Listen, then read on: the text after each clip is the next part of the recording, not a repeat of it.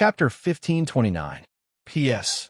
Thank you to Xingji E and Wang It for their precious monthly votes. Thank you to NXCX for the tip. Oh yeah, I still don't know your name. Wulanium raised his head and looked at Seito. Seito replied. Seito, your surname is Ito? Wulanium was surprised. Seito nodded and confirmed. I remember this way of naming people is similar to a country called Japan in the northern hemisphere of Earth, Wulanium said with a hesitant expression. Yes, Seito confirmed. Wulanium slightly nodded and had a thoughtful expression on his face. Then, may I ask, are you here on behalf of the humans of Earth? Wulanium asked with a serious expression. No, I'm only here on behalf of myself. Seito slightly shook his head and smiled. Wulanium had a confused expression on his face. I want to know the exact location of the Armani Hall. Seito put the crystal cup in his hand back on the table in front of him and stared at Wulanium without blinking. Wulanium heard this, and his eyes that were very similar to a human's quickly shrunk. How do you know where the Armani Hall is? Wulanium asked calmly. It's all thanks to you guys. Seito chuckled. Then with a thought, a stack of information appeared in his hand and was thrown onto the table. This stack of information was nothing else. It was the public information book about the Milky Way Federation in GA that was obtained through Tetrova's hands from the Freemasonry before all the big changes began. Wulanium glanced at his image on the stack of information and frowned slightly. These bastards, your purpose is... Wulanium looked back at Seito and asked with a serious expression. To help Earth complete the true leap. Seito immediately replied without blinking. Your Excellency is very bold. Olunimhit praised loudly, making it hard to tell if he was speaking the truth or not. However, did you know that the Armani Hall isn't a pure land right now? In order to obtain the rights to colonize Earth, the Orion Empire is currently sending people to engage in a fierce battle with the guards of the Armani Hall. They're trying to seize control of the Armani Hall and the Akashic system inside. If you're planning to go there alone, it will be very dangerous. Allenham kindly reminded him. Commander's meaning is? Seito raised his eyebrows. Asked.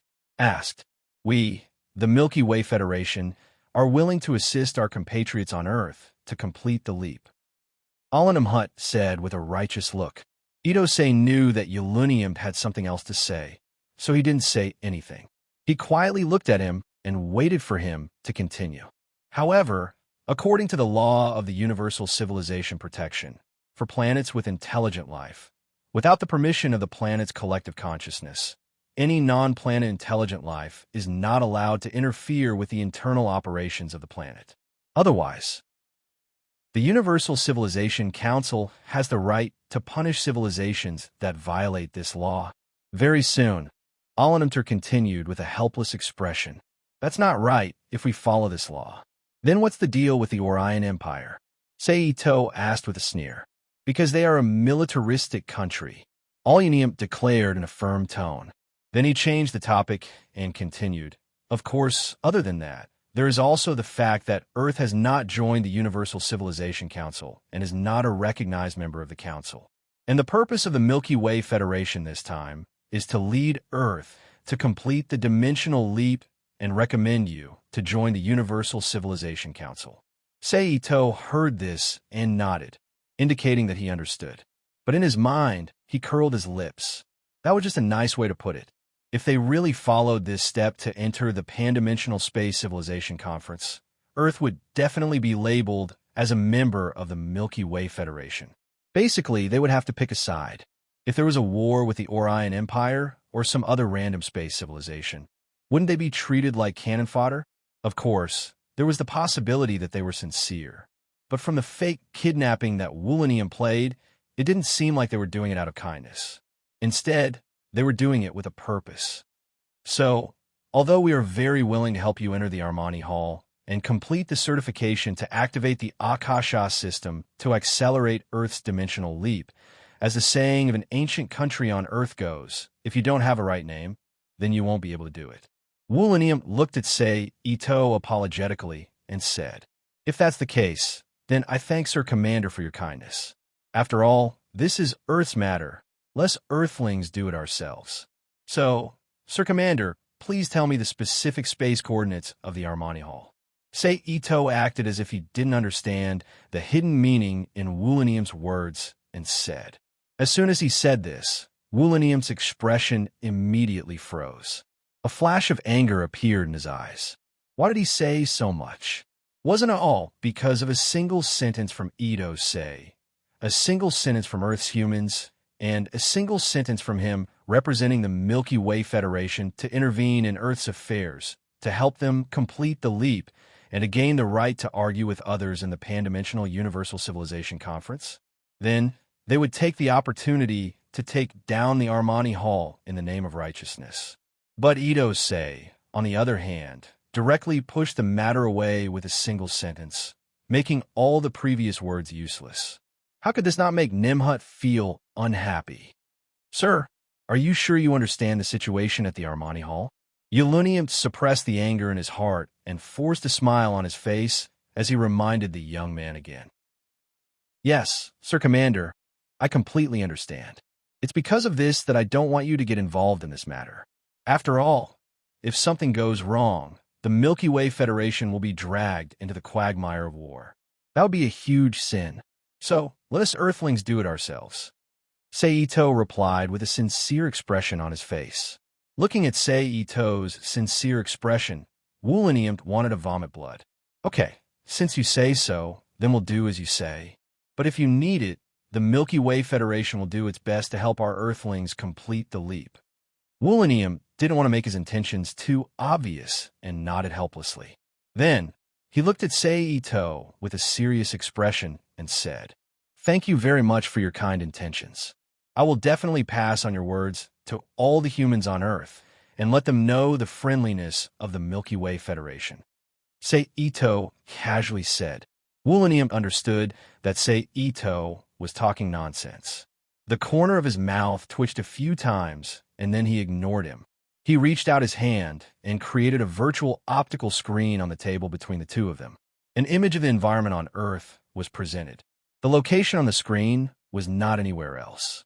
It was the world's highest mountain, the Himalayas. Then, the image on the screen changed. The original snow-covered Himalayas turned into a 2D cutout.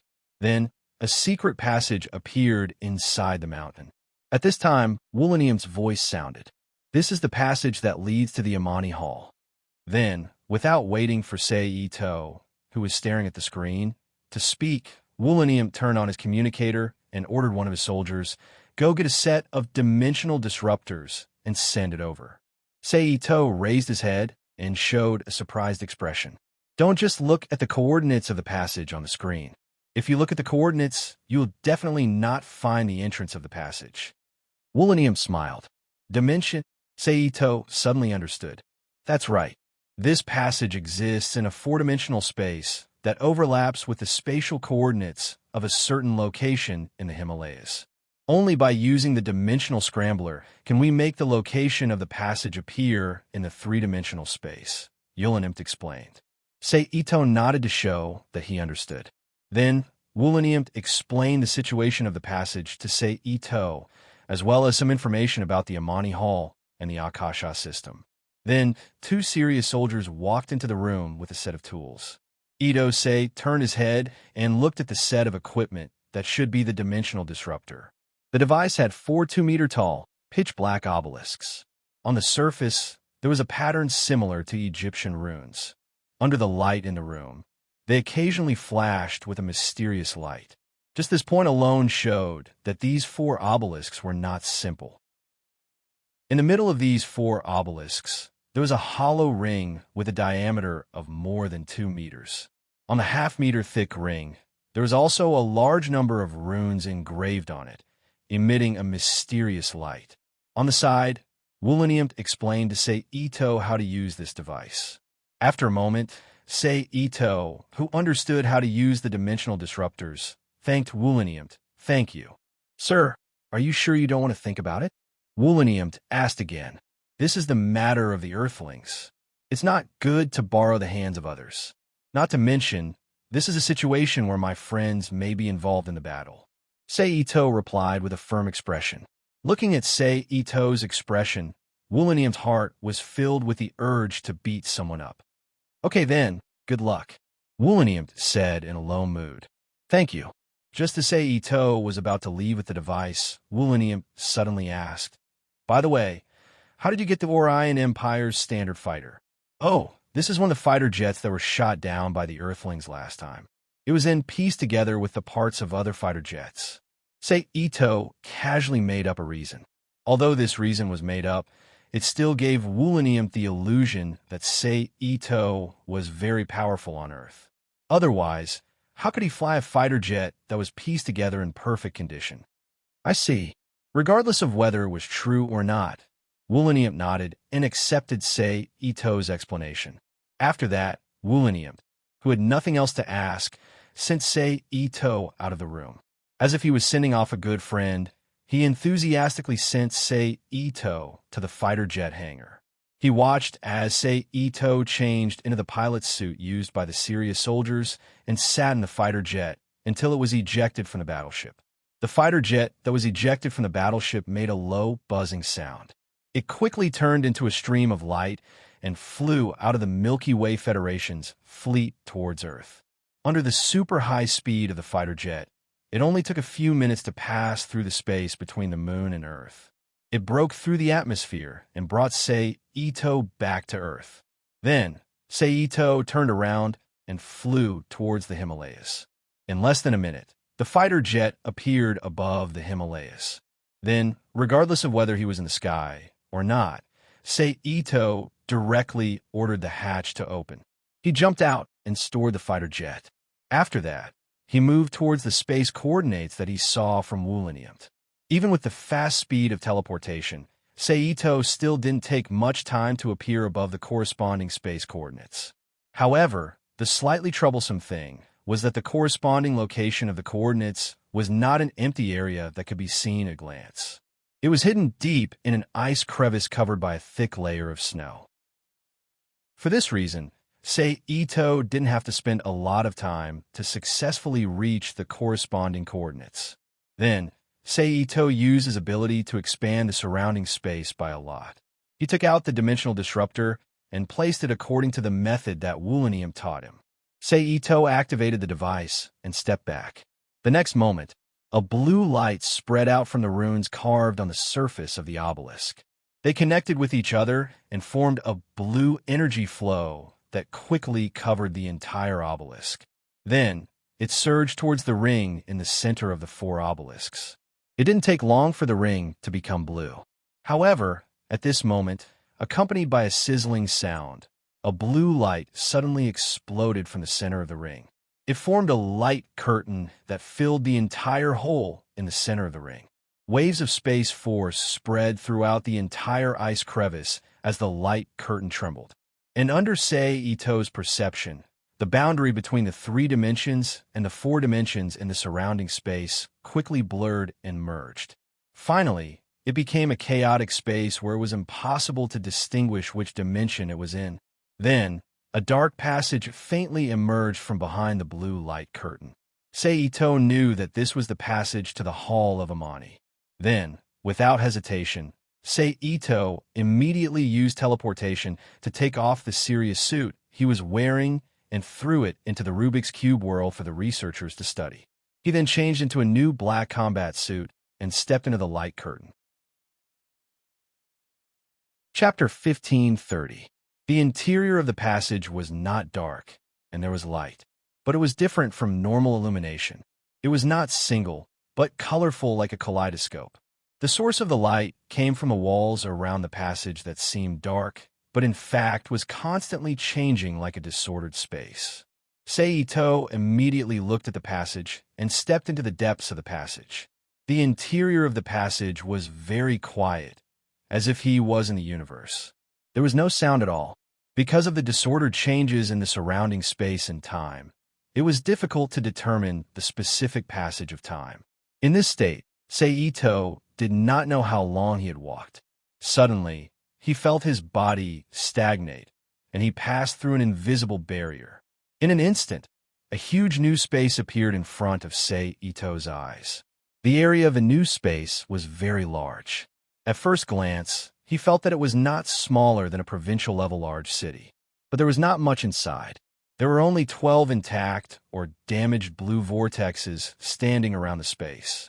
Especially in front of the few intact blue energy vortexes, there were several men and women in brown robes with human appearances guarding them. Fortunately, Ito's position was very coincidental. It was far away from the guarded passage, so he did not immediately attract the attention of the guards. Other than that, there was only a magnificent ball of light that exuded a strange attractive force hanging in the center of the space. This is the Armani Hall. Ito looked around and thought with some uncertainty. The so-called Armani Hall was a place similar to the teleportation array in the game. It was a gathering place for passages to connect various dimensional spaces. So, as long as one controlled the Armani Hall, they would be able to connect to the entire universe. It was equivalent to controlling the lifeline of a planet and other dimensional worlds that communicated with life in the Milky Way. This was the main reason why both the Orion Empire and the Milky Way Federation wanted it. As for whether a planet could evolve or not, although it was related to the Armani Hall, it was only related. The real determinant of whether a planet could complete its evolution was the Akashic system that gathered all the fragments of the past, present, and future events of the entire planet and human consciousness. As long as it could be connected to the core of the universe, then the planet would have completed its evolution, unless a superdimensional life form destroyed it from the upper dimension. Basically, no one could stop a planet from upgrading. Those blue vortexes should be the Stargate passageways that can connect to other dimensional worlds and other Stargates of the same dimension. Ito muttered to himself as his gaze landed on the enormous blue energy vortex passageway. 1, 2, 3 from? Why are there only 4 of them? Didn't Yulunium say that there were still 6 intact Stargates on Earth? Was he lying to me? Or could it be that 2 more star doors were destroyed in the recent battle? Then, Ito frowned and could not help but guess in his heart. However, as soon as he finished his thought, a clear bang rang out, and a deep shadow covered in wounds fell out from one of the Stargate channels. Ito, who was attracted by the voice, looked over. The person who fell out of the channel was in human form, and he estimated that it was about 2 meters tall, although its body was covered in blood.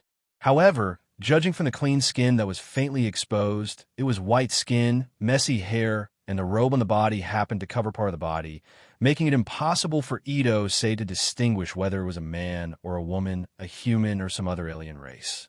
Seeing the humanoid creature that fell out of the channel, the 2 humanoid creatures immediately moved to the channel. The other humanoid creatures guarding the passage immediately moved to the humanoid creature's side and split into 2 teams.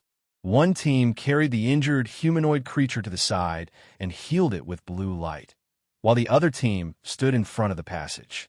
They seemed to be on guard against something. Ito, who saw the situation on both sides, withdrew his gaze and turned to look at the center of the space. It was a magnificent sphere that exuded an inexplicable attraction. That should be the Akasha system, but from the looks of it, it is very similar to the world's sea core I swallowed in the Luxia world. Ito looked at the sphere that represented the Akasha system with interest. Then, Ito withdrew his gaze again, turned around, and turned his head to look behind him. A blurry space instantly came into his sight. Ito stretched out his hand and pressed twice toward the blurry space. Almost without any obstruction, his palm disappeared into the blurry space. Phew! Although he knew that he could go back the way he came before, he didn't feel confident because he didn't try it. Now that he knew he could go back, Ito secretly sighed. Ito withdrew his hand, straightened his body, and walked toward the Guardians without hiding.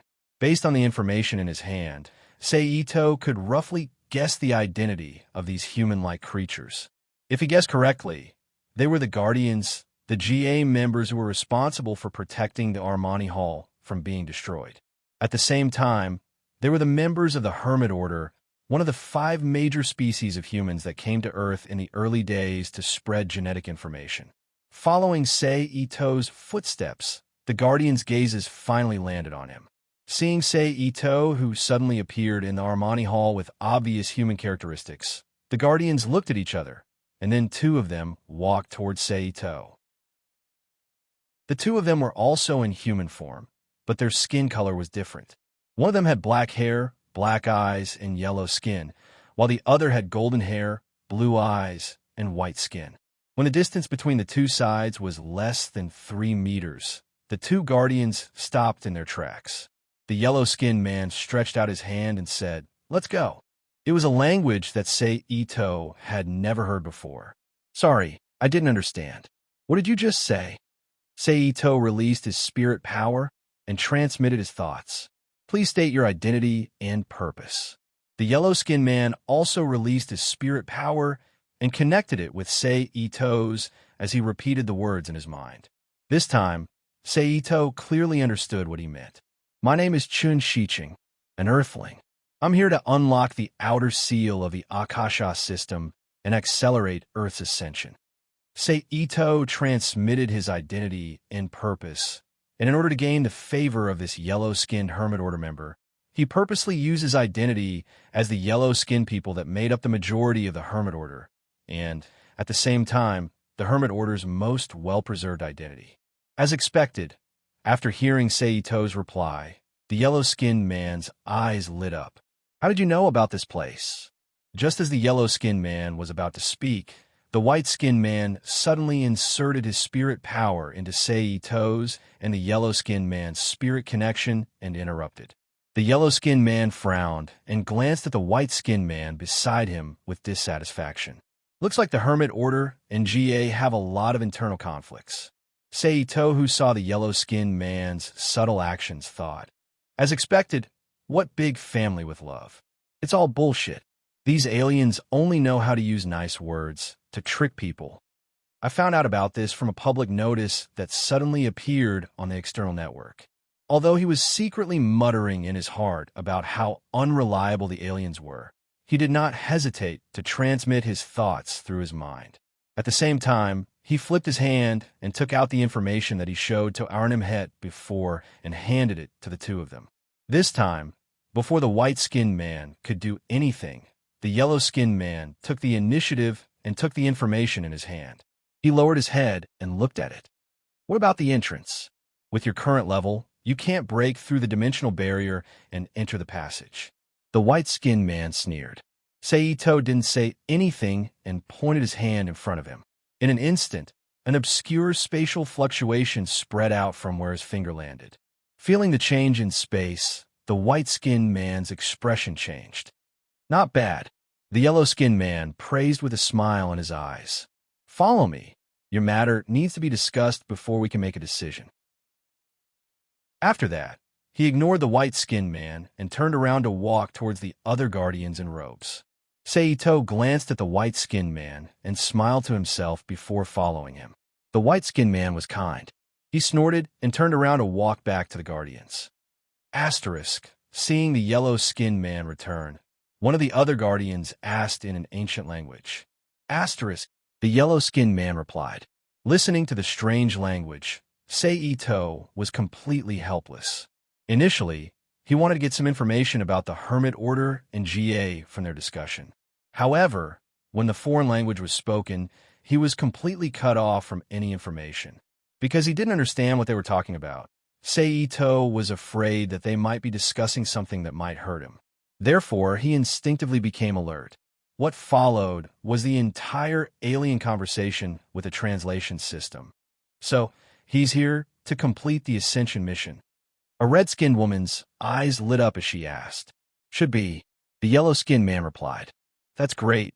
I can finally see the hope of going home." The red-skinned woman was overjoyed. "Don't celebrate too early.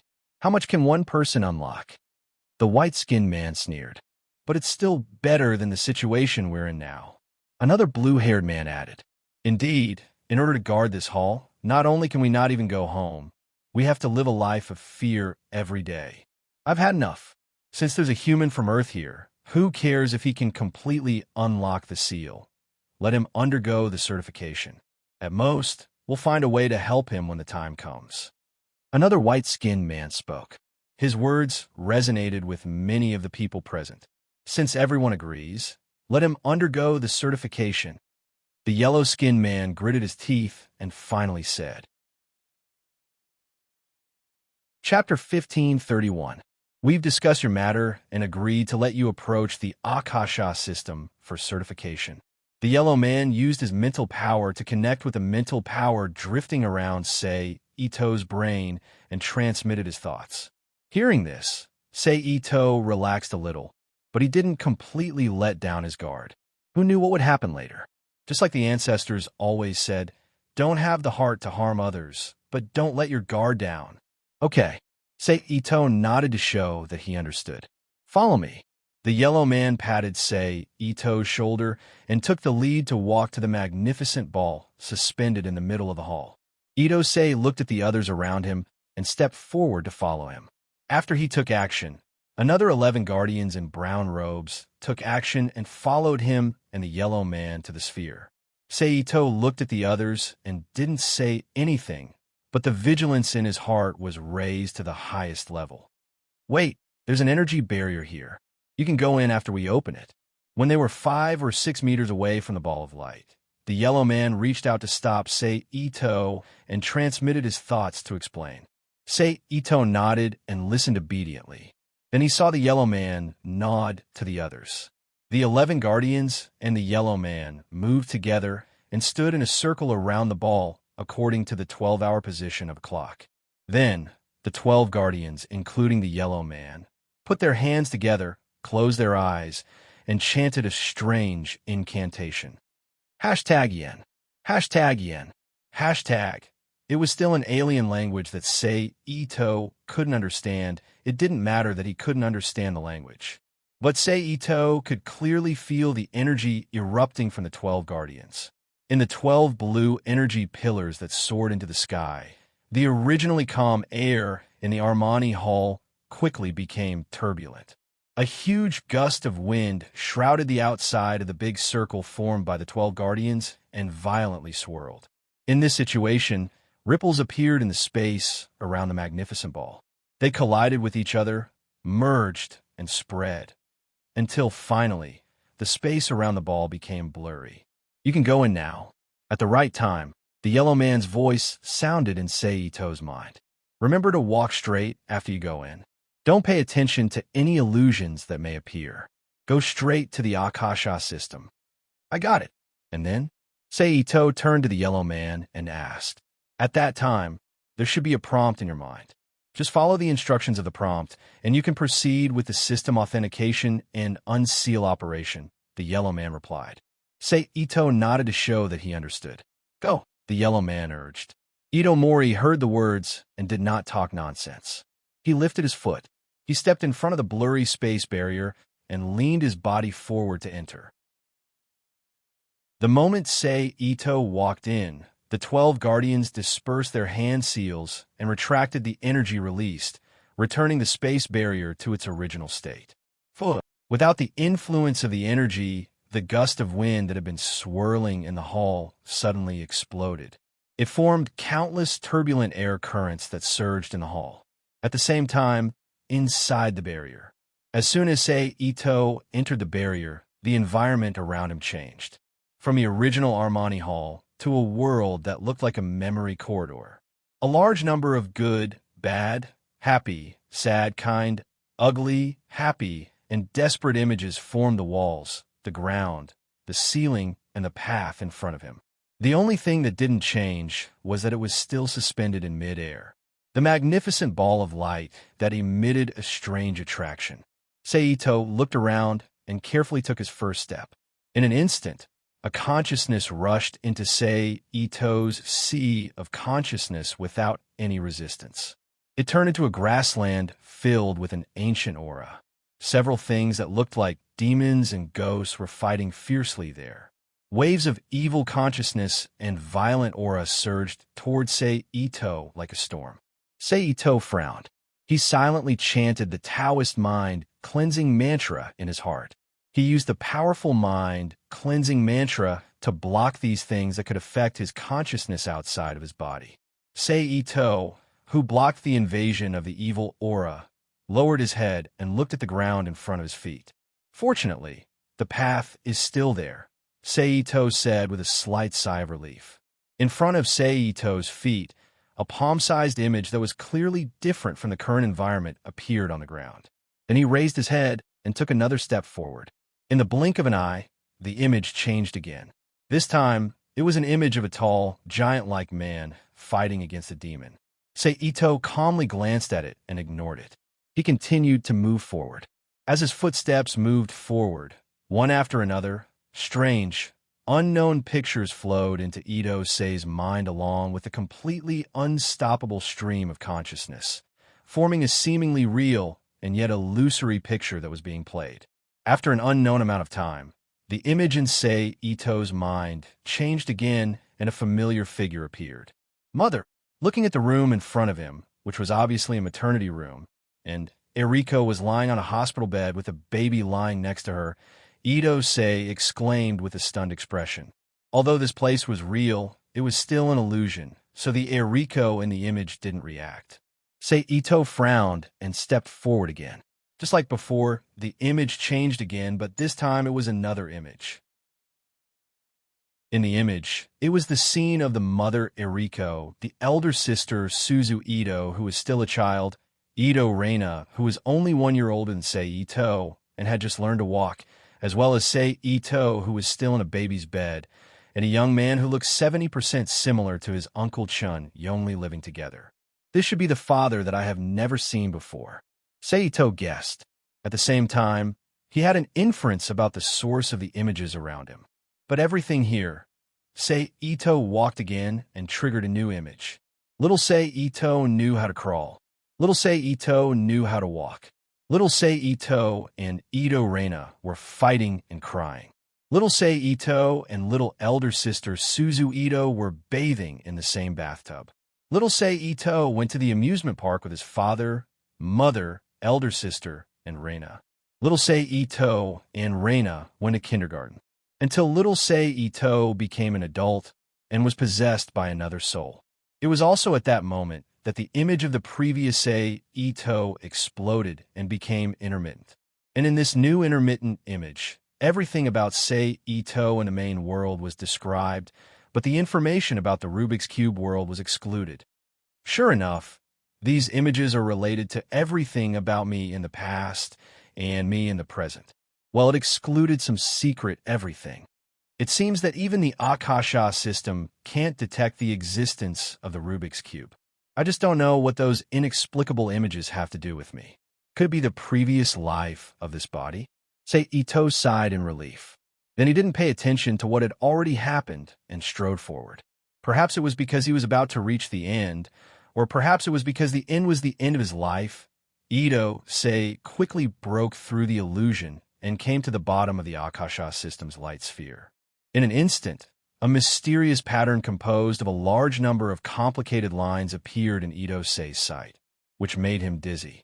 His face turned pale, and his body seemed to sway weakly. Sprinkle your blood on the ground. At this time, a thought suddenly appeared in Ito's mind, speaking in an emotionless voice. Ito shook his head twice, getting rid of the discomfort in his mind. He resisted the urge to take another look and cut his hand, forcing the blood in his body to sprinkle on the ground. Pop! The moment the blood fell to the ground, a red light bloomed. In the red light, the blood on the ground was diluted, and then a ripple spread out from the originally hard ground, forming a screen-like water ripple image. Apart from the Rubik's Cube, all the information about Ito was displayed. It also included those scenes that seemed inexplicable to him. I ask thee, what is thy request? The emotionless but dignified voice sounded in Ito's mind. Open the limit, let the planet level up. Ito's expression and tone were both serious as he replied, as thou wishest set. As soon as the dignified voice fell, a powerful suction force was instantly produced from Ito's feet, forcibly extracting the power in his body and instilling it into the ground. Ugh!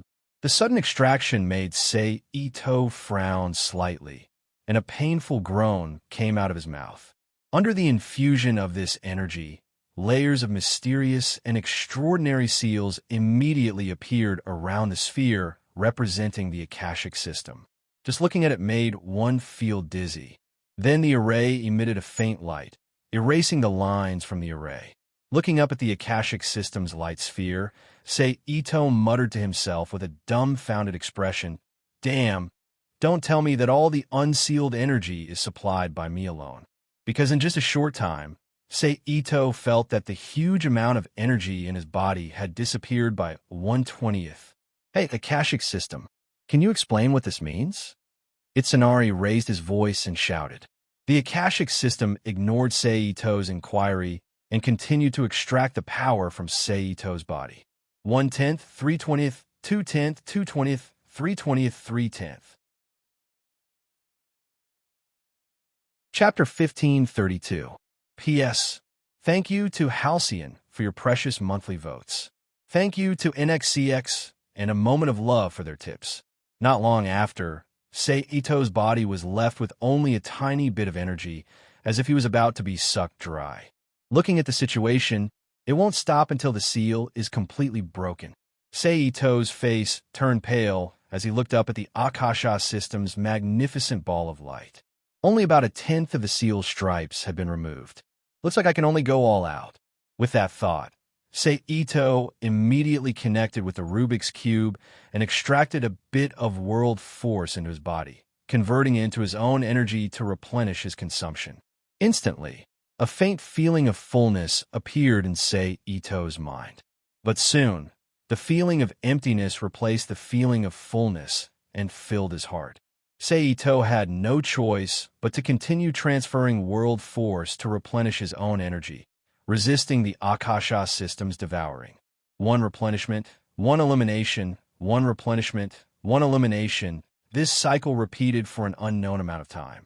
Suddenly, a strange energy shot out from the Akasha system and entered Sei Ito's body, flowing against the current before finally disappearing from Sei Ito's mind. The next moment, two cracking sounds that only Sei Ito could hear came from the bottom of his heart. Then, Ito Masaru felt his soul tremble, and a large number of images surged out like a tape. It wrapped around his soul body. Then, vivid images began to appear one after another in Sei Ito's sea of consciousness. The first image that appeared was of what Sei Ito was currently experiencing. His energy was being devoured by the Akasha system in the Hall of Armani. Then, the image reversed. It changed to him walking on the path to the Akasha system and seeing the illusions around him. Then, it continued to reverse until it was the image before he entered the barrier. The image of him interacting with the members of the Hermit Order, the scene when he first entered the Hall of Armani, the scene in the ice crevice of the Himalayas, the scene of him talking to Audiobook, the scene of Orion being tortured in the Rubik's Cube world, the scene of him sneaking into Orion's universe battleship, one by one. They went back to when Sei Ito was reborn into this world. However, at this moment, there was another cracking sound that only Sei Ito himself could hear. The entire scene changed into the scene of Wong XX's life in another world before his rebirth. And the process was still a flashback. The power of the magic cube erupted, destroying his body. It wrapped around his soul and broke through the infinite barriers of the universe, jumping randomly. The image of her working 9 to 5 in a certain company, the scene of him hanging around at home after graduating from university, scenes of his life in college, the scenes of them fooling around during the holidays after the college entrance exams, the youthful impulses of high school, the first blossoming of love beans in middle school, the mischievous kid from elementary school, and the scene of him being trained by the old man in the countryside of the county, and so on, until the moment when Wong XX was born from his mother's body and cried loudly. However, the process of the scene did not stop here. Instead, it exploded with another crisp sound and changed into the narrative of another person's life. The time was from the Republic of China to the establishment of a new China. Then, when a man finished the flashback, It changed again into the life of a civilian in the Qing dynasty. Then, it was the Ming dynasty's general, the Yuan dynasty's ranger, the Song dynasty's playboy, the Tang dynasty's great scholar, the commoner's daughter, the Nanbei dynasty's monk, all the way to the Xia dynasty's slave.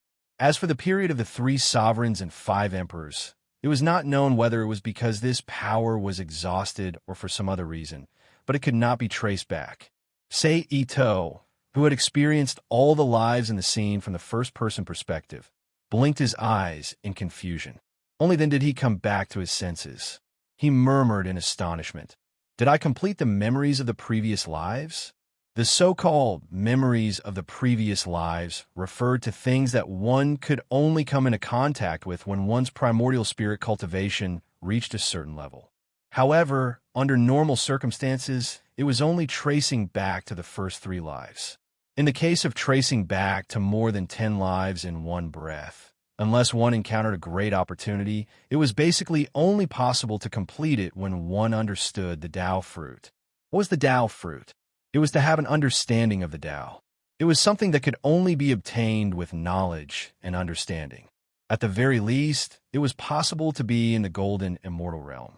From this, it could be seen that this tracing back to the memories of the previous lives was a rare opportunity for Sei Ito.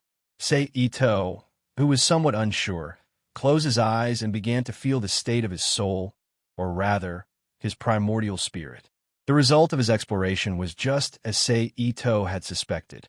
At this time, the state of his primordial spirit had undergone a great change compared to before. Not only had its nature become clear and transparent, but there was also a significant improvement in his realm, reaching the middle and lower level of the celestial immortal realm. It was many times stronger than when he had just entered the celestial immortal realm and was still somewhat unstable. And in this situation, if it was the corresponding realm of God, it would be equivalent to having a divine soul that was comparable to a weak divine power. After confirming his guess, Sei Ito, who was relieved in his heart, was ready to withdraw from the state of inner vision. However, at this moment, a new situation attracted his attention. What is this? Looking at a sand-sized object with a crystal-clear surface that looked like a crystal that had condensed in his body at some point, Sei Ito let out a low cry of surprise. Immediately, Sei Ito mobilized his mental power and surged toward the crystal that had suddenly appeared in his body.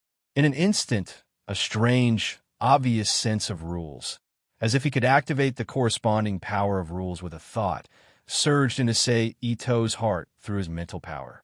At the same time, a name that described this tiny crystal immediately appeared in his mind. Godhead, how did this thing appear in my body? Sei Ito frowned and thought to himself. In fact, with his previous realm, as long as he was willing, with the help of the Rubik's Cube world, he could easily condense something like a godhead. However, correspondingly, his rank would be upgraded, breaking through the current limit that the main world could accommodate, and he would be forcibly expelled by the main world. This was not in line with his original purpose, so he had not condensed it until now. He did not expect it to appear here. Instead, it had inexplicably appeared in his body when he was recalling the various eras, which made Sei Ito a little depressed. However, although he was depressed, since it had already appeared, Sei Ito would not be so bored as to destroy it in a self-destructive way. However, Sei Ito wanted to find out how it had appeared so that he could have a foundation in his heart. Thinking of this, Sei Ito spread his mental power in his body and scanned it from top to bottom. Soon, the reason for the appearance of the Godhead was found. Is this the interest given after taking so much energy from me? Sei Ito opened his eyes and looked up at the magnificent ball of light representing the Akasha system, not knowing whether to laugh or cry. It turned out that when he was recalling the various eras, the Akasha system had also used a special method to display the power of the laws contained on Earth. Therefore, under the irresistible power of the Akasha system, the power of the laws contained in Sei Ito's body instinctively acted, secreting traces of mysterious power that represented their own nature. It combined with the power of his spirit that was naturally emitted when he was recalling the various eras, forming a special substance that seemed both real and illusory. It formed the godhead he had seen before, and this effect was still ongoing. It cannot be helped. Who told Seito to enter the state of recalling the various eras? He did not give the magic cube in order to stop. So whenever the energy in his body reached a critical point, the magic cube would automatically send out a portion of the world force to transform into the energy in his body for the Akasha system to devour. Therefore, until now, this pitiful dynamo-like behavior was still ongoing. Forget it, this is also good.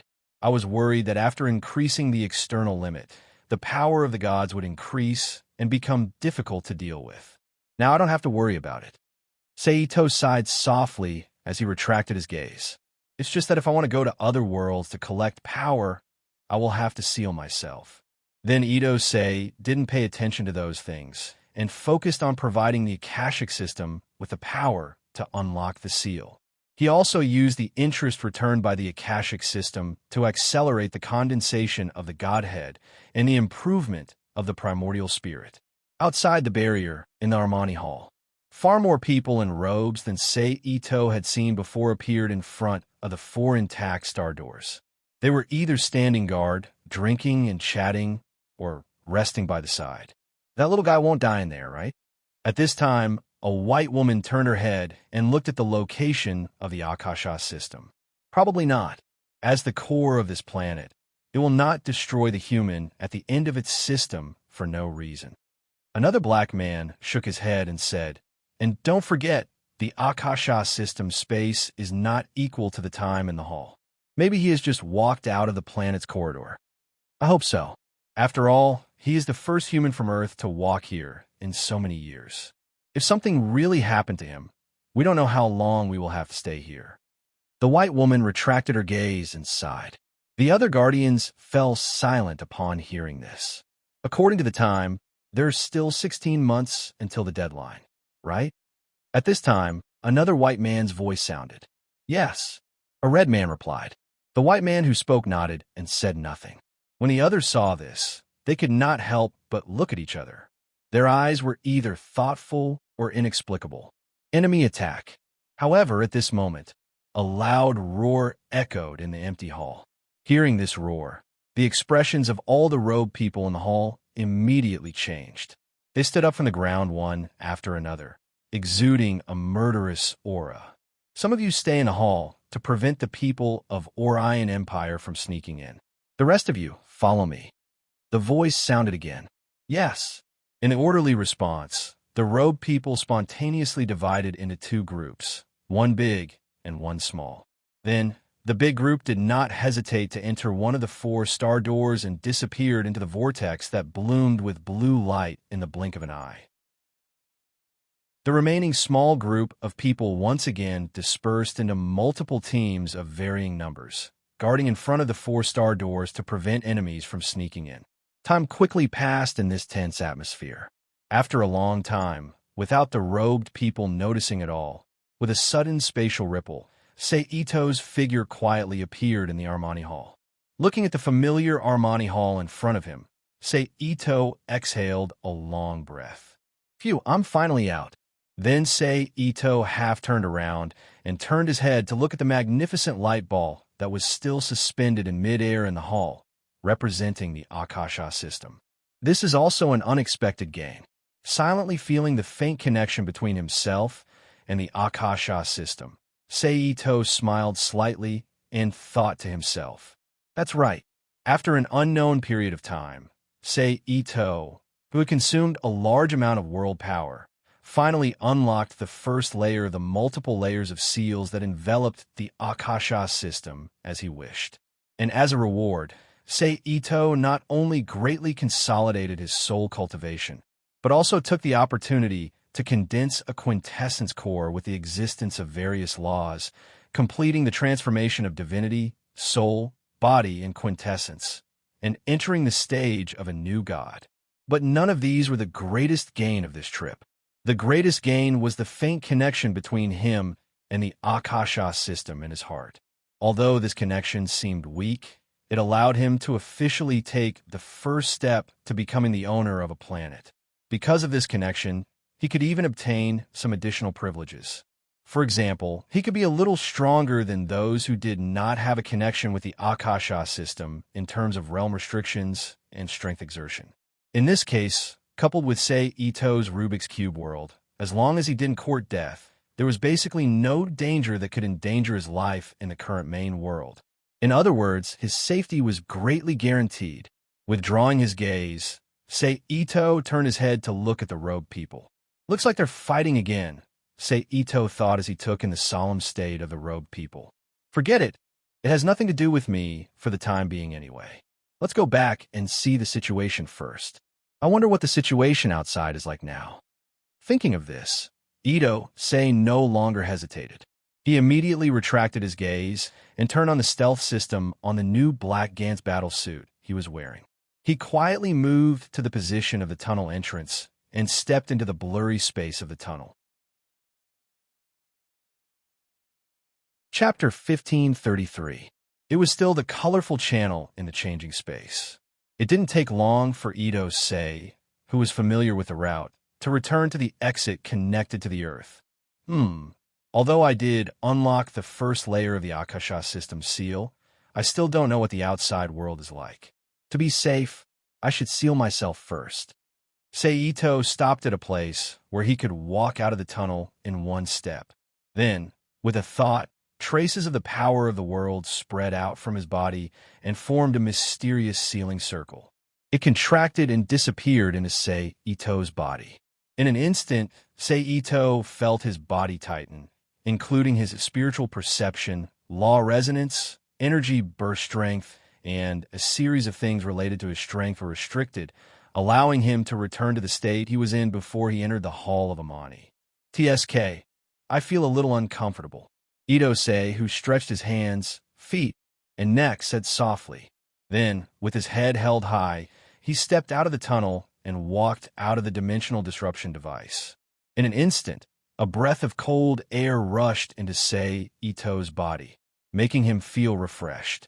Say Ito turned around and turned off the dimensional disruption device that was still in operation. He put it into the Rubik's Cube world and threw it to the researchers in the lab to analyze. Anyway, for the current, say, Ito, this thing was completely useless, even if it was broken. And with the disappearance of the dimensional disruption device, the surrounding space was in chaos, making it impossible to tell what dimension he was in. The space in a certain location immediately stabilized, and the space factor began to separate. It was restored to the original three-dimensional space. Say Ito stayed in place for a while, and when the entire space was almost restored, he left a flying thunder god positioning rune on the ice surface not far away. Then, he activated the flying thunder god positioning rune and disappeared from the ice crack that was once again covered by snow. He returned to his home that he had not seen for a long time. However, what he saw was not a house that was in perfect condition, but a scene of utter devastation. In terms of the degree of destruction, it was as if a great battle had taken place here. Seeing this, say Ito's killing intent erupted uncontrollably from his body. Probably sensing, say, Ito's aura, a group of photon particles quickly gathered in front of him. It then condensed into the appearance of little Ling Ming, who was wearing the red and white witch robes. However, little Ling Ming's current appearance was much weaker than He's original appearance. It seemed as though she would be unable to maintain her body at any moment. Master, you've finally returned. Little Ling Ming spoke with teary eyes. What's going on? Say Ito asked with a frown. Master, this is all the work of the underground walkers. Say Ito asked. Little Ling Ming replied with a face full of resentment. Then, without waiting for Sei Ito to ask any questions, he took the initiative to tell him everything that had happened while he was gone. Through Little Ling Ming's narration, Sei Ito also understood the current situation. At this time, more than 3 months had passed since he left. The time had passed from the beginning of May to the middle of August. During the 3 months of his disappearance, for some unknown reason, the strength of the divine sect had increased tremendously. However, the strength of the divine gate had improved a lot compared to before. Therefore, Inari Kami, who probably believed that Ito-sei would not break through his current level so quickly, should be able to use his strength to force him to reluctantly agree to his request to stay in the divine gate. However, at this time, Seito was still in the Akashic system, working as a milk cow to completely unlock the seal. Naturally, Inari Kagami's actions were in vain. It's just that Inari Kagami did not want to have a bad relationship with Seito and affect their future coexistence. Perhaps it was because Inari Kagami was in a good mood that day and did not do anything to the shrine. After staying for 2 or 3 days and confirming that Seito would not be able to return in a short period of time, Inari Kagami left. But if that was the case, the shrine would not be in such a state now. Just a week ago, a shaman who claimed to be an underground walker of Amaterasu led a group of priests, shamans, and several other deities Lingdai to Seito's door, declaring that they wanted to crusade against Seito. Needless to say, the result was that they failed. Perhaps it was because they wanted to vent their anger for making a wasted trip, or perhaps it was because they had received an order from Amaterasu to help the deities vent their anger. The Amaterasu's substitute shaman ordered everyone to destroy the shrine. Little Ling Ming, who was monitoring the situation with the nanomachines, naturally did not agree to this order. She immediately issued a combat order to summon the artificial angel, who could immediately join the battle, to stop the Ling Dai and priests. At the same time, she also issued an order to the legendary expert Tedesova, who lived in seclusion in the city, to provide support. After all, although little Ling Ming also had some combat strength, she was still lacking compared to the artificial angel and Tedesova. Therefore, she did not participate in the battle. The artificial angel didn't disregard little Ling Ming's trust in him, nor did he disregard her trust in him. The moment he appeared, he crushed all of the divine priests and shamans, with the exception of the spirit chiefess. The Amaterasu shamans, who had been forcefully raised to the level of legend by the Amaterasu, but weren't semi-gods. However, they possessed the strength and attack power of a semi-god, as well as several other spirit chiefs who were either near or below the level of legend. The artificial angels had the support of Akishino City's artificial heaven. Their power level was similar to that of gods, but they were definitely stronger than these spirit daimons. Unsurprisingly, these spirit daimons all paid a heavy price in order to defeat them. However, they had the advantage in numbers, so the innocent buildings around them were destroyed by the aftermath of their battle. But in the end, the Amaterasu shaman went crazy and suddenly self-destructed, injuring the artificial angel and Tedesova, who was watching from the side at that time. Little Ling Ming said with a gloomy face. Hearing this, Seito immediately connected his mental power to the artificial angel hidden in the void to check on its condition. Fortunately, there were no major problems. It was just a physical injury. As long as it had some time, it could recover through the energy of human consciousness. If the energy of the sage stone, which was the core of the artificial angel, was exhausted, then the artificial angel would really be in danger. Then Seito retracted his mental power and transferred it to Tedesova's residence to check on his condition. Unlike the artificial angel, as long as the core was not damaged, he would be fine. As a human, and a Nanmei shaman who practiced the soul energy of the Yin attribute, he was seriously injured by the powerful Yang attribute energy produced by the Amaterasu shaman's final self-destruction. If it weren't for the potions provided by Seito, he would definitely be in a worse state than his current half-dead state. It wouldn't be surprising if he was directly crippled. Seeing Tedesova's condition, Seito flipped his wrist and gathered a large mass of pure life energy in his palm. Then he directly sent it above Tedesova's body and threw it into his body. Almost at the moment when the life energy entered, Tedesova's body recovered at a speed visible to the naked eye. Seeing this, Seito was not stingy and threw out a few more life energy for him to recover. But that was all. As for the problem of the energy in his body, he would have to solve it himself. Then Seito ignored Tedesova and turned his gaze to the ruins in front of him. Amaterasu, we're not done with this. Seito narrowed his eyes and thought to himself. Then, with a thought, a large area of jumping electric light immediately spread out from under his feet. Almost in the blink of an eye, it filled the entire front yard and the wreckage of the house in the backyard of the shrine. Then, under the cover of the electric light, the wreckage of the shrine and the house floated up spontaneously as if it was being held by countless invisible hands. Under the command of an invisible architect, the wreckage was pieced together piece by piece, returning to wood or wallboard.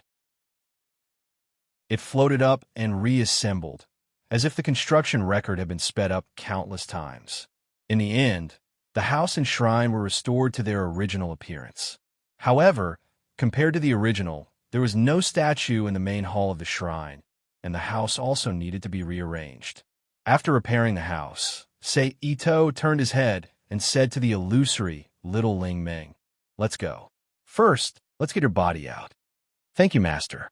Little Ling Ming cheered happily. Turning around, Seito brought little Ling Ming back to the backyard. However, he did not enter the house again. Instead, he continued to walk to the back of the house, entering the nearby forest and arriving at the underground secret room that was originally meant for the old man to break through. Then, with a thought from Seito, a large number of ready-made parts appeared in the secret room. Itomori transformed his spiritual power into countless tentacles and skillfully assembled them into a body for Little Spirit Dream to reside in. After a moment, Seito finished assembling the super magic quantum computer and smiled at little Ling Ming. "This time, you don't have to worry about being caught in the crossfire." Little Ling Ming replied with an excited expression. Then, with a flash of light, little Ling Ming's body suddenly exploded, turning into countless photon particles that surged into the super magic quantum computer. The moment the photon particles surged into the computer, a large number of indicator lights on the computer quickly lit up. Then, with a beep sound, the computer started up and connected with the existing system of the entire Akakuruno city. Seeing that there was nothing wrong with the place, Seito did not stay any longer. He activated his teleportation and returned to the empty house. Then, he used various methods to set up the newly repaired house, striving to restore the house to its original appearance. Chapter 1534. Kid, just as Seito was tidying up the house, a familiar voice suddenly rang in his ears. Seito frowned, straightened up, turned around, and looked in the direction of the voice. In an instant, a fox girl wearing a short white dress with a large number of white paper coins stacked on top of each other. She held a golden paper fan in her right hand, and her half-bent arm covered her face. Her beast ears stood erect, and her long blonde hair was tied up by a cloth belt with small bells on both ends. Inari Kami appeared in front of his eyes. As expected, seeing Inari Kami, Seito showed an unsurprised expression. "What are you doing here?" Seito, who had a rough idea of her intentions, asked. In fact, it wasn't hard to guess Inari Kami's intentions. After listening to Little Spirit Dream's report, and after a period of buffer, she had completely sensed the current situation on Earth. She basically understood that she wanted to use the restrictions on Earth to force Seito, who shouldn't be able to break through in a short period of time, to achieve her goal. Speaking of restrictions, after a period of sensing, Seito discovered that although he had completely unlocked a layer of the Akashic System seal, the external situation on Earth was that the restrictions weren't completely unlocked immediately. Instead, the restrictions were slowly being unlocked as time passed. Judging from the speed of unlocking the restrictions, it would take at least 4 months to half a year for the restrictions to be completely unlocked. It would reach the point where even a divine immortal or a weak god wouldn't be rejected. This was probably the Akashic System's adaptation in consideration of Earth's overall environment and safety. Kid, you should have felt the changes in the external world during this period of time. Perhaps it was because Inari Kami felt that she would succeed this time, but when she said this, her eyes narrowed slightly. It looked like she was smiling. Seito's expression didn't change. He just looked at Inari Kami quietly without saying a word. Inari Kami didn't care about Sei Ito's reaction and continued. And with your intelligence, you should know what this means. Pa. Then, Inari Kami closed the paper fan in her hand and made a soft sound, revealing her perfect face that was previously covered by the paper fan. She looked straight at Sei Ito and said, "Now, I ask you, what is your choice?" Ito Sei still quietly looked at Inari Kami, who had a confident look on his face, and then he smiled gently. While unlocking the seal on his body, he took the god-slaying weapon, Longina's spear, in his hand. Seeing Sei Ito's reaction, Inari Kami's face's expression became ugly. "Are you sure you want to resist me?" Inari Kami's eyes flashed dangerously and asked. Sei Kami's voice. Instead, he released his aura. How? How was it possible? How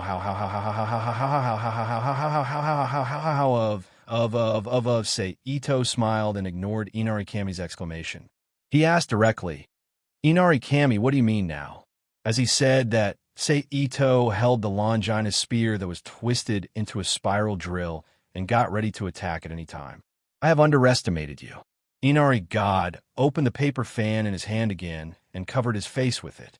He didn't let his expression completely fall into the eyes of Ito Sei at this time, and said lightly, "This god will remember this matter. In the future, I will repay you." After saying that, Inari Kami's body flashed and turned back into a golden cloud and quickly disappeared in front of Sei Ito. What a troublesome fellow. Sei Ito, who saw Inari Kami off, curled his lips. He unsealed his power again and sent the Longina spear back to the Rubik's Cube world. After that, he no longer cared about Inari Kami and continued to tidy up the messy house. Little Soul Dream. After half an hour, Sei Ito finished tidying up the house and called out, "Master." As soon as he finished speaking, Little Soul Dream's body, which was as solid as a real person's, emerged from the exploded photon particles. "Tell me about the situation outside," Sei Ito ordered. "Yes." In an instant, a virtual optical screen that looked like a 48-inch LCD TV suddenly appeared in front of Sei Ito. Then a static image of the outside world appeared on the screen and reflected in Sei Ito's eyes. In the 3 months that Master has been missing, Little Soul Dream began to tell him about the things that happened all over the world during the 3 months he was gone. First, it was the part outside of Akiryu City. In the face of the horde of monsters, even with the miracles of the various gods and the expert shamans and clerics that they had forcefully cultivated using their divine power to resist, they still couldn't make up for the lack of numbers and strength. Therefore, other than Akirino City and the areas around Tokyo, Kyoto, and Mie Prefecture, all the other areas suffered varying degrees of damage, and a large number of people died. Then, it was the part outside of Japan. South Korea and North Korea, which were considered as neighboring countries, did not have any foundation at all. Coupled with the fact that the locals were concentrated not long after the monster attack, these two countries were on the verge of extinction. The land within their borders was barren, and the surviving people fled to the neighboring country, China. At this time, China, which had a strong foundation, erupted with a strength that made the world look askance. A large number of cultivators, warriors, and metahumans appeared. Under the command of the country, they joined the resistance. Although in the process, it was inevitable that the city would be destroyed and people would die, but compared to other countries, it was many times better. This made the people have a lot of confidence in the country. However, it was worth mentioning that perhaps due to the influence of the restrictions on promotion or the acquiescence of the country, as many as a dozen hidden sects, families, and schools appeared in the land of China and opened their doors to recruit disciples. Of course, this situation also existed in other countries. Otherwise, according to Little Soul Dream's record of the monsters, in the past 3 months, they would not have been able to stop the destruction of just over 100 small countries that had no foundation at all. However, the corresponding new situation was that the fleet of the Milky Way Federation inexplicably retreated from the Moon's orbit to the orbit of Mars. At the same time, a new armed fleet of hundreds of ships belonging to the Orion Empire appeared in the solar system. They were then divided into two teams. One team stayed in the orbit of Jupiter after exploration, and the other team continued to move forward and stayed in the orbit of Earth. As for why they did not send soldiers to join the battle, it was unknown for the time being. Oh, that's right, Master. In addition to these changes, in the past 3 months, several new continents and islands have suddenly appeared all over the world, including on the oceans. And as time passes, these appearances have become more frequent. At this time, Little Soul Dream waved her small hand, causing pictures of unfamiliar lands to appear on the screen as she introduced them. Do you have any clues? Seito asked thoughtfully. Yes. Little Soul Dream nodded her small head and said, according to an accidental observation, these lands were suddenly pushed out by space.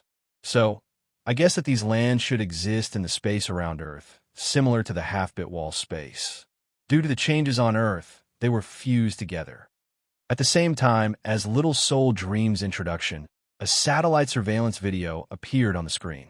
In the video, a huge piece of land suddenly drilled out of space and merged with the original land on Earth.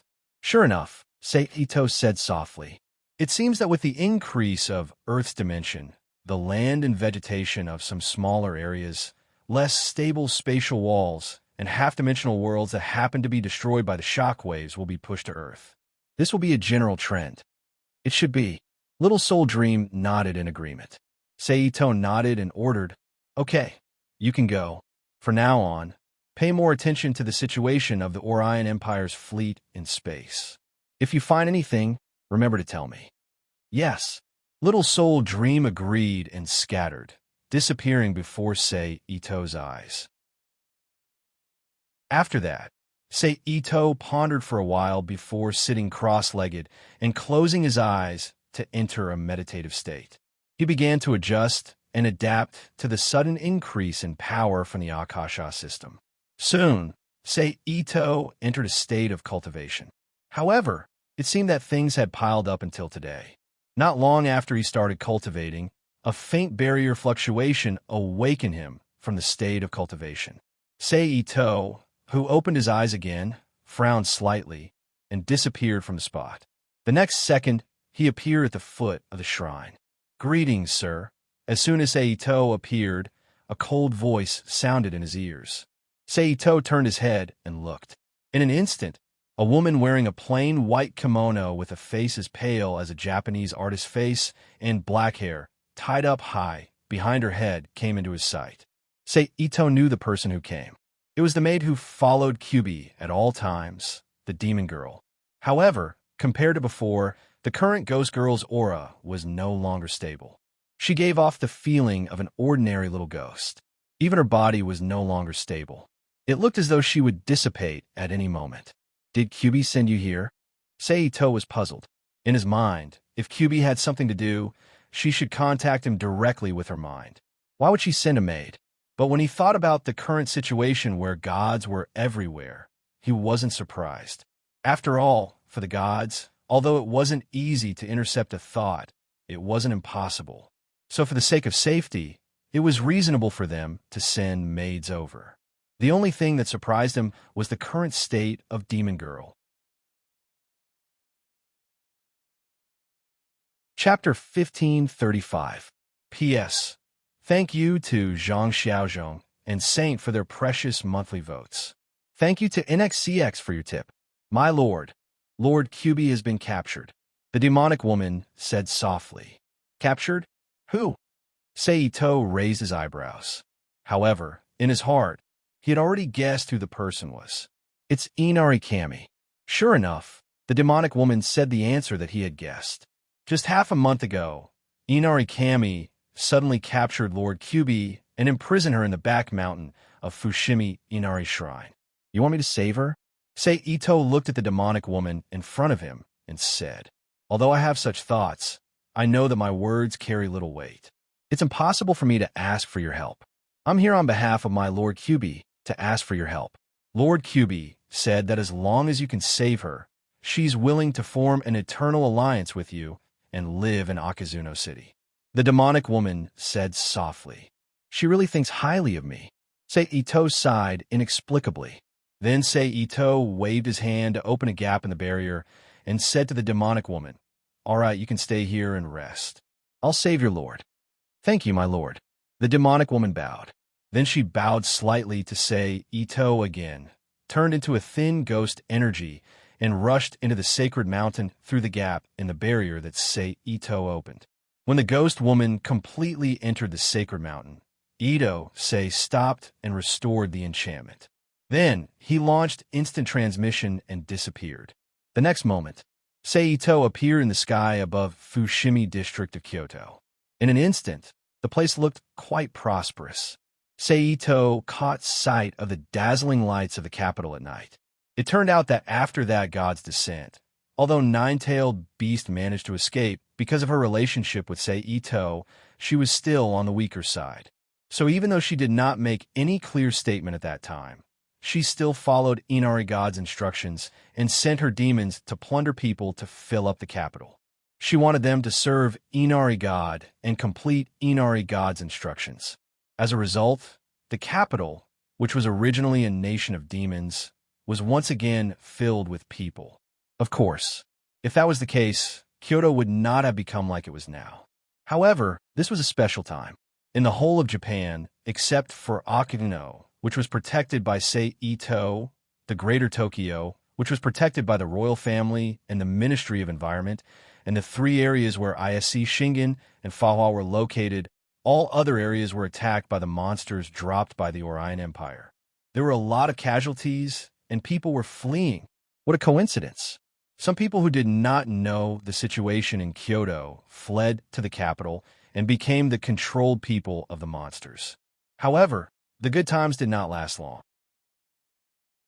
With the increase of the population and the appearance of the spiritual generation cultivated by Inari God, the people living in Kyoto changed the situation of being under the control of the monsters and became the masters. The monsters were directly forced from the city of Kyoto to the edge of the city.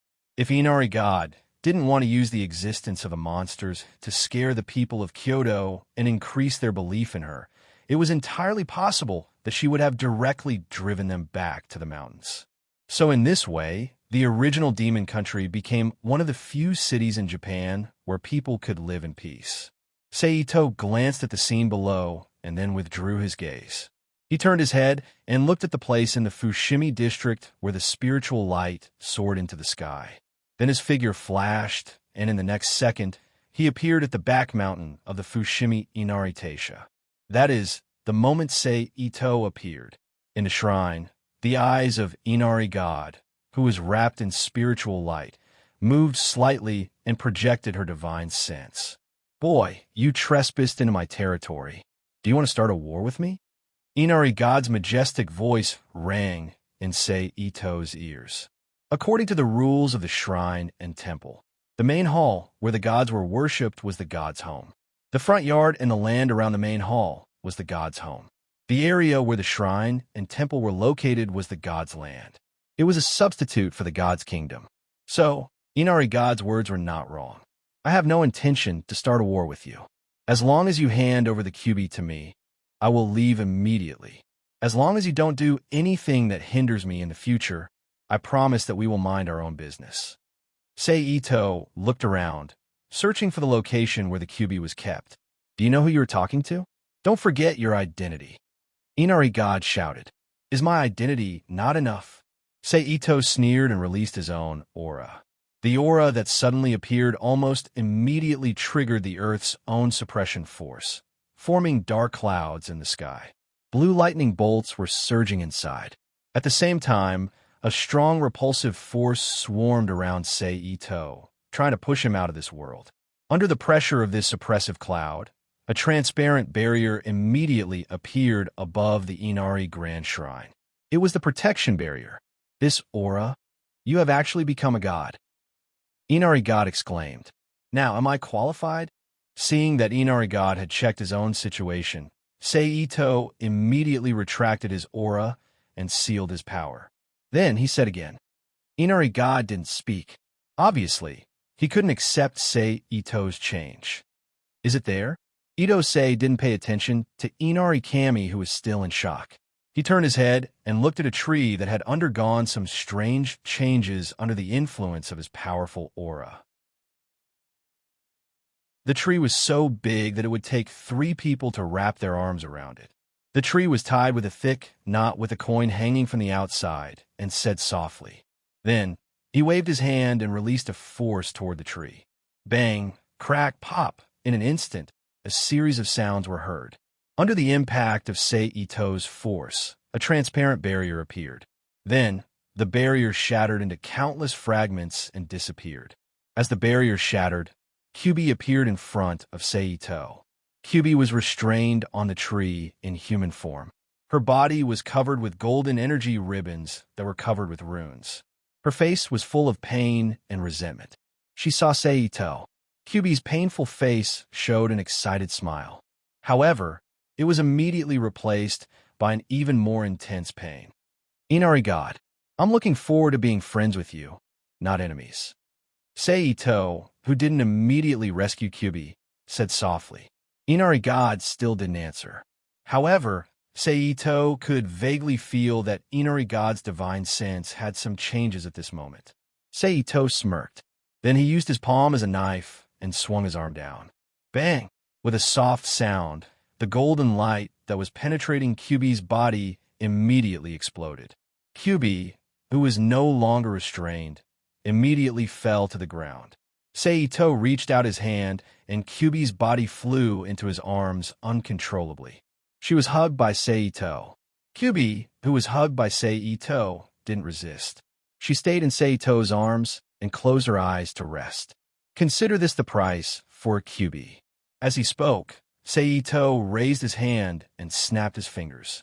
Then, a golden flame with a faint sun attribute appeared in the void. Then, Seito withdrew his hand and hugged Kyubi's body. He activated the Flying Thunder God technique and disappeared from where he stood, leaving behind the rootless flame that was burning in the void. Seito, is it? This god accepts your proposal. In the air, Inari God's ethereal voice echoed. Then there was a ripple. The rootless flame that was burning on its own suddenly disappeared. Only the broken ropes were left behind. There was no other change in the verdant back mountain. On the other side, in the Ito shrine that didn't worship any god, Seito appeared in the shrine and released Kyubi from his arms. Thank you. Kyubi's body shook slightly. She opened her scarlet eyes. She looked at Seito in front of her and said softly, You definitely can't go back to Kyoto. What do you plan to do next?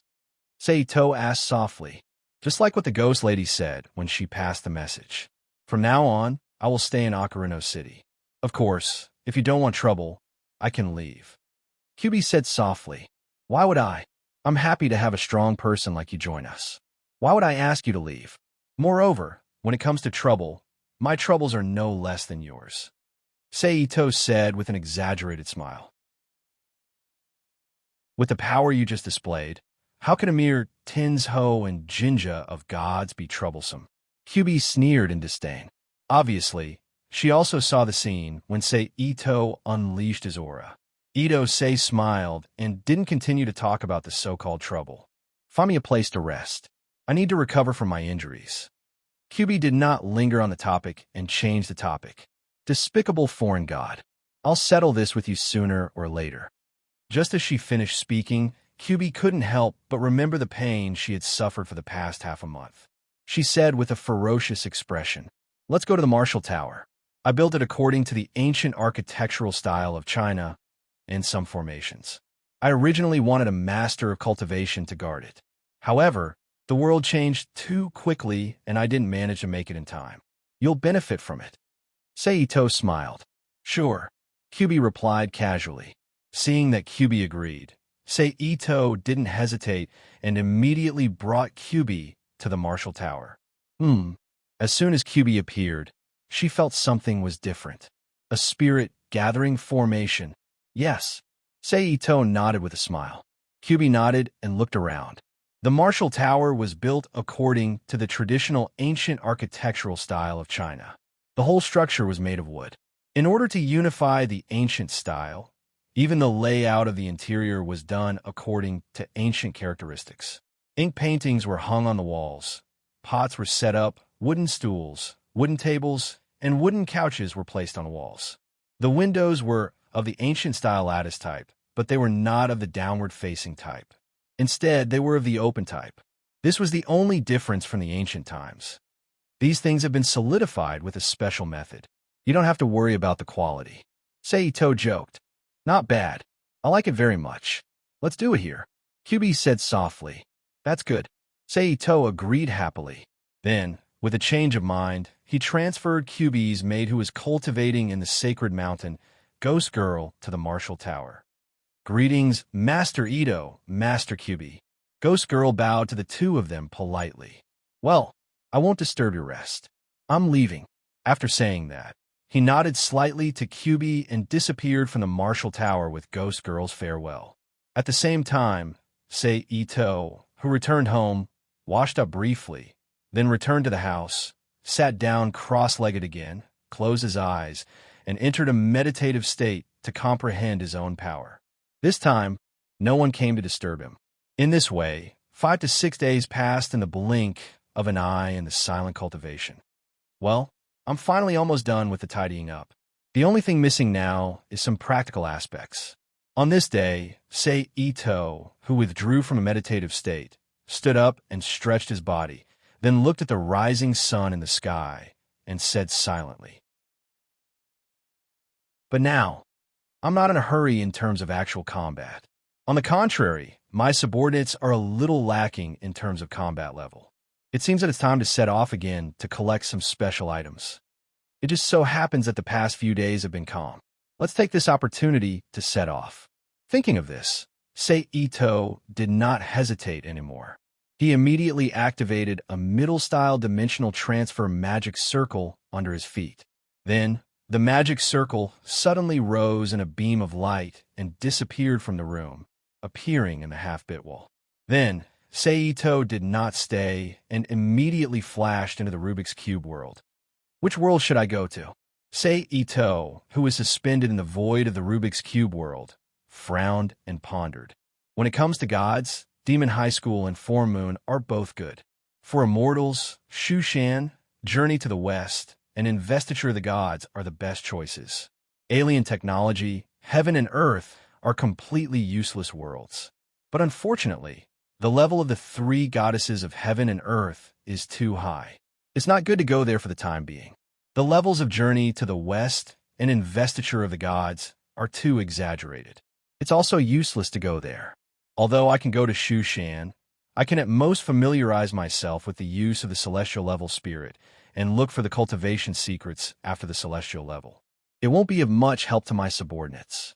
As for Full Moon, I don't know if the level of Alea I have now is enough to resist the suppression of Alea in that world, and if the power of the planet in my hands can also get a good communication with Gaia in that world.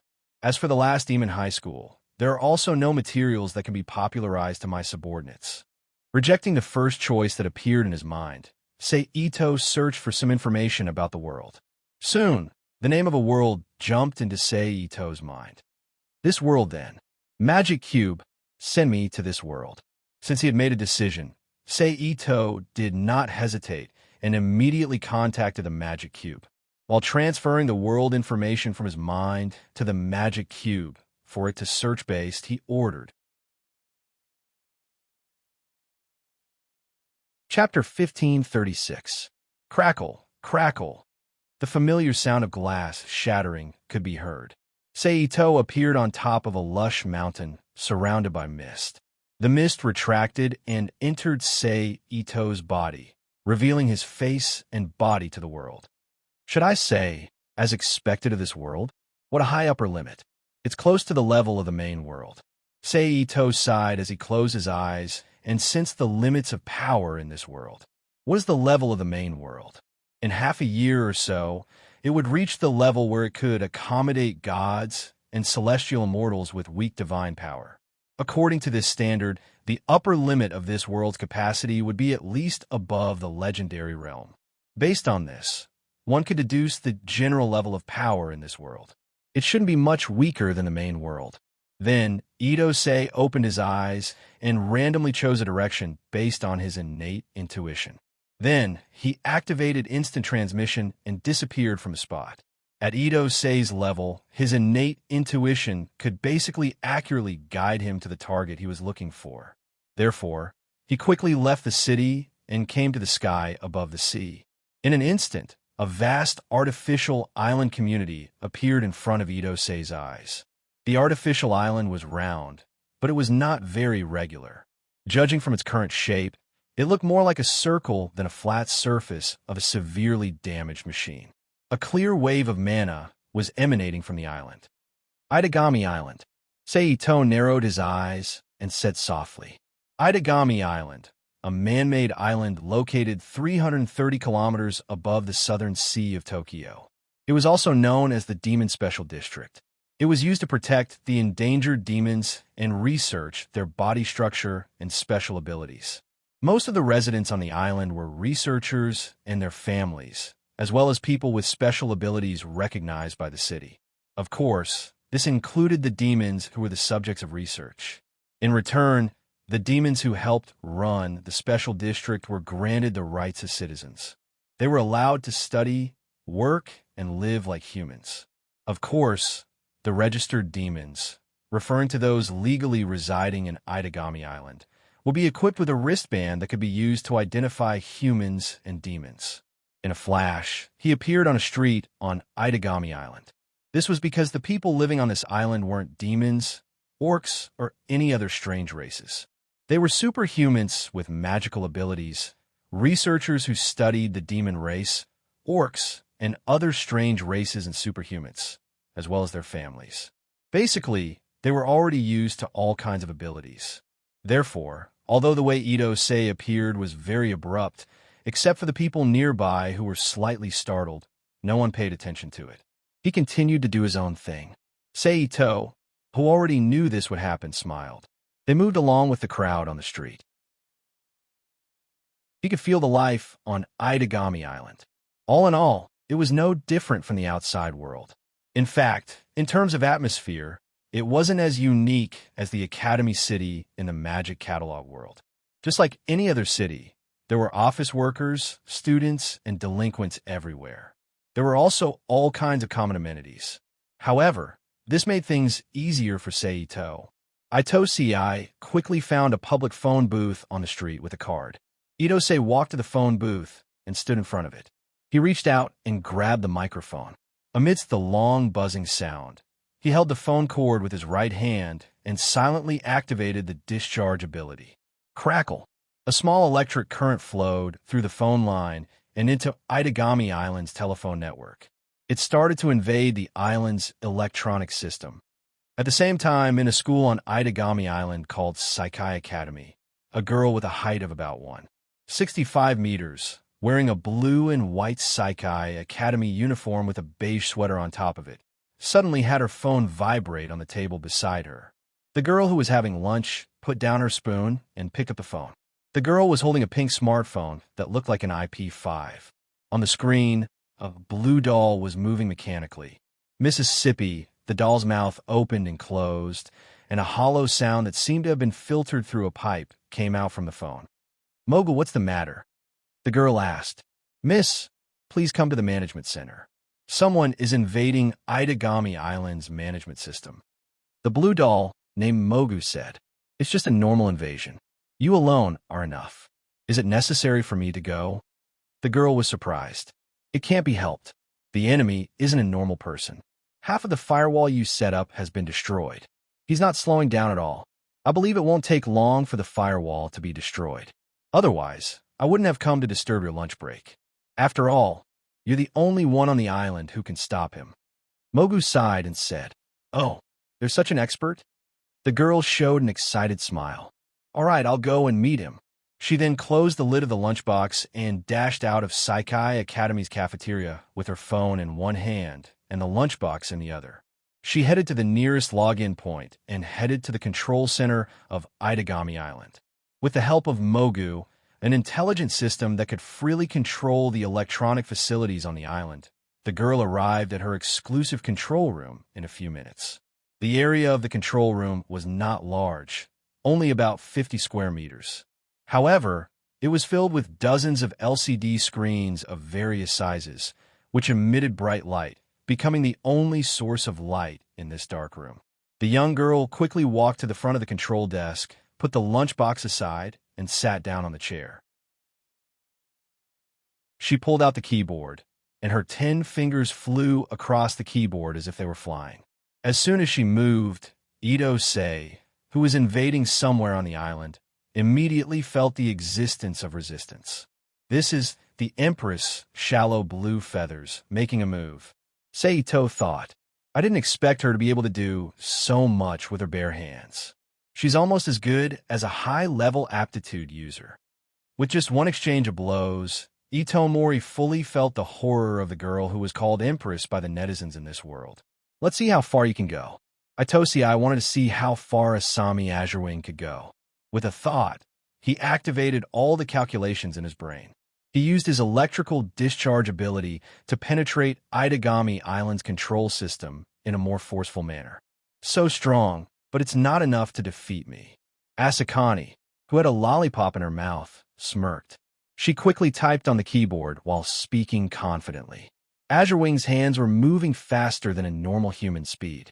She could even leave after images in a normal person's vision. It looked like 4 hands were typing on the keyboard at the same time. The two of them continued to fight on the other side of the network. Bang! However, at this moment, an explosive sound came from the phone in front of Ito Sei. Bang! Ito curled his lips as he looked at the phone that burned because it couldn't handle the data exchange. He threw the phone away and left the scene without hesitation. The moment he left, Azurewing, who was far away in the depths of the island, let out a cry of joy. Found it! A red dot was blinking on the screen in front of her. If the map of the red dot was converted to the real world, it would be the phone booth that Ito used to invade Itagami Island. The next moment, the red dot changed, and several surveillance images appeared on dozens of screens in the control room. Among these images, there was a surveillance camera that recorded Ito Sei's profile. Can you find the intruder? Mogia asked. We could try, but the hope is not high. While cutting out the surveillance footage of the area, she opened the island's personnel database and entered the photos of the people in the video one by one for comparison. Asakani said as she pulled out the surveillance footage around the area and opened the island's personnel database. Mogia, you watch. I will eat first. After processing the images, Azurewing crossed her fingers and raised her arms high. She stretched her waist with a satisfied expression, then took the lunchbox that was already cold next to her and opened it. Okay, Mogu replied after doing a somersault on the screen. Azurewing ignored him and picked up the spoon to eat. However, before she could take a few bites, a buzzing sound was heard. Azurewing looked up at the screen in front of her. On the screen, Seito's profile was pulled out, enlarged, and filled into the screen. Huh, is it this guy? Azurewing was stunned. It should be, he doesn't have any identity information, and he just happened to appear in the area. Even if he isn't the intruder, based on a situation, he is still someone we need to pay attention to. Mogia stated, Okay, I have sent his photo to the guards. Now, I will have to trouble Milady to track his whereabouts. Mogia continued, Okay. Azurewing nodded and put aside the lunchbox that she had just taken a few bites from. Her hands returned to the keyboard as she quickly typed away. Under her operation, the entire island surveillance system, especially the area where Ito was last seen, started to operate quickly, searching for his whereabouts. Chapter 1537. Have I been discovered? Ito, who felt that he was being monitored from time to time, thought to himself, That depends on whether you have the ability to track me.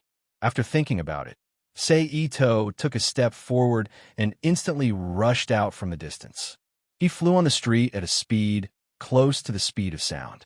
In this kind of high-speed movement, not to mention the general surveillance system, even some of the combatants who were not strong enough would not be able to lock onto his figure. So soon, Ito broke away from the surveillance and came to a relatively less crowded corner. He made a one-handed sign and activated the transformation technique. He turned into a black cat with glossy fur and disappeared from the spot. After getting rid of the people who might be following him, Sei Ito, who had transformed into a cat, once again strolled on the street. But this time, his purpose was very clear, which was to find the location of Saikai Academy. Using the cat's appearance to gain the sympathy and love of women, and secretly using hypnotism to guide them, Seito soon obtained the information of Saikai Academy, and then rushed to the outside of the academy by hitchhiking. At this time, it was the afternoon, and the students were still in class, so Seito, who had just arrived, did not attract anyone's attention. Seito, who had transformed into a cat, walked into the Saikai Academy and searched around for the location of the beginning section. Still, it did not take long for Seito to find the middle school section. Then, he jumped onto a big tree planted in the green flower bed outside the middle school section and stopped on a thick branch. The cat's body was lying on the ground, and its tail was hanging outside the branch. It swayed gently with a satisfied look. Just like that, Seito closed his eyes and rested on the branch. The summer wind blew, and the cicadas chirped after an unknown amount of time. A sudden noise broke the scene in front of him and attracted Seito's attention. Under Seito's gaze, a large number of Saikai Academy middle school students wearing blue and white sailor suits, pleated skirts, white short-sleeve shirts, and black school uniform pants poured out of the teaching building, either in twos or threes, or in groups. They walked out of the school while chatting and laughing. School is finally over. Seito raised his head and looked at the Saikai Academy students below with his golden cat's eyes. Then, the cat's eyes moved slightly as if he was searching for something. 1 wave, 2 waves, 3 waves. However, at this moment, Seito, who had transformed into a cat, suddenly stood up straight and stared to a girl among the few students to come out. The girl was about 6 meters tall. She was wearing Kaihai Academy's female uniform, but underneath the uniform, there was a pair of undergarments. She was wearing a close-fitting black long-sleeve shirt and a pair of black pantyhose that tightly wrapped her body. Her skin was white, and her eyes were drooping. From her temperament, she looked like a weak girl who had been bullied. However, the most attractive thing about her was her head of long, soft, pale hair. It allowed people to instantly lock onto her position in the crowd. This girl was called Kanase Natsuen, one of Seito's main targets in this world. The reason why he chose her was mainly because of the spiritual center in her body that was nurtured by her adoptive father, who was actually her biological uncle, Kanase Kensei. The so-called spiritual center was similar to the meridians of the Naruto world and the Tang world where chakra and Nigong circulate.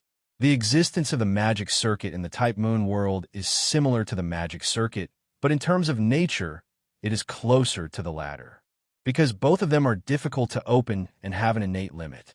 Under normal circumstances, anyone who is able to unlock their spiritual circuits would be considered a special individual or a witch. And if one was able to unlock 3 spiritual circuits, that person would be considered a top-level spiritual ability user or a powerful mage. But if one was able to unlock all 3 spiritual circuits, that person would instantly obtain godlike power, reaching the point where they could break through dimensional restrictions and leave this world. In the original work, if not for the help of the 4th primogenitor, Kanase Natsuen almost did it. Seeing Kanase Natsuen appear, Seito jumped down from the tree and ran in front of Kanase Natsuen. Meow. Seito meowed cutely. Kanase Natsuen stopped, squatted down, and extended her hand to Seito. Seito was not shy. He stuck out his tongue and licked Kanase Natsuen's fingers like a cat. Feeling the coolness of her fingers, Kanase Natsuen's face showed a gentle and pure smile. "You must be hungry. I'll buy you something to eat." Kanase Cannon reached out and hugged Ito Mori in his black cat form. She then got up and left the school, heading towards a nearby supermarket. Along the way, Seito curled up and enjoyed the softness of Kanase Natsuen's breasts. "Welcome." When the door of a supermarket opened automatically, the supermarket staff immediately greeted Kanase Natsuen. Kanase Natsuen bowed slightly and walked towards the dairy product section. She took 3 boxes of milk and a small bread from this world and returned to the counter. The total is 850 renminbi. Kanase Natsuen opened her wallet and took out a 1,000 RMB note and handed it to the staff. That will be 150 renminbi. The staff handed back 350 renminbi coins. Thank you for your patronage. Please come again. The staff saluted Kanace Natsuan and left. After shopping, Kanace Natsuan did not stay on the street for long. Instead, she headed towards the west side of the island. After more than 20 minutes, Kanace Natsuan arrived at her destination. It was a dilapidated monastery hidden in the forest. She put down Sei-Ito. Not long after Kanace Natsuan put down Sei-Ito, more than 10 cats of different colors ran out from the monastery and gathered in front of Kanace Natsuan. Meow, meow, meow, meow. The cats meowed softly. Natsuya picked up a small plate from the side with great familiarity. She crouched down and placed the plate on the ground. Then, she turned her body and picked up the milk she had bought. She opened the lid and poured the milk into the plate. As the milky white liquid flowed out, the cats immediately went to the plate and started to lick. Kanace Natsuan saw this and smiled happily. She retreated to the side so that more cats could drink the milk. She squatted there and watched quietly. When the milk in the plate was finished, she started to move again. She opened another box of fresh milk and poured it into the plate for the cats that were still hungry. Kanace Natsuan finally remembered herself. She walked to the broken rock and sat down. She opened the last box of milk and bread and started to eat. Sei-Ito left the group of cats and jumped onto Kanace Natsuan's legs. Kanace Natsuan smiled and broke off a small piece of bread and put it in front of Sei-Ito's mouth. Sei-Ito opened his mouth and ate it. Then, he curled up his body and lay on her legs. He closed his eyes and rested. Kanace Natsuan did not disturb him and continued to eat the food in her hands. If Sei-Ito guessed correctly, the bread and milk would be tonight's dinner. As expected, after finishing the bread and milk, Kanace Natsuan did not do anything else. She stayed in the dilapidated church until the moon was high in the sky. I should go back. I'll bring you food tomorrow. Kanace Natsuan gently picked up Sei-Ito and lowered him to the ground. Then, she said to the cats that were still around. She waved at the cats and walked out of the cloister.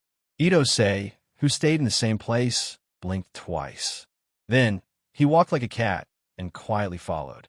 Unbeknownst to Kanace Natsuan, Sei-Ito followed her out of the church's green space.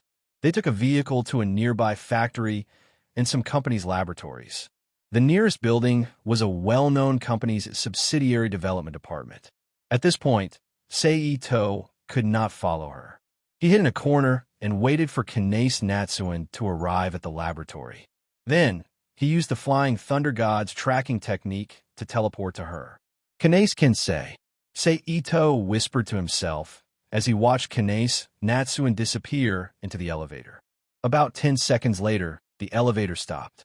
Kanace Natsuan walked out of the elevator and entered the laboratory. Lie down. The person who spoke was a man. He was not very tall, about 1.75 meters. When he stood next to Kanace Natsuan, he was only a head taller than her. He was thin, wearing a black sweater and brown trousers. He also wore a white lab coat that represented his identity as a researcher. In front of his chest, there was a golden ring that almost reached his abdomen. In terms of appearance and style, it was very similar to the 1,000-year-old item in Yu-Gi-Oh! It was paired with a large golden ring on his right earlobe. His face was rigid and cold. His face was square, and there was a faint stubble on his chin. He wore a pair of square black glasses that concealed the cold light that occasionally flashed in his eyes. This middle-aged man was Kanace Natsuan's biological uncle, her adoptive father, the alchemist Kensei Kanace. Kensei Kanace's expression was cold. It was as if Kanace Natsuan was not his niece, but a simple experimental tool. Kanace Cannon did not resist. She slowly walked over to the cold experiment table and lay down on it. Kensei Kanace walked to the table and attached the terminals of several instruments to Kanace Natsuan's body. He then focused on the data displayed on each instrument. Chapter 1538. P.S. Thanks to NXCX for the tip. Go hunt. Kensei Kanace looked coldly at Kanae's Cannon, who was wearing an iron mask that only revealed her eyes. She was covered in irregular patterns that made it hard to tell if she was wearing them or if they were attached to her clothes. Cannon's face was covered in irregular patterns that emitted a faint silver light.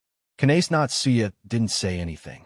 She stood up and flew out of the laboratory through a passageway that led to the surface. Kinsei watched as Cannon left and took out his phone. He typed a command and sent it out.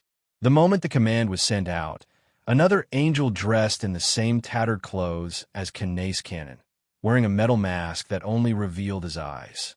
His body was covered in irregular patterns, and a pair of energy wings that emitted a faint white glow flew into the sky. The angel flew across the sky at a high speed. With each flap and stretch of her wings, there would be ripples that spread out like spatial tremors, slicing the surrounding air apart. Not long after, he clashed with the angel that Kanae's Natsuya had transformed into. Then, as if he had met his natural enemy, he began to fight fiercely in the night sky. Streaks of light blades and flames flashed in the sky one after another, flying down. They hit the surrounding buildings and blasted huge craters in them.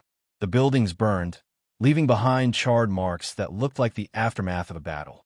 During the fight, pieces of pure, white energy wings fell off from their bodies and drifted down from the sky like cotton wool. In an underground laboratory of a factory, Kinsei Cannon watched everything with a cold expression. Whoosh! Suddenly, the sound of a door opening was heard. Kinsei Cannon turned around and looked at the door. A black cat with glossy black fur strode elegantly into the room through the automatically opened door. Kinsei Cannon frowned. With a flick of his right arm, several thin blades gleaming with cold light immediately appeared in his hand. Without hesitation, he threw them at the black cat. He would rather kill the wrong person than let the wrong person go. He was very cautious. Unfortunately, as an expert in magical engineering, he wasn't as strong as an alchemist in combat. What's more, the opponent he was facing right now was an even stranger fellow. Therefore, the blade that Kinsei threw out was blocked by an invisible energy halfway through its flight. The blade was imprisoned in midair, maintaining its flying state. Then the blades turned around. It flew back at a speed faster than when it came. Bang, bang, bang, bang. The blade turned into a silver light and nailed Kinsei, who couldn't dodge in time, on his shoulders, waist, sleeves, and trousers. He was like a flying target in a circus. He was pinned to a device. Crackle, crackle, boom. The blades pierced through the device's screen and caused it to explode. Fortunately, it wasn't very powerful. Even if Kinsei Cannon was in close proximity to the explosion, his back was only bleeding from the device's screen fragments. His face was blackened by smoke and dust. It wasn't enough to threaten his life. "Who are you?" Kinsei Cannon's expression didn't change as he coldly asked. "From now on, you are recruited." Seito's indifferent voice came from the cat's mouth. "How far did the spiritual experiment go?" Seito didn't wait for Kinsei Cannon to speak. "You want the results of my research?" Kinsei Cannon asked. "Yes, but it's not absolute. As far as I know, the simulated angel you designed is a kind of irrational and basically uncontrollable existence. This kind of thing is useless to me." Puff.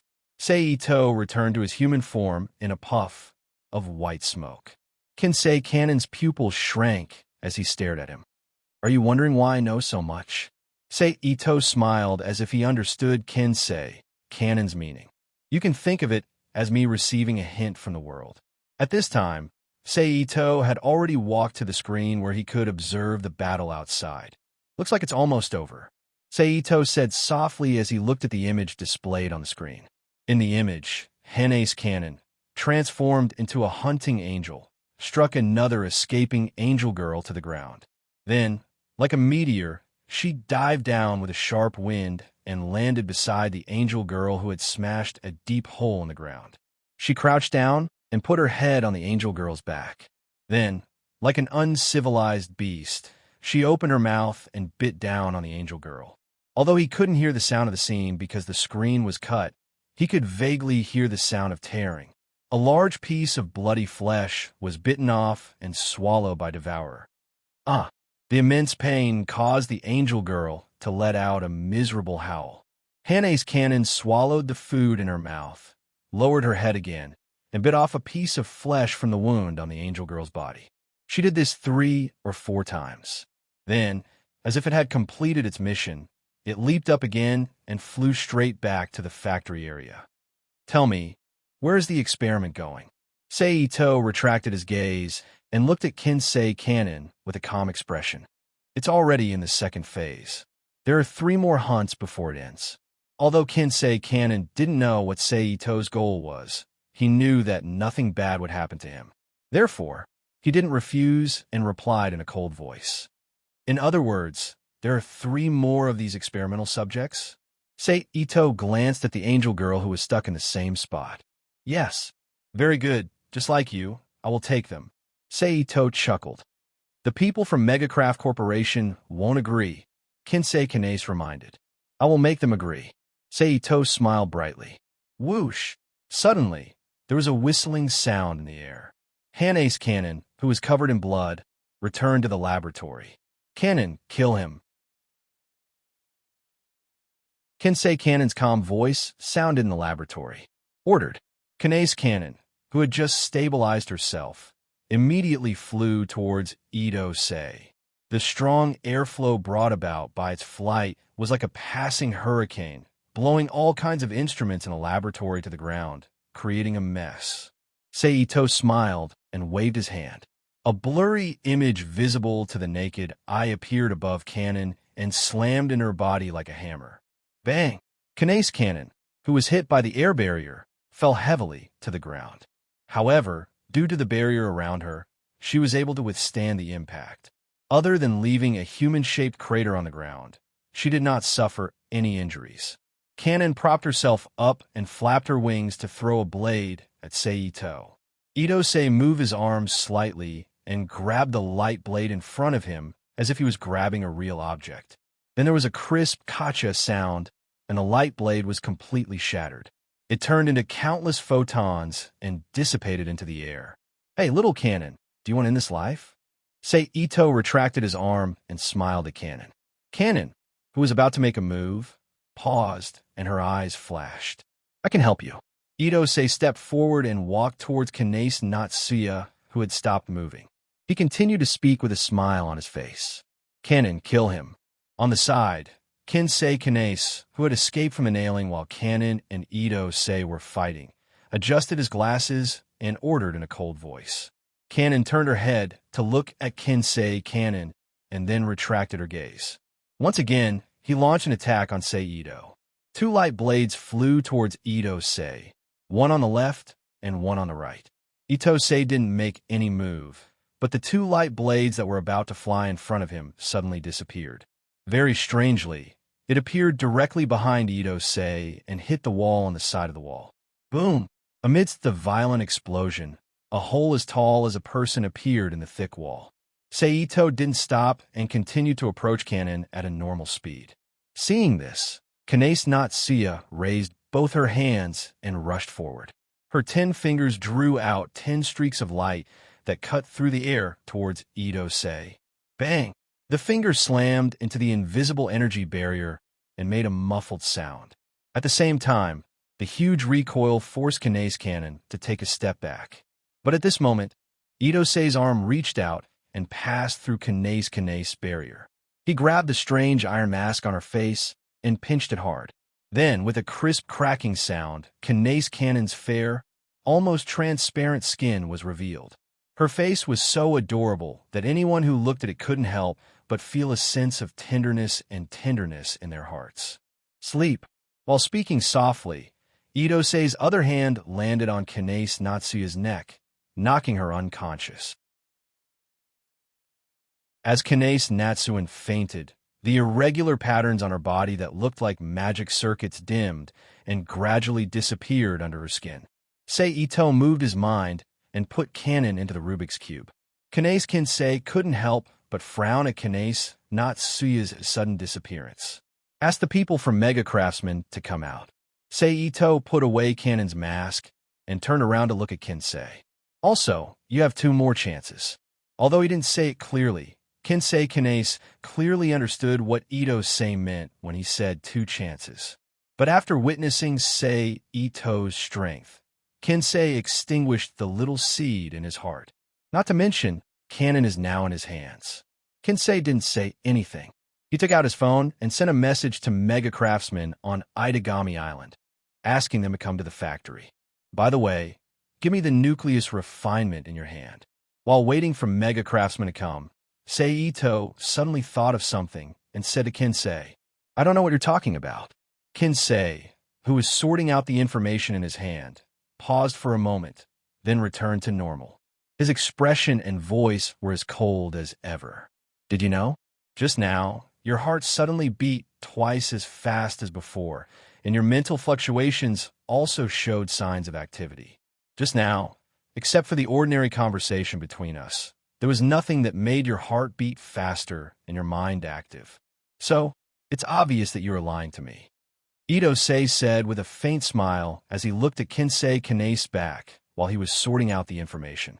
"I was just frightened by your sudden voice." Kinsei Kanase was unmoved as he replied, "Is that so? You seem to have forgotten something." Sei Ito said casually, "About what I know." Kinsei didn't say anything and continued to sort out the information in his hand. "Audilard Monastery," Ito Sei said in a low voice.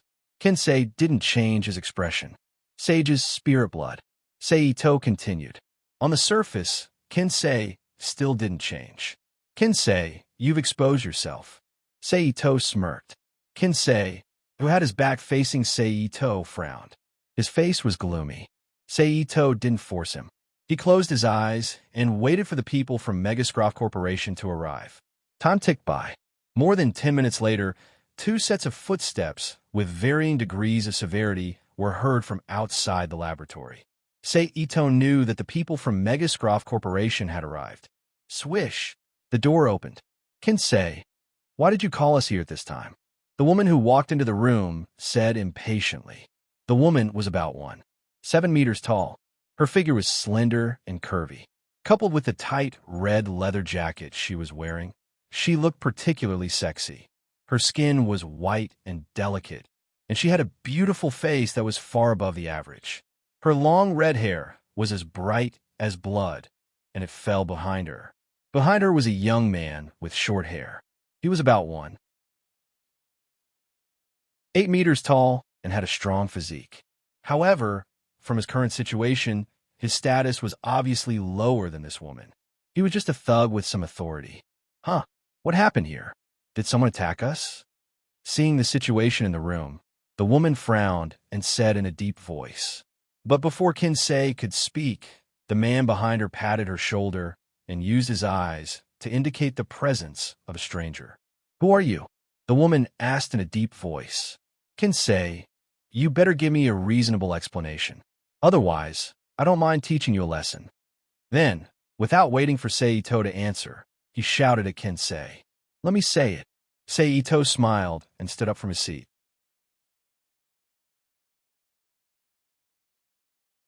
Chapter 1539. Bang!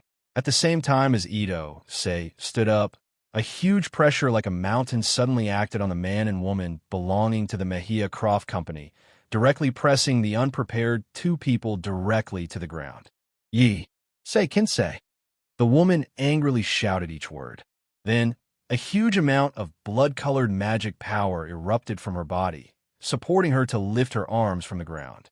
But she could only lift her arms. She wanted to get up, but no matter how hard she tried, she couldn't do it. "Bastard!" As the woman cursed, 2 snow-white fangs appeared in her mouth. "Bloodline of vampires? Interesting, interesting." Seito raised his eyebrows and smiled. Crack.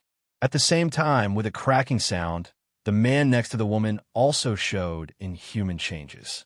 First, his body became bigger and thicker from the original height of 1.8 meters to nearly 2 meters. His shoulders were wide and his body was strong. Then his hair grew longer and changed color, becoming like the fur of a beast. Finally, his appearance changed from a human head to a beast head. His legs also had the inverted shape of a beast. Ayo, ayo, ayo, ayo. The Beastman man roared. You reminded me. It just so happens that I'm lacking some non-human materials, so I'll send you over. Ito chuckled. After saying that, the energy that was pressing down on the two of them suddenly split into two and transformed into two fists. Then, the fists fiercely smashed into the two people's heads. Bang! In an instant, with a muffled sound, the two people fainted. Ito took the opportunity to retract the energy, pressure, and thought. He threw the two people into the Rubik's Cube world and sent them directly to the biological laboratory for Emma and the others to study. Done. Take me to get the three materials. Ito turned to Kensei and said, Oh, also, remember to bring the refinement nucleus. I hope that when the time comes, you'll give it to me of your own accord and not let me use my power to snatch it from you. Trust me, your consciousness can't resist the invasion of my mental force. Kensei's expression changed slightly, and his heart became heavy. Then, Kensei picked up the organized information. He silently led Ito out of the destroyed laboratory and went to collect the other three test subjects. Under Kensei Yace's guidance, Ito soon saw the three experimental girls who were still in human form. Then, Ito released his mental power and activated his hypnotic ability, putting them into a controlled state and sending them into the Rubik's Cube world without any resistance. By the side, Kensei Yace's expression became even gloomier. Ito turned around and looked at Kensei Kanase. It's in my apartment. After a moment of silence, Kensei Kanase sighed softly and said, Lead the way. The corners of Ito's mouth curled up slightly as he said softly with a hidden smile. Since he had made up his mind, Kensei did not hesitate. He simply led Ito away from the place where the experimental girls brought him and moved to the apartment where he lived. 10 minutes later, the two arrived at Kensei Kanase's apartment. The apartment had 3 bedrooms, 1 living room, 1 kitchen, and 1 bathroom. The living area was more than 60 square meters, and the interior decoration was extremely simple. If one didn't know that someone lived here, one would think that this was a model apartment for sale or rent. It didn't have the slightest hint of human life. After taking off his shoes at the entrance, Kensei Kanase walked straight into a room that should be his bedroom. Ito didn't hesitate and slowly followed. When they arrived at the bedroom, Kensei Kanase walked to the side of the safe, entered the password, opened it, and then took out a dark red ball about 15 centimeters in diameter and threw it to Ito. Snap! Ito took it in his hand. Very good. With a faint smile, Ito put away the nuclei and happily said, Since you're so cooperative, I'll personally send you there. Then, without giving Kensei Kanase time to react, he teleported him into the Rubik's Cube world and appeared in the sky above the southern ecological city. Welcome to my world. Ito's voice was full of pride as he whispered. One day later, Ito's figure appeared on the streets of Itagami Island. Demons, beastmen, elves, vampires, there's so many things to catch. Ito muttered as he walked. But muttering is one thing, but there are many actions to be taken. At this time, Ito picked up his pace and quietly approached a lone man who was wearing a wrist guard that represented his identity as a landed demon. Ito then spread his psychic power and set up an illusion domain around him. Catching the man off guard, he knocked him out and sent him into the Rubik's Cube world. Then, he dispelled the illusion domain and pretended to be weak as he continued to walk forward. Apart from the surveillance cameras that might have happened to be there, no one else noticed the change in the scene. Just like that, Ito repeated the same process. In just 10 minutes, Ito had captured dozens of landed demons. But most of them were beastmen. Only a few were demons. As for elves, due to their low population, Ito didn't manage to capture a single one. Needless to say, vampires were almost non-existent on Itagami Island. Seems like if I want to capture a high-quality vampire specimen, I'll have to go after that Dimitri guy. Ito thought to himself. Since he did it discreetly, He didn't attract the attention of Itagami Island security guards. With that in mind, Ito turned around and headed toward Itagami Island's harbor. Dimitri's Vatler was a noble vampire, a duke from the warlord realm, a country founded by the first true ancestor. He was very powerful and had once devoured 2 elder-level vampires. He was known as the vampire closest to the true ancestor level. He was currently the ambassador of King of War's domain, and he had been here for a while now.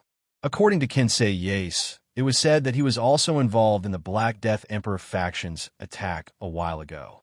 In other words, Ito Sei was now in the middle of the second episode, which was about to unfold the first chapter of Angel. Angel is with me, but there's no excuse for you to activate your vassal beast. There's also the most important part of the Alchemist chapter, Nucleus Refinement and Philosopher's Blood. Ito chuckled as he walked toward the harbor. Moments later, Ito arrived at Itagami Island's harbor. At the port, a huge silver-white luxury cruise ship was quietly parked there. Under the moonlight and the lights of the port, it cast a shadow, giving people a strong sense of visual oppression. Ito smiled and disappeared from the spot. A second later, he appeared on the deck of the cruise ship. Perhaps they were too confident in their own strength and didn't care whether the enemy would attack them, or they were looking forward to the enemy attacking them, so they didn't arrange any guards. Therefore, Ito Sei's sudden appearance on the deck of the tanker didn't attract anyone's attention. Tisk! Ito clicked his tongue and walked toward the interior of the cruise ship. Along the way, he didn't try to hide his presence. It didn't take long for Dimitri Vatler's subordinates to discover Ito Sei's presence. "Who's there? Stop!" The guard shouted and charged toward Ito. But after 2 steps, an invisible force slammed into the guard's chest and sent him flying. Boom! Almost instantaneously, the guard who was sent flying crashed into the wall beside him, creating an irregular concave mark on the wall. Then, a loud alarm sounded in the cabin. "Oh, someone dares to attack this place? Interesting, very interesting." Inside the oil tanker, a tall, slim, fair-skinned man wearing a white thermal bathrobe said with excitement in his eyes. He had a feminine charm and was dressed in a white thermal bathrobe. This man was the owner of the cruise ship, Duke Dimitri Vatler, the envoy sent by Warlord's domain to Itagami Island. Dimitri Vatler put down the wine glass in his hand and walked out in his bathrobe. He moved toward the direction of the sound of the battle. A minute later, Dimitri arrived at the location of the battle. It was a spacious cabin that looked like a playground. But the first thing that caught his eye was the entourage lying on the ground, as well as the facilities and decorations in the hall that were severely damaged by the battle, followed by the black-haired young man standing in the middle of the room in casual attire. Ito Sei. Lord Dimitri. Among the people who fell down, a man in a suit with short black hair and a slender figure like a woman struggled to stand up from the ground. He called out to Dimitri with a guilty look on his face. "Black hair, East Asian face, but you don't have the annoying smell of the beastmen and demons. Human, who are you?" Dimitri ignored the black-haired man's greeting and looked at Ito with interest. Ito. Ito looked back at Dimitri calmly. "Never heard of your name. But forget it. Since you dared to attack my cruise ship alone, you must have some strength. I just don't know if I can enjoy it." Dimitri tilted his head and thought for a while. After realizing that he had never heard of this name, he smiled. "Enjoy it with me. I'm afraid you won't be able to." Ito sneered and mocked. "I hope your strength is as strong as your words." Dimitri calmed down and retorted. Then, his face turned ferocious and shouted, "Yubara!"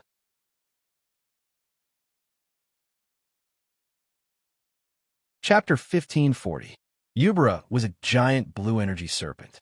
It was over 30 meters long and 7 to 8 meters wide. Powerful energy, waves, emanated from its body. This was Dimitri's familiar. Familiars were a pure amalgamation of mana.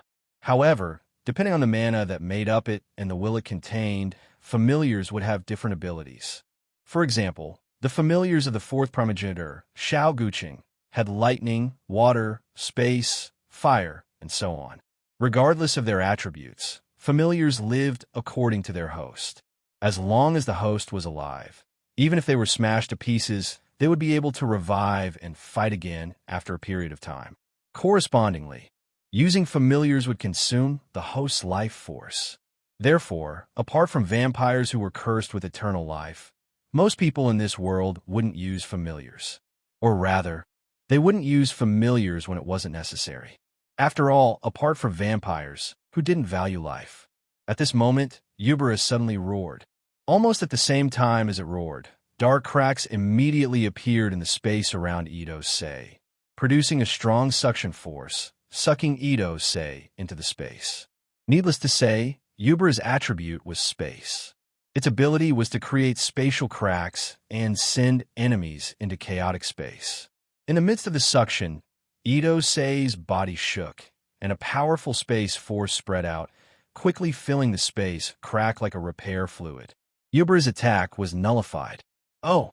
Dimitri's expression grew even more excited. Sagara. Then, Dimitri called out the name of another familiar.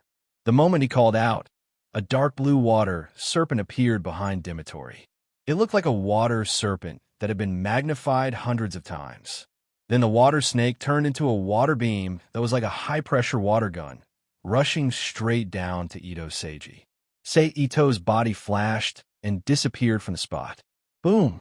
The water beam that missed its target shot onto the floor of the ship's crew, causing a violent explosion. Unsurprisingly, the surrounding staff members were all killed in the explosion. Not even an intact corpse was left behind. Not until I've had my fun. Don't even think about running. With that, Dimitri's body dissipated into a cloud of golden light. Together with the two familiars, he disappeared from the cabin.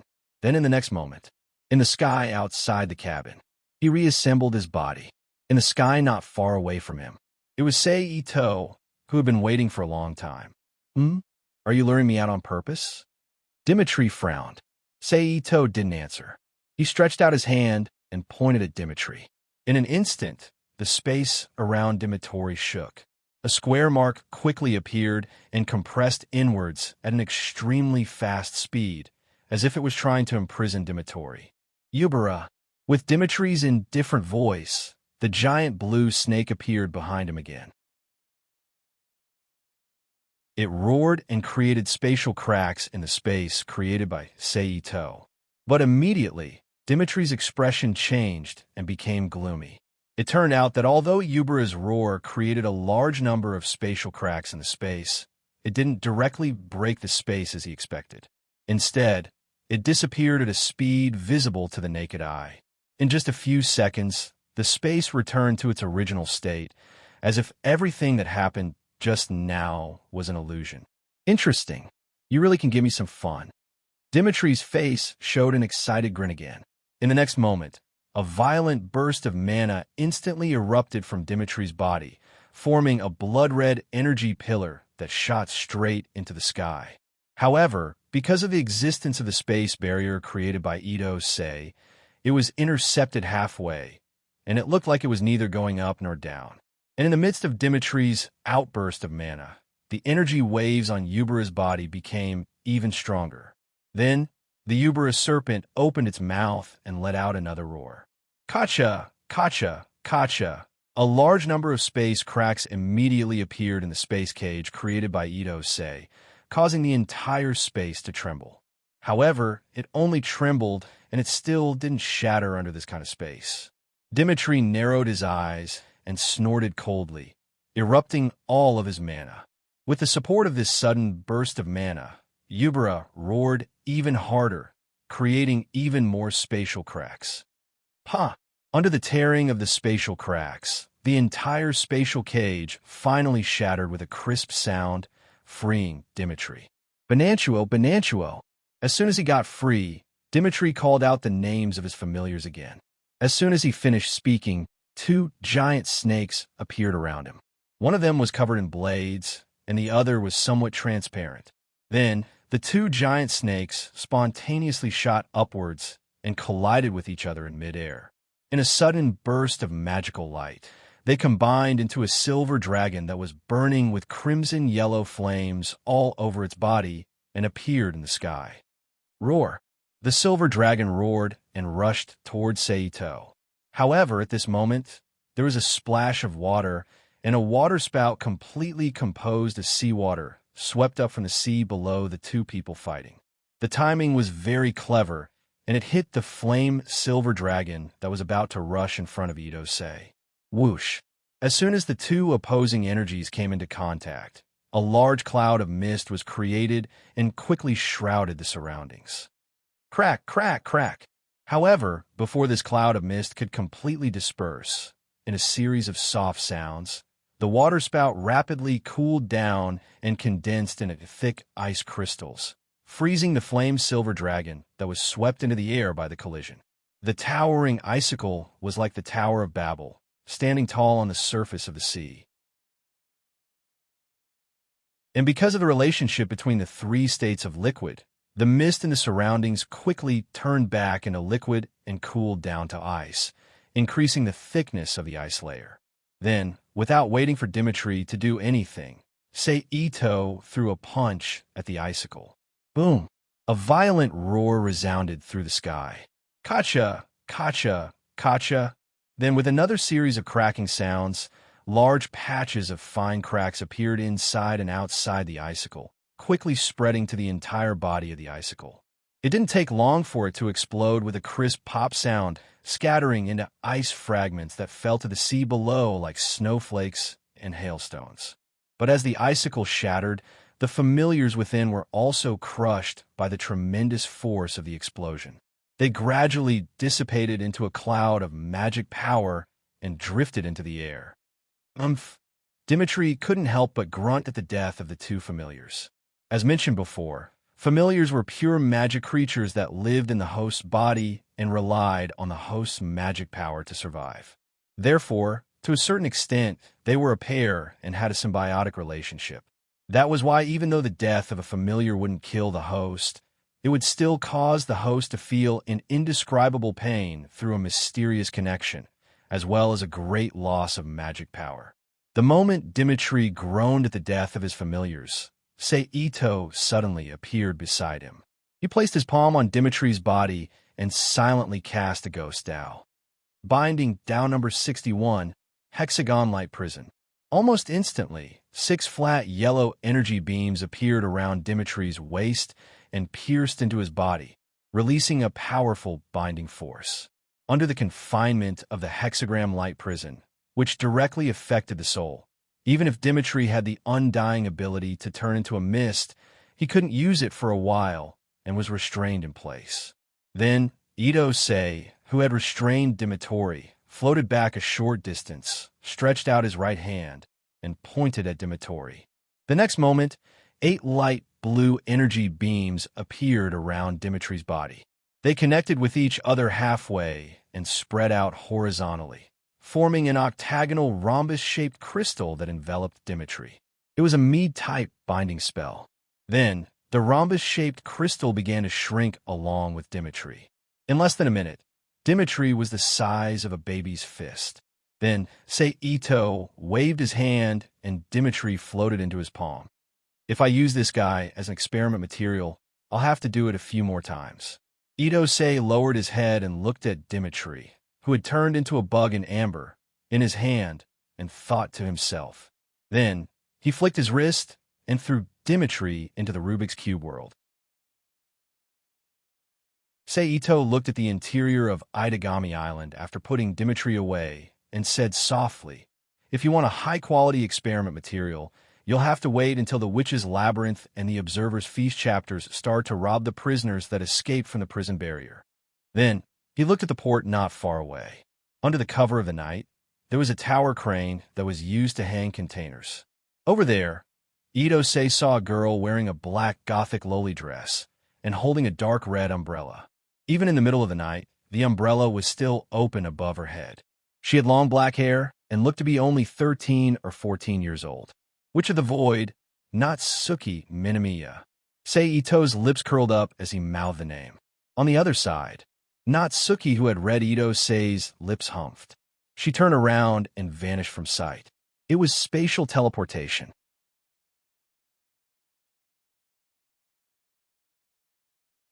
Chapter 1541.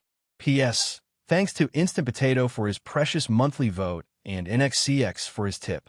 Boom! Amidst the deafening rumble, a thick bolt of bright yellow lightning struck a translucent barrier made up of dozens of magic arrays of varying sizes that seemed both real and illusory at the same time. The barrier shuddered, and in an instant, it completely solidified. Crack!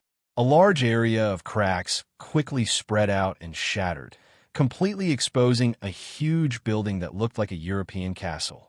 The castle was none other than the prison barrier itself. Finally, it's starting, Ito said softly from a tower on Itagami Island. He looked at the rusty bridge that connected the prison barrier to the island. Let me be the observer this time. With that, Ito-sei's figure instantly disappeared from the tower. The next moment, Ito-sei's figure appeared above the prison barrier, suspended in the air, waiting quietly. A little more than 10 minutes later, accompanied by a spatial fluctuation, a tall and thin boy with pale blue hair dressed like a medieval noble vampire in a movie, a black-haired girl with a ponytail who wore a black and white maid skirt and held a special-style metal spear, and another girl with short brown hair who looked a little boyish appeared in the prison enchantment. But for some reason, she was lying on the ground. Vigilant, the gun-wielding girl quickly sized up her surroundings. Is this the prison barrier? Then what is that building? The boy asked, his voice filled with confusion. It's the same thing, fourth primogeniture. A pleasant female voice echoed in the night sky. Along with the transmission of the voice, a young lady whose appearance was almost identical to the one lying on the ground appeared. The only difference was the length of her hair and the clothes she wore. The woman, who seemed to be much more mature than the young girl, slowly landed on one of the walls of the prison. That empty sanctuary is what the prison barrier looks like in Natsuki Minamiya's dream mirror. However, the Witch of the Void has awakened from the eternal dream mirror. The prison barrier has appeared. The long-haired woman wore a black dress similar to those worn by ancient Japanese court ladies. She had a sinister smile on her face. He stated in a light tone, "Mother, my lord." The young girl who was lying on the ground struggled to prop up her upper body and turned her head to look at the woman on the wall and said bitterly, "You are Yuma's mother?" The boy who was called the fourth primogeniture by the woman, Kodoshir, asked. The Yoma he spoke of should be the young girl lying on the ground. Her face is the same as Yuma's, the maid with the strange spear on the side said. Of course, that girl was a pure copy that I produced through monogenesis. She was just a shadow that I created to break the seal of the prison barrier. She and I are one and the same. That's why. How can you do such a thing? After the woman finished speaking, her right hand gently pointed at the girl below, Yuma. Ah! In an instant, she hugged her body tightly and knelt on the ground, screaming miserably. Xiaoguqing abruptly turned his head to look behind him. But at this time, a tall armored man made entirely of magic, like an ancient European knight, appeared above the numbback. Pitch-black marks appeared on his body, as if it was being corroded and on the verge of rupturing. "No, stop, mother!" Yoma cried out in pain. "It's time for you to return the power I lent you." The woman's expression remained unchanged, as if she were looking at an inanimate object. As he spoke, lines of magic power that resembled meridians and nerves appeared. They were attached to the body of the man in blue armor and the man in less NVU, respectively. "Don't!" The numb woman suddenly stood up and let out a blood-curdling scream that resounded through the sky. Pah! Although it was light, it sounded like a clap of thunder in some people's ears. The ink-black magic thread that connected the little girl and the blue-armored man suddenly tightened and broke, completely severing the direct connection between the two. Then, the man in blue armor flashed and appeared behind the woman. But at this time, the color of the armor changed from the original sky-blue color to the color of the night. "Yuma!" Xiaoguqing shouted and ran to Yuma, who fell to the ground again. "How dare you do such a thing? For a witch. The guardian is a part of her body that she gave up her human identity to get, and You took it away. The gun-wielding girl first looked at Yuma, then glared at the woman in fancy clothes and said loudly, "This girl is a puppet I made. Isn't it my freedom to do what I want with her?" The woman asked calmly, "What a joke. How dare you let my best friend suffer like this? Is that all you want to say?" Xiaoguqing gently put down Yuma in his arms. He turned around and glared at the woman with eyes that had turned crimson due to his rage. Magic power surged all over his body as he questioned loudly. Following that, the nature of the mana around Xiaoguqing changed, and he released streaks of golden, lightning energy. "Is this okay? The fourth true ancestor. If you send me flying, the prison barrier won't be unharmed." Ignoring the lightning that lit up the night sky, the woman still had a sinister smile on her face and said softly, "This way, it will also bring a corresponding backlash to the caster." Upon hearing this, Xiaoguqing abruptly withdrew the surging mana into his body. Then he asked loudly, "Where did you take Natsuki-chan?" The woman took action and silently summoned a book with a pitch-black cover from a space. "Grimoire," the gun-wielding girl said softly. "That's right, number 014, a grimoire that accumulates time. Using the power of the grimoire, it cast a curse on the witch and stole her memory." No, it didn't just steal her memory, it also stole the time she spent. The woman explained softly. "What do you mean?" Xiaoguqing asked cooperatively. Before she completely lost her magic power, Nangong Natsuki seemed to have escaped. But as long as the grimoire is activated, she can't use any magic. So that's how it is. All that's left is to find her and give her the final blow. However, at this moment, an unfamiliar voice echoed in the night sky. The woman's lips curved up slightly. With a joyful smile, she turned around and looked behind her. In an instant, 6 people, including an old man, a woman, an armored man, a gentleman wearing a tall hat, a short young man, and a slender man wearing black-rimmed glasses and a Chinese-style long gown, appeared in front of the woman, Xiaoguqing, and the spear-wielding girl who were also looking up. "If that's the case, we can help you," the extremely sexy blue-haired woman said casually. "Everyone has the same feeling of wanting to kill that woman," the old man said. Just from the way they spoke and the way they treated Nangong Natsuki, it was easy to guess that the 6 of them were prisoners of this prison. "Immortal City, Amai, the witch secretary?" The man in the hat looked at the woman and said, "Thank you for prying open this hateful prison's barrier gate. It's just a few of you. What's wrong with the others?" The woman, "Immortal City, Amai," glanced at the 6 people and asked, "Don't mention what's wrong. Look at that thing."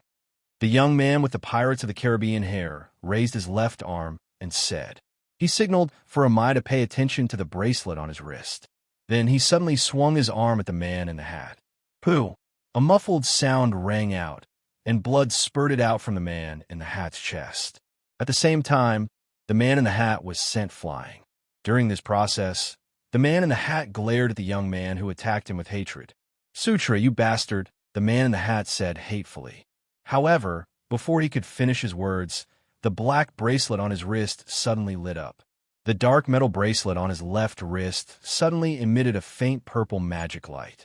Then, numerous chains made of magic quickly wrapped around his body, binding him and dragging him into the void created by the triangular spatial magic array that suddenly appeared behind him. Then, he disappeared along with the magic array. So that's how it is.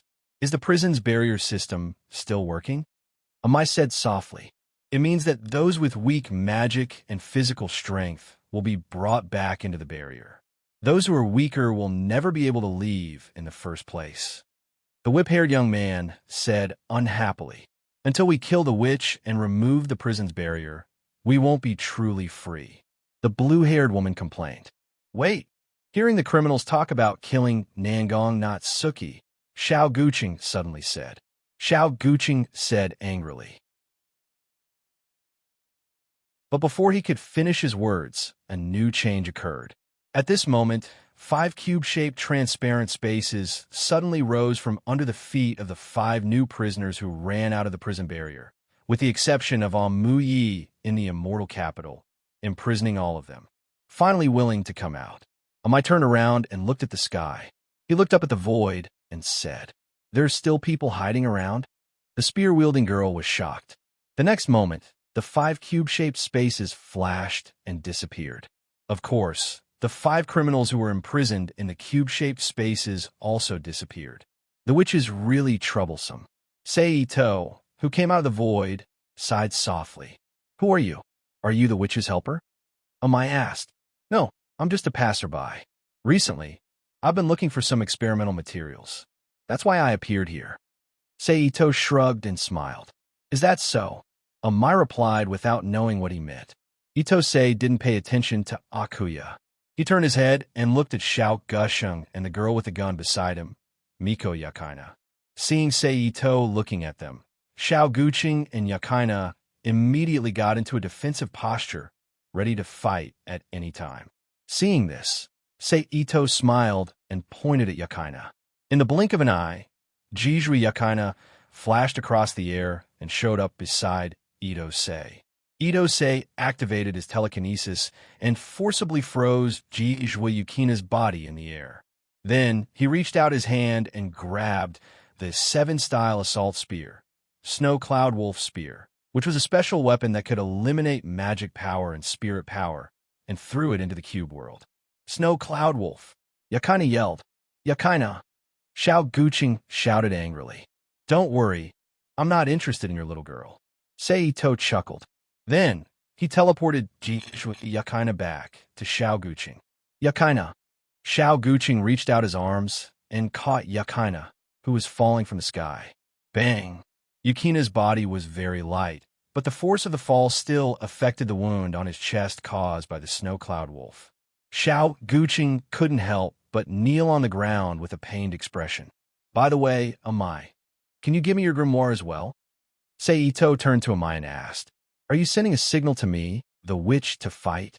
Hearing this, Immortal Capital's Amu Yi put away the sinister smile that had been hanging on his face and said faintly, "To the witches of this world, the grimoire was a treasure, a life, and the proof of their existence. Any guide who tried to steal the grimoire from them would be seen as a provocation, a sign of war. I hope we can settle this peacefully." Seito shook his head. "That's impossible." Immortal Capital's Amu Yi answered straightforwardly. "So we have to fight in the end." Seito sighed. In the next second, Seito's body flashed and appeared next to Amai. He reached out and grabbed her neck. Amai also flashed and teleported to the side with a teleportation spell. Then she yelled Shadow. As soon as she finished speaking, an armored man appeared next to her. He held a European-style greatsword and slashed at Seito. Itosei clenched his fist, and a burst of lightning energy filled with divine power instantly erupted from his fist. Then, along with his punch, it bombarded the armored man. Boom! A violent explosion sounded. At the same time, lightning spread all over the armored man's body. He curled up like a real person. At this moment, Amai pointed at Seito. Almost instantly, several pitch-black magic fences rose from under Seito's feet and wrapped around him. With a thought, Ito Seiji's body suddenly exploded, turning into countless fine lightning bolts, rushing out of the magic fence and rushing toward Immortal Capital Amai.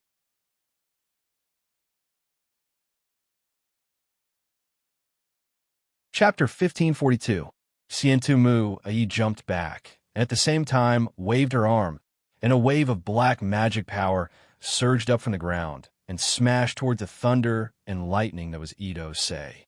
However, at this moment, accompanied by an obscure spatial fluctuation, Ito Sei's figure suddenly appeared beside Ai again. He raised his head and stared straight at ice-blue eyes. At this moment, a powerful mental attack was released from his eyes and directly poured into Immortal Capital Mu Ai's mind. Feeling the powerful mental attack, I couldn't help but frown, but she didn't feel dizzy, so she couldn't use magic.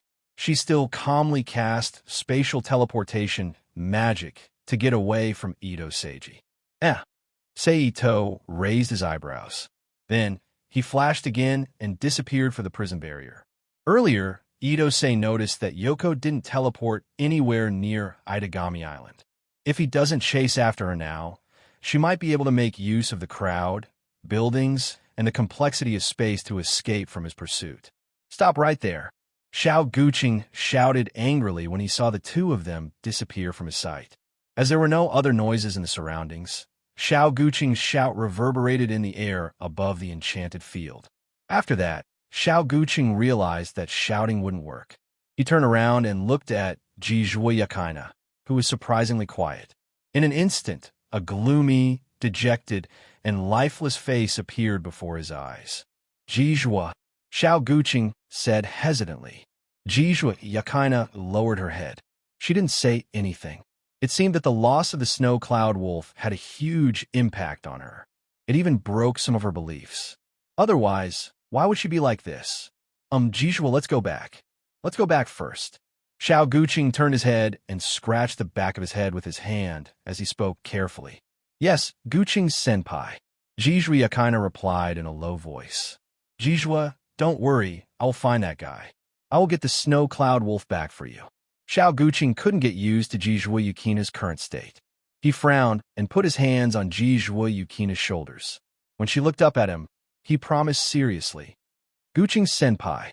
Jizhui Yakaina looked at Xiao Guqing and said softly, but now, we have to send Yakaina to Shang-san. Xiao Guqing felt that Yakaina seemed to have recovered a little. He nodded with a serious face, then turned around and walked to Muyuma. He bent down and carried her in his arms. He said, the kind Jizhui Yakaina didn't object. She followed Xiao Guqing, who was carrying Yakaina Shang-san.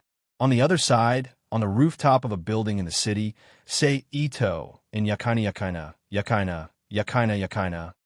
Give up, Yakaina Shang-san. Say Ito said, you're really hard to deal with. Yakaina Shang-san frowned. Yakaina Shang-san flipped his wrist and took out a thick book with a black cover. It was a grimoire. Then, the grimoire in Yakaina Shang-san's hand started flipping quickly. During this process, a large amount of mana was released from the grimoire and formed a large magic formation. The magic formation spread out on the ground where the two were standing. Under the influence of this magic array, a unique domain-type aura emerged from the magic array. Then, 8 unfamiliar figures appeared on both sides of Yakaina Shang-san. The reason why he said they were half-strangers was because Ito Chengdu knew these 8 people. However, in addition to the abilities they might have, he didn't even know their names or what they used to do. This was because, among these 8 people, only 6 were people he had seen with his own eyes at the prison barrier, while the other 2 were people he knew through other means.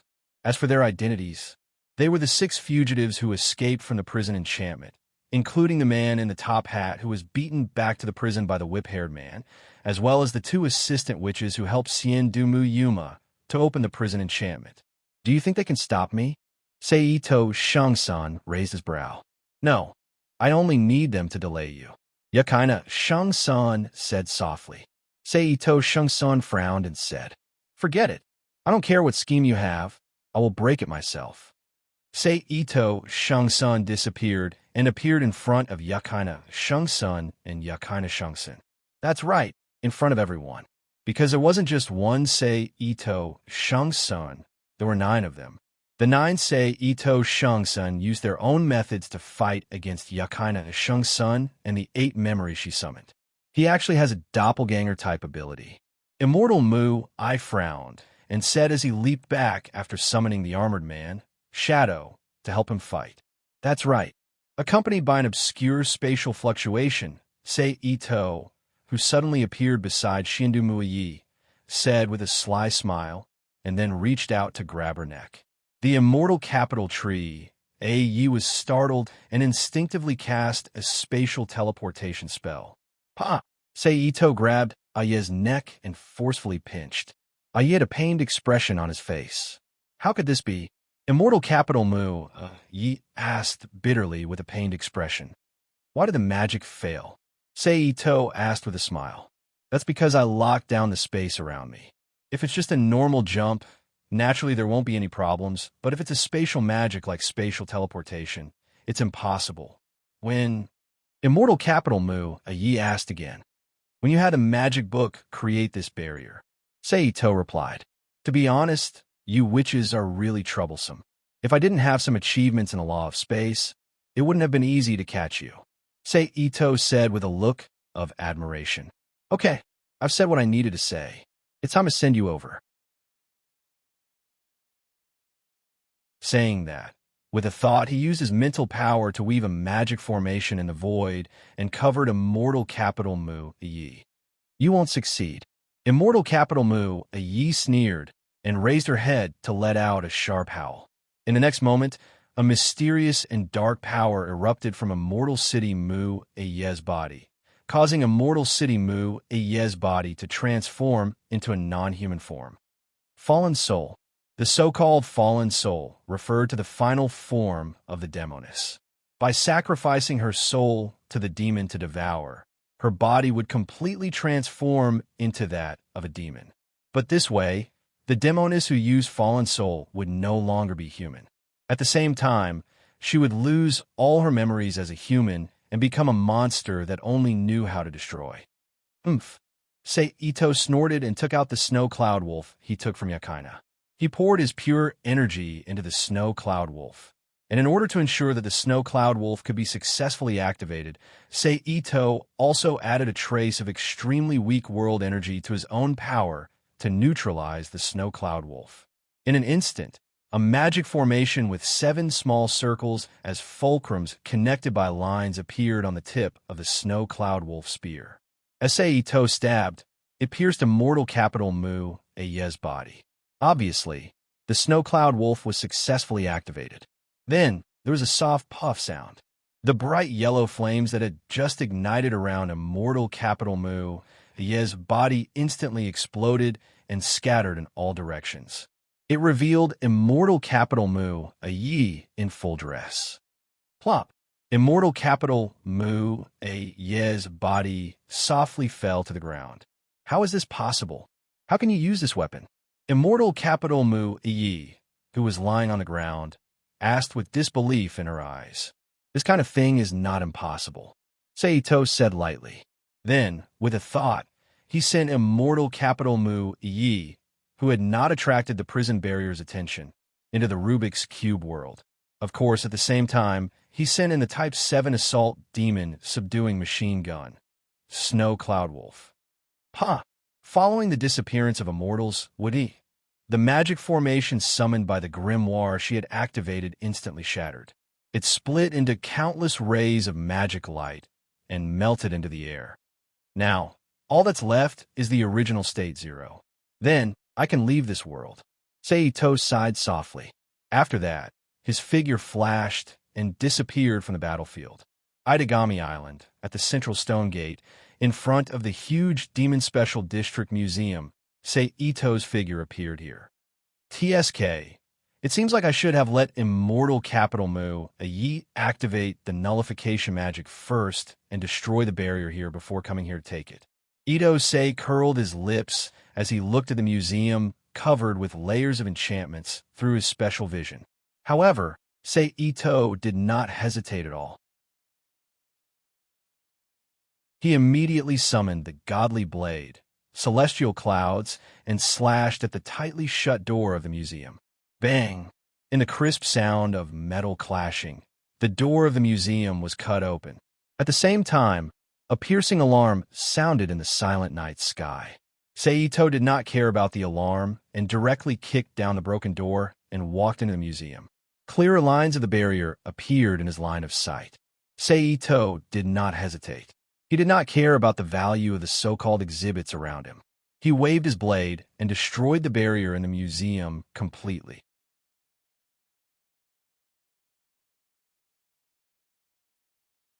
Chapter 1543. With the destruction of the enchantment, more and more special collections hidden in the museum that could not be discovered by ordinary people were revealed. Saito released his spiritual power and formed a net-like field of detection as he searched the museum. Found it. Soon, the corners of Ito-sei's mouth curled up, and he said softly. Then he walked straight to the Type 0 Assault Demon Subduing Machine Gun. Half a minute later, Ito stood in front of a small door.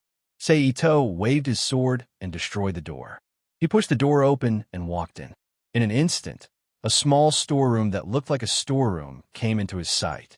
The room was not big, only about 40 square meters, but it was filled with things, making the room look very narrow. There was only a passageway that was barely enough for two skinny people to walk side by side.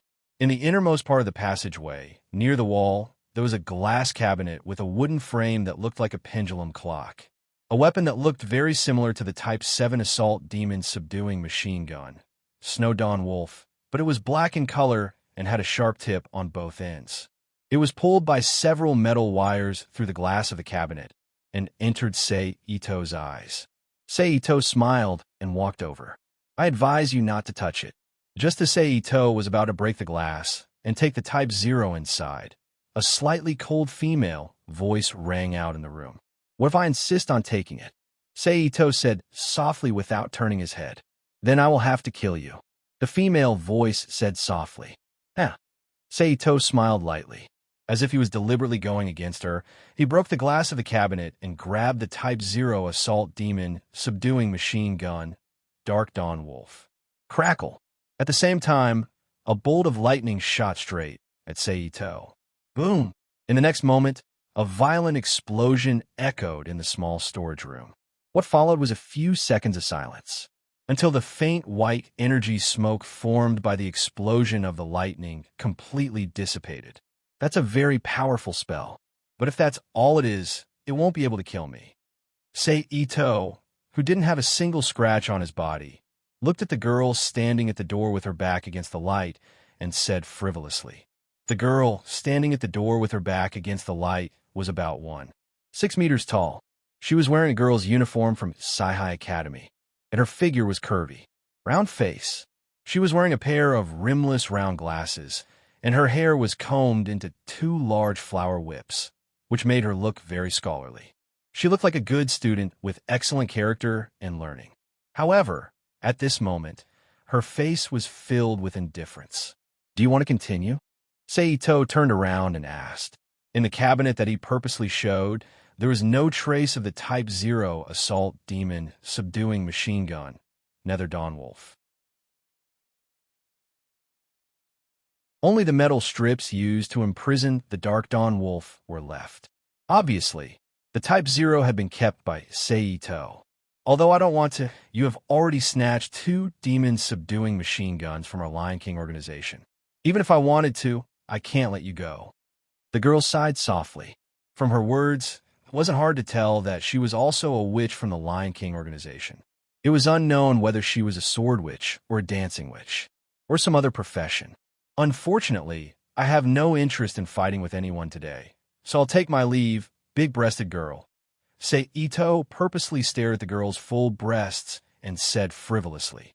After speaking, without waiting for the girl's response, he immediately teleported and disappeared from the storage room. However, in the next moment, Ito appeared in the museum. You've prepared everything.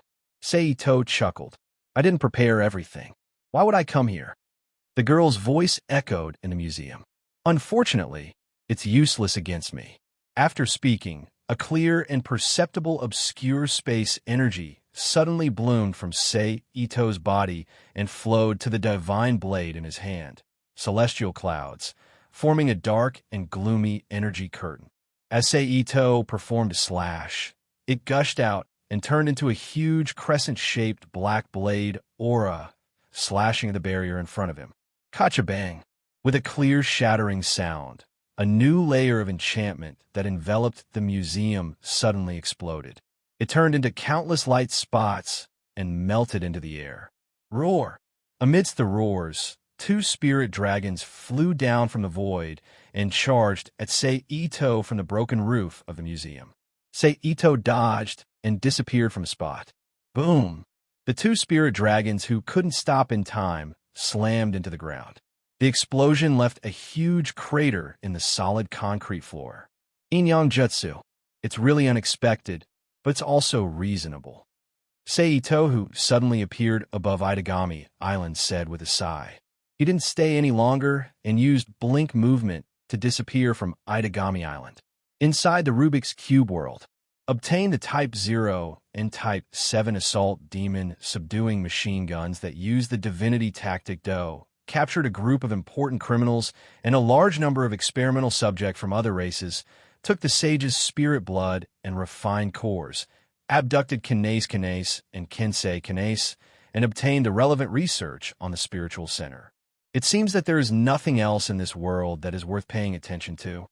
Ito Sei, who was hovering in the void of the Rubik's Cube world, lowered his head and muttered to himself, "But I'll leave it for a while and see how it goes.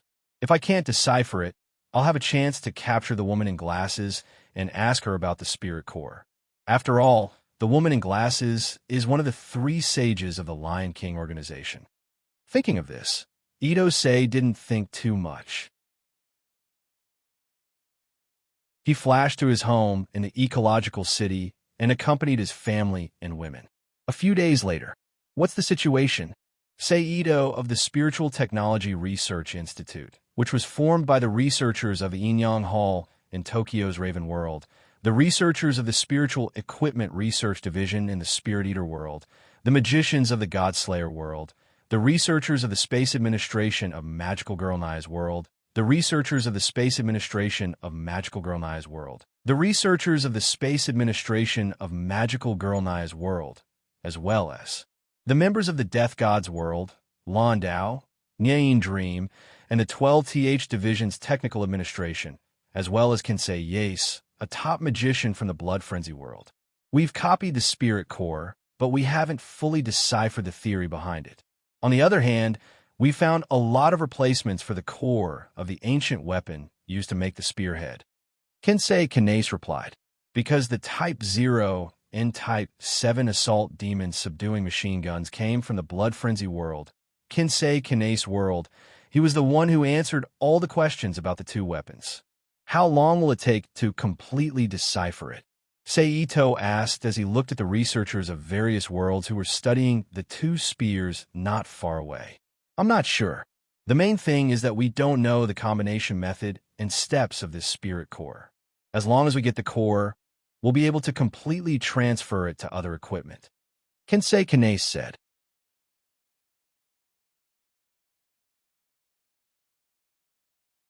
Chapter 1544. P.S. Thank you to Halcyon for your precious monthly votes. Thank you to NXCX for your award. Thank you to War God in Purple for your evaluation vote. In other words, you still need the information of the producer? Sei Ito frowned. If you're not in a hurry, you can wait until the other side recommends the combination method and steps of the tactic. Kensei Yase was referring to the researchers from the Magical Technology Research Center of the Dimensional Administration. They were now responsible for the deduction of the tactic combination using the magical quantum computer. "I see." Sei Ito nodded. Then, after watching for a moment, he left and appeared at the location of the Technology Development Bureau. "Landau, is there any way to read the information recorded on the other party's soul just through the activity of human brainwaves?" Sei Ito looked at Landau, who was trying to crack the temporary soul technology of Sayasu Karisho on a test bench. "Yes." Landau, who was in the middle of his research, replied faintly without raising his head. "Well, get ready and help me get a guy's memory out." Sei Ito was overjoyed and said quickly, "Got it." Landau agreed. Then he straightened up and took off the clothes that were like an apron, but not an apron. Then he turned and left the laboratory to prepare what Sei Ito wanted. Seeing Landau leave, Ito Sei, who stayed in the room, didn't hesitate. He immediately moved his mind and transferred a prisoner who was imprisoned on an isolated island above the sea area of the Magic Cube world. There wasn't even a teleportation door in front of him. In an instant, a man wearing a Chinese-style robe and Mandarin jacket appeared. A black-haired young man with a pair of frameless square glasses appeared in the laboratory. This person was none other than one of the escapees who escaped from the enchantment prison before Itagami Nether Chariot. At this time, his whole body was imprisoned by a special power in the Rubik's Cube world. It couldn't be helped. This guy's body was very special. He was not affected by any special ability including magic power, spiritual power, and superpowers. Therefore, he himself didn't have any special abilities, but as one of the 6 escapees who escaped from the prison's barrier, he must have the strength to achieve all of this, which was a powerful physical technique that could defeat all kinds of strange powers. Therefore, in order to prevent him from causing trouble, he could only use a special confinement force that could only be released in the Rubik's Cube world to restrain him.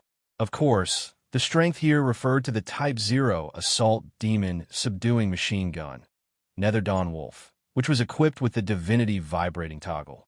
If it was just a simple barehanded fight, although his physical strength was still strong, it was not so heaven-defying that he could ignore other experts of the same level. After all, even if his constitution made him immune to the effects of the xenogeneic powers, it didn't mean he wouldn't be harmed by the physical effects of the xenogeneic powers. As for why he chose to work with the Type 0 assault demon subduing machine gun, Nether Dawn Wolf, that was because the gun was originally his weapon, and the sealed item in the Lion King's hands was secondary.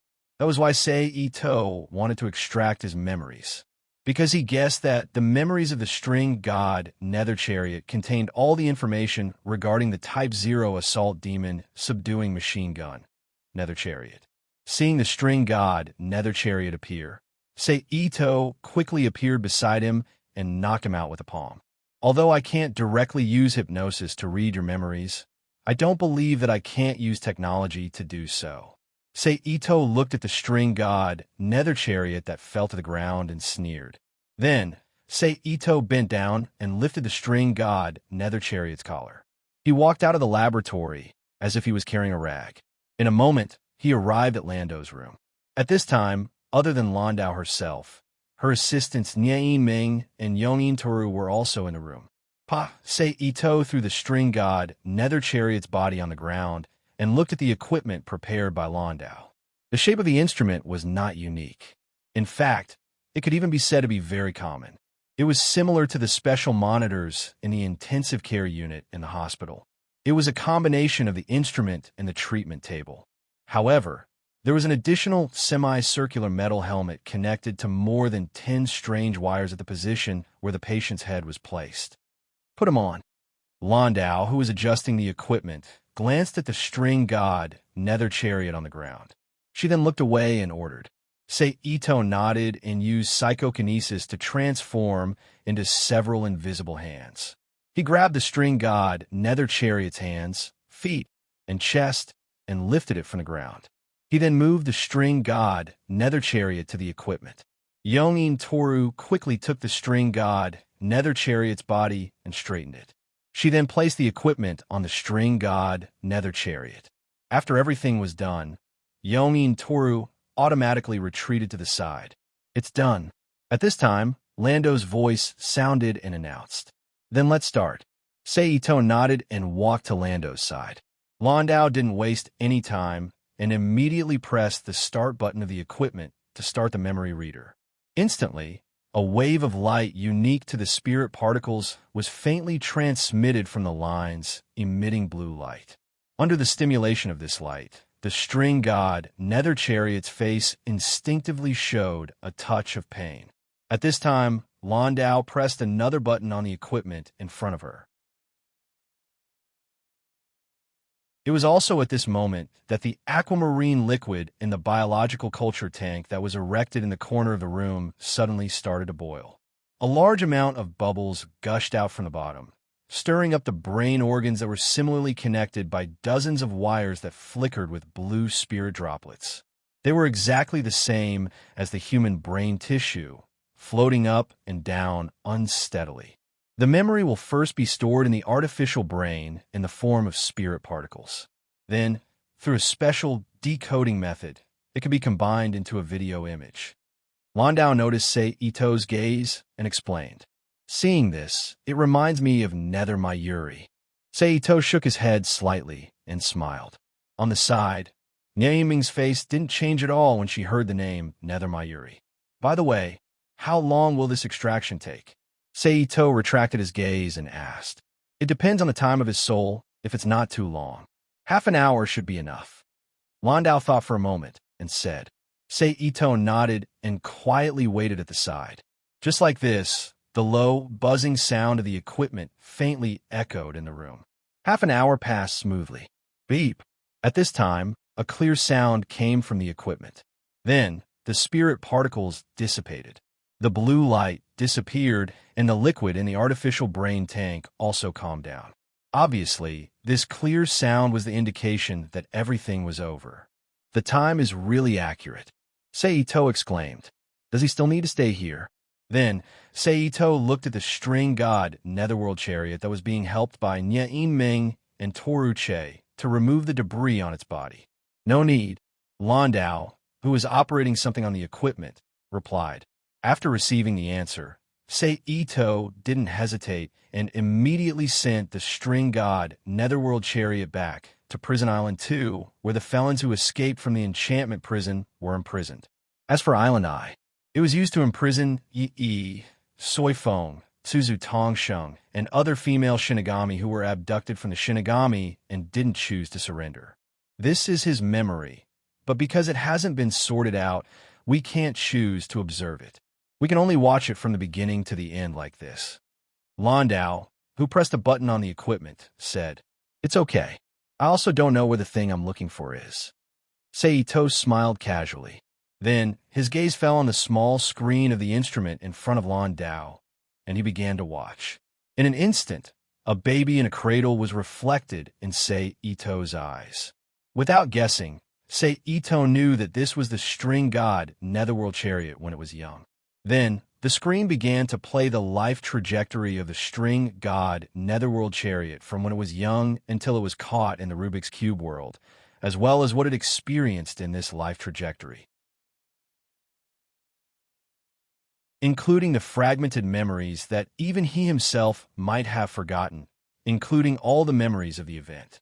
But how vast was the memory of a human? If it was read in the normal way, it would take at least the same amount of time as the person being read lived to finish all of it. Therefore, the only way to quickly read all of the memories was to fast forward. With Ito's extraordinary eyesight and memory, he could extract all the important information from the fast-forward playback. Even so, it still took Ito, nearly a week to browse through all the memories of the string god underworld chariot. It couldn't be helped. In a situation where he hadn't sorted out the information, even if he fast-forwarded it, he couldn't use too high a multiplier. Otherwise, before the information of the spirit particles could be edited, it might be destroyed in the process, and everything would be in vain. Phew. Finally finished. Ito closed the screen and sighed. He pinched the bridge of his nose and sighed. But I have to say, the information contained in this guy's memories is shocking. It overturned my understanding of Itagami Island and the Lion King organization. It's a pity that there isn't any information about the quintessence vibration wave dough that I want. Looks like I have to find trouble with that woman. He sighed helplessly again. Then, he disappeared from the R&D department.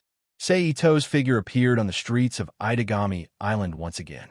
Then, Ito turned around and changed into another person in the white smoke that suddenly exploded from his body. He moved toward the target location, Saikai Academy. That's right, Saikai Academy.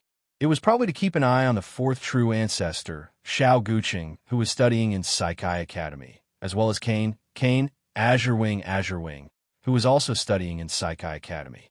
As one of the 3 sages of the Lion King organization, she was also studying in the school under a fake identity.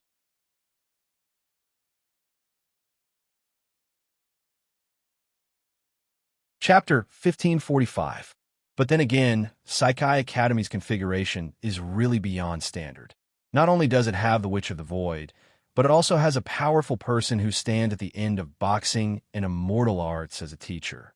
Inside, there is also the 4th true ancestor, Kodoshur, the Witch of Canon, the Mimic Angel, Canon, as well as the leader of the 3 saints of the Lion King organization, the 7 types assault demon subduing machine gun, Snow Dawn Wolf sword sorcerer, and a superpower student. If it weren't for the fact that they each have their own goals, the combat power that erupted after the combination is definitely enough to kill the so-called gods and demons. Outside Saikai Academy, Ito looked at the inside of the academy and thought to himself. Then, he took out a piece of white paper and tore it open. Hiss! In just a few moments, the white paper was torn into tiny pieces. Ha! Ito, who was holding the shredded paper in his hand, clapped his hands together. He then raised his hand and tossed it into the air. The shredded pieces of paper that scattered like snowflakes immediately transformed into small blue butterflies. They gently flapped their tiny little wings and flew toward the Rainbow Sea Academy campus. Ito closed his eyes and turned his vision to those butterflies. Found it. After a while, Ito opened his eyes and said softly with the corner of his mouth slightly raised. Then, with a thought, he silently activated instant transmission. In an instant, the girl with glasses who was pretending to be a good student and studying seriously in the classroom changed her expression and suddenly disappeared from her seat. The student who found that the girl with glasses suddenly disappeared instinctively let out a cry of surprise. At the same time, outside the campus of Saikai Academy, the girl with glasses appeared in front of Ito. Ito made his move and slapped the girl with glasses on the neck, who was a little slow to react, and knocked her out. The girl with glasses, who only had time to see Ito's face, blacked out. Her body softened and fell. Ito reached out and hugged her. Then, he tossed her into the Rubik's Cube world. Then, Ito flipped his hand again and took out a piece of white paper. With a light shake, a paragraph of black ink appeared on the paper. After that, he teleported the paper to Motoki Yase's tree table in one of the first-year classes. Yase Motoki was Asami's childhood sweetheart. He was also Xiao Guqing's good friend. Aside from that, he was also a secret spy sent by the Lion King organization to watch over Xiao Guqing. He had a superpower called Sound Barrier, the so-called Sound Barrier. It was a type of sound-related superpower. It could spread the sound out like a radar, tracking and monitoring people within a certain range. Of course, apart from this method of application, he could also use a special drug similar to the Ultra Crystal that Takitsubu Lee had consumed in the magical Forbidden World to gain the ability to temporarily control airflow. Then, he could use this ability to create an air clone to track and monitor people from a distance. However, the weakness of this ability was that it could not withstand external forces. It would be destroyed with a little strong vibration. It was very unstable. Looking at the paper that suddenly appeared on his desk, Motoki Yase's expression immediately changed. He quickly grabbed the paper, ignored the teacher who was in class, and stood up. He said loudly, "Teacher, my stomach hurts. I want to go to the toilet." "Go." The teacher frowned and allowed him to go. Motoki Yase, who got permission, covered his stomach with one hand, bent his body slightly, and pretended to be in pain. He quickly walked out of the classroom and ran to the upper and lower floors where there was no one. Then, he opened the crumpled paper and lowered his head to read it. "The silence breaker is in my hands. If you want her to be safe, give me the divinity vibration wave drive tactic OE in exchange." The dark words pierced deeply into Motoki Yase's eyes. Motoki Yase frowned. He raised his hand to put on the earphones hanging on his waist, closed his eyes, and activated his superpower, Sound Barrier. In an instant, an invisible wave spread rapidly with him as the center. In the blink of an eye, it shrouded the entire Saikai Academy building. Inside the black and white enchantment space formed by the invisible ripples, there was a black and white enchantment space. The situation of each class in Saikai Academy was transmitted into his mind. Motoki Yase used his mind to block out the irrelevant parts and directly locked onto the class where the silence breaker was supposed to be. In the image transmitted back to his mind, the silence breaker, who was disguised as his girlfriend, was not sitting in her seat. The situation in the class also seemed to be a little chaotic. It did not look like a class was in progress. At this time, Motoki Yase's mind moved and included the blocked sound into the range of his receiver. In an instant, a large number of discussions that were originally low but sounded like loud voices in his ears rang out beside his ears. "What do you think is going on?" Why did Koyama suddenly disappear? Koyama was the silence breaker's disguised identity in the school. Who knows? Maybe she offended someone. No way. Koyama is such an honest person. Or maybe her family got into some trouble. That's right. Hearing this, Motoki Yase, who had basically determined how the silence breaker disappeared, deactivated his ability. He opened his eyes, hung the earpiece on his ear around his neck, took out his phone, opened the contact list with the name Miss Fada, and dialed. Beep, beep. Sorry, the number you dialed is not in the service area. Sorry. 10 seconds later, a female voice came from the phone.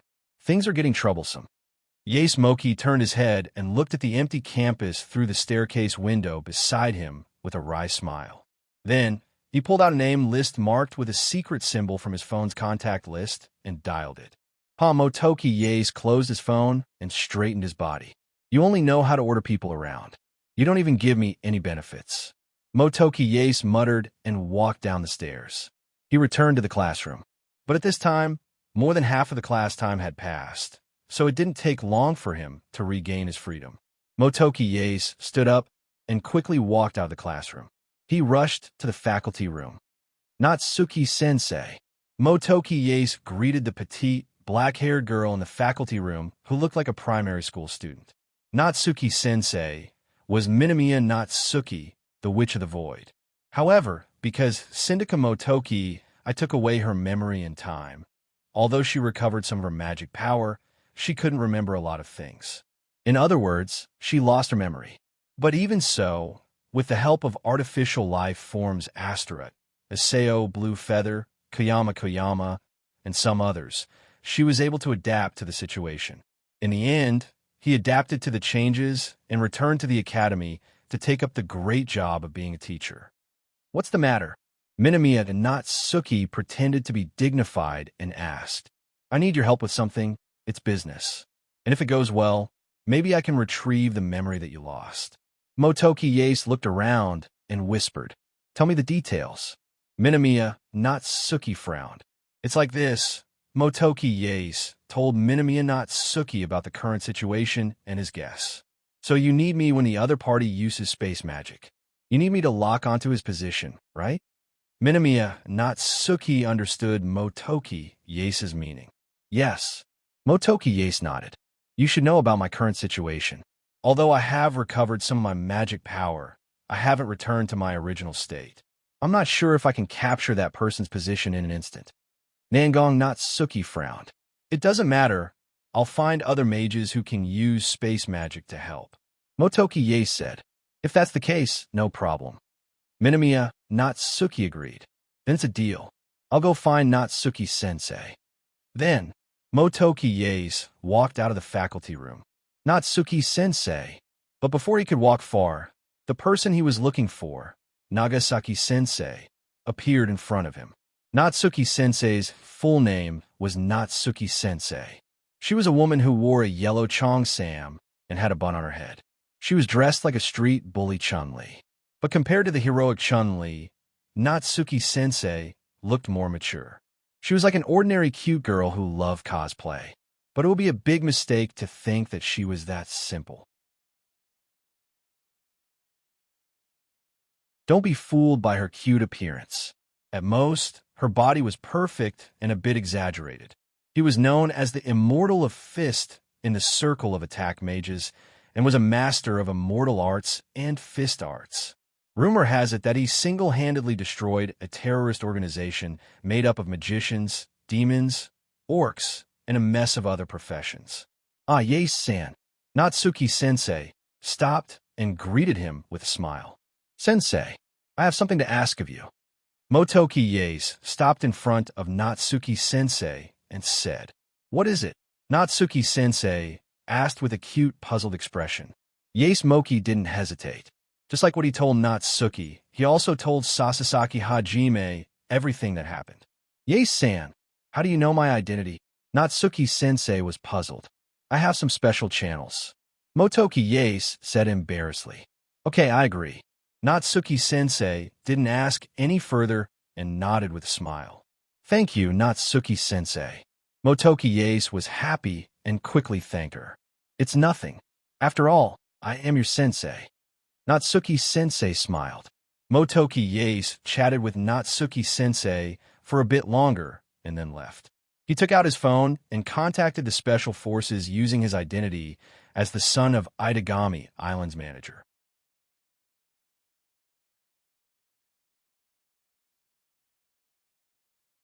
Chapter 1546. P.S. Thank you to Kaze Morg for your precious monthly votes. Flutter. That evening, while Motoki was still in a daze, he heard the sound of a bird flapping its wings. Motoki raised his head and looked in the direction where the sound came from. In an instant, an owl appeared in front of him. The owl was not afraid of humans. It landed beside Motoki Yase and turned its neck to look at him. How's the preparation going? A voice that was very unfamiliar to Motoki Yase asked. Are you the hijacker? Moki Yase's expression changed as he asked seriously. That's right. Where's the hostage? Motoki asked. She's in a safe place. I need to see her with my own eyes. Once I'm sure she's safe, I'll make the deal with you.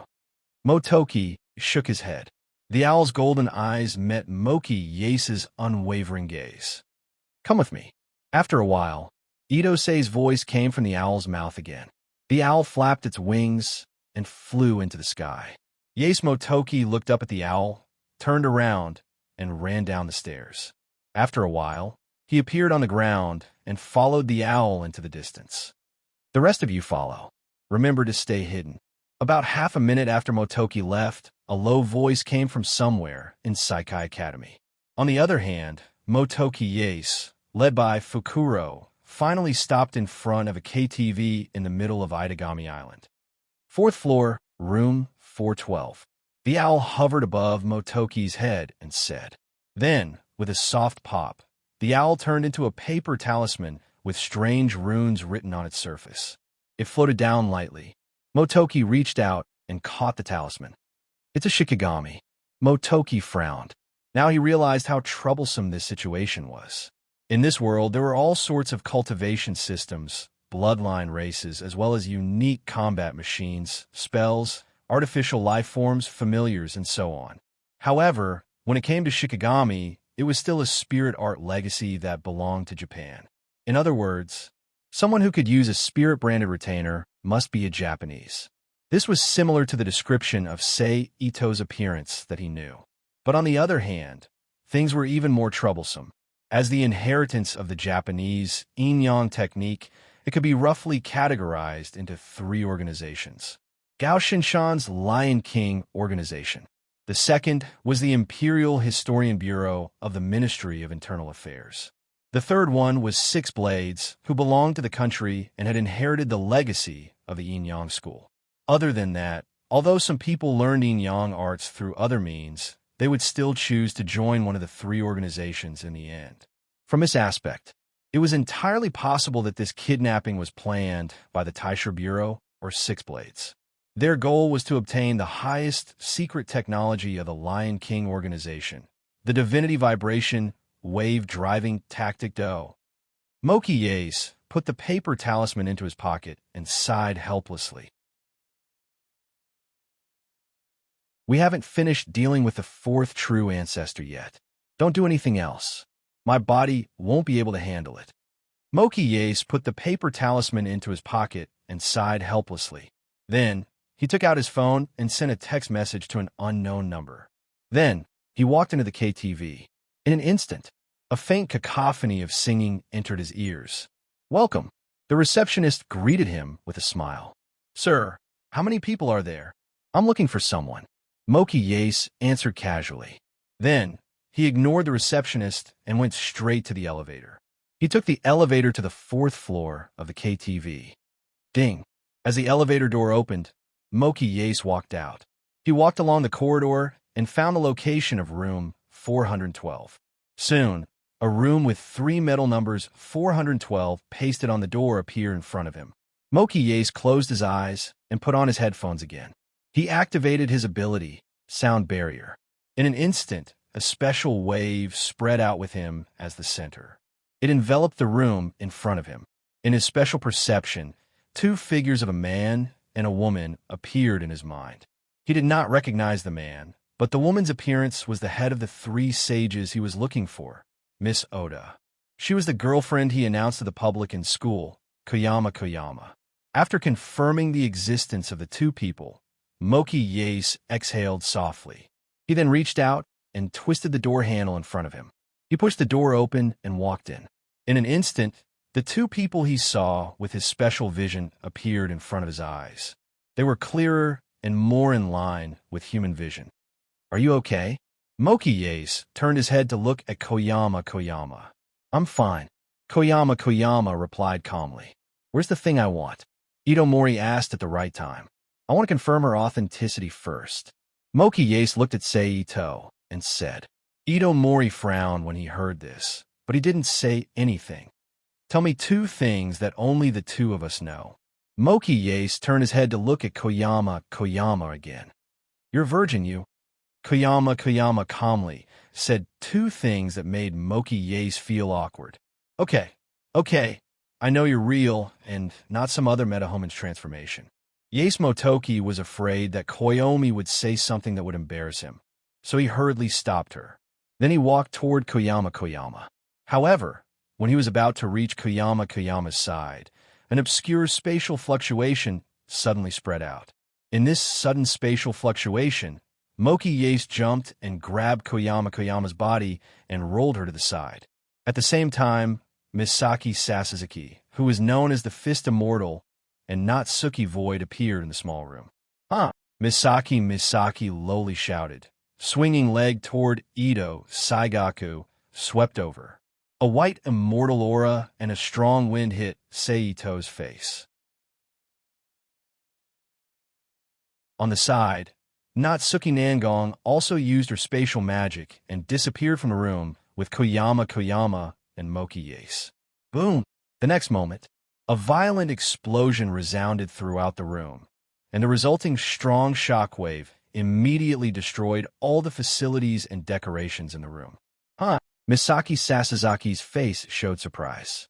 This was because not only did her originally well-thought-out attack not have any effect, but it was also blocked by an invisible barrier. Ito Sei, who blocked Sasazaki's kick, smiled at her, and with a thought, he launched instant transmission. In an instant, the two of them disappeared from the room and appeared in the air above Itagami Island. Then, Ito's figure flashed again and appeared behind Misaki Sasazaki. He used his palm to hit the back of her head. Misaki Sasazaki lowered her head and dodged Ito's attack. At the same time, she turned around and swung her leg, creating a white immortal aura blade that slashed at Ito's body. Ito's figure flashed again and appeared behind Misaki Sasazaki. He swung his palm at her neck. Misaki Sasazaki raised her arm to block. Bang! Misaki Sasazaki's body moved sideways as she couldn't fly. But while she was moving sideways, Misaki Sasazaki swung her right fist at Seito. Whoosh! A white beam of light shot straight at Seito. It was a pure immortal aura attack. Seito's body turned illusory, and the beam of light went straight through his body. But in the next second, the illusory Seito suddenly turned into several copies and appeared around Misaki Sasazaki at the same time. They attacked her from all directions. Misaki Sasazaki might be a fist immortal, but she was still a human. There were some unavoidable problems.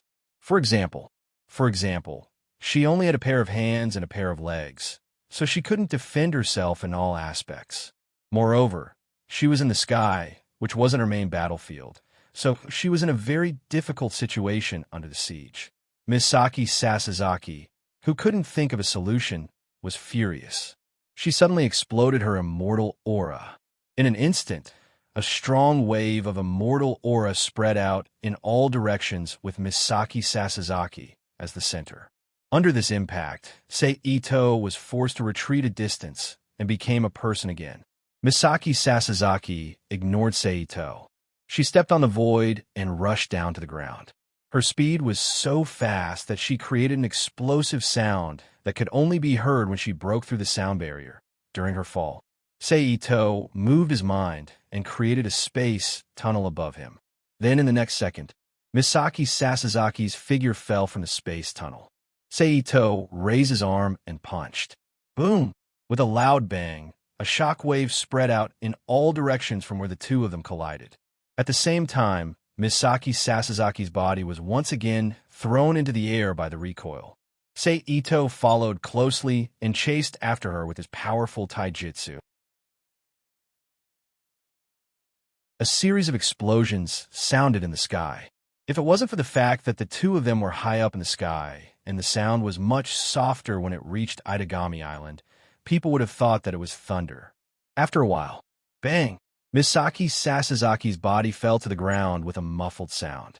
Ito-sei flashed and appeared next to her, once again launching a pursuit. After a few moves, Seito broke through her defense and punched her in the chest. Misaki Sasazaki's face showed great pain. Seito didn't stop attacking.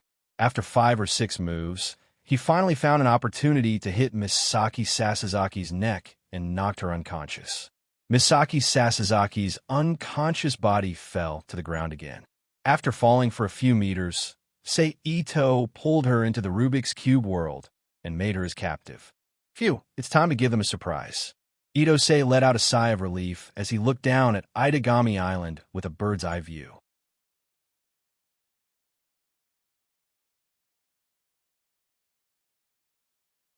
Chapter 1547.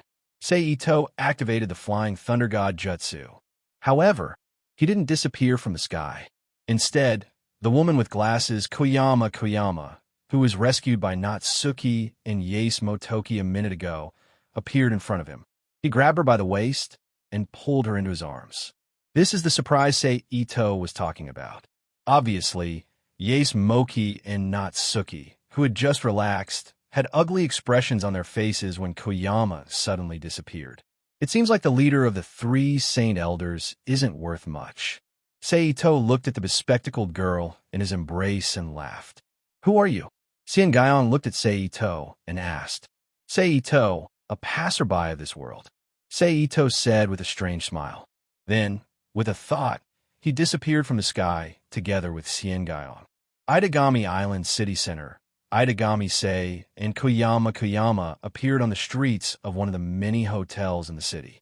Ito-sei walked into a nearby hotel with Xian Gaiyong, whose spiritual power had been sealed and her strength had been dissipated by a special technique. He used hypnotism to persuade the hotel waiter to open a room for an hour and took her in. Bang!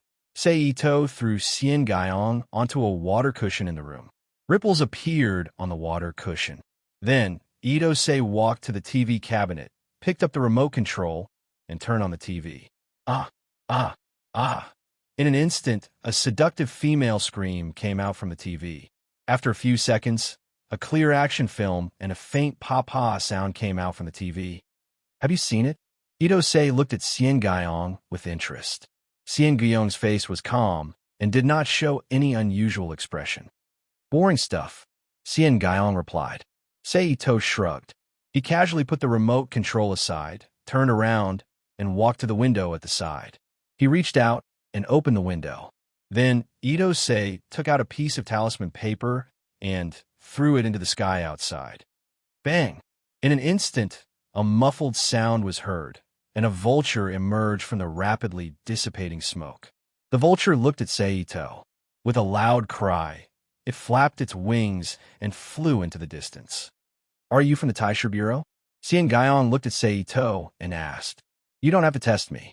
I don't belong to any organization. Seito turned around and sat down next to Xian Gaiyong. A mercenary? Xian Gaiyong muttered. Ito-sei didn't pay attention to Xian Gaiyong, who was guessing, and watched the action movie on TV with great interest.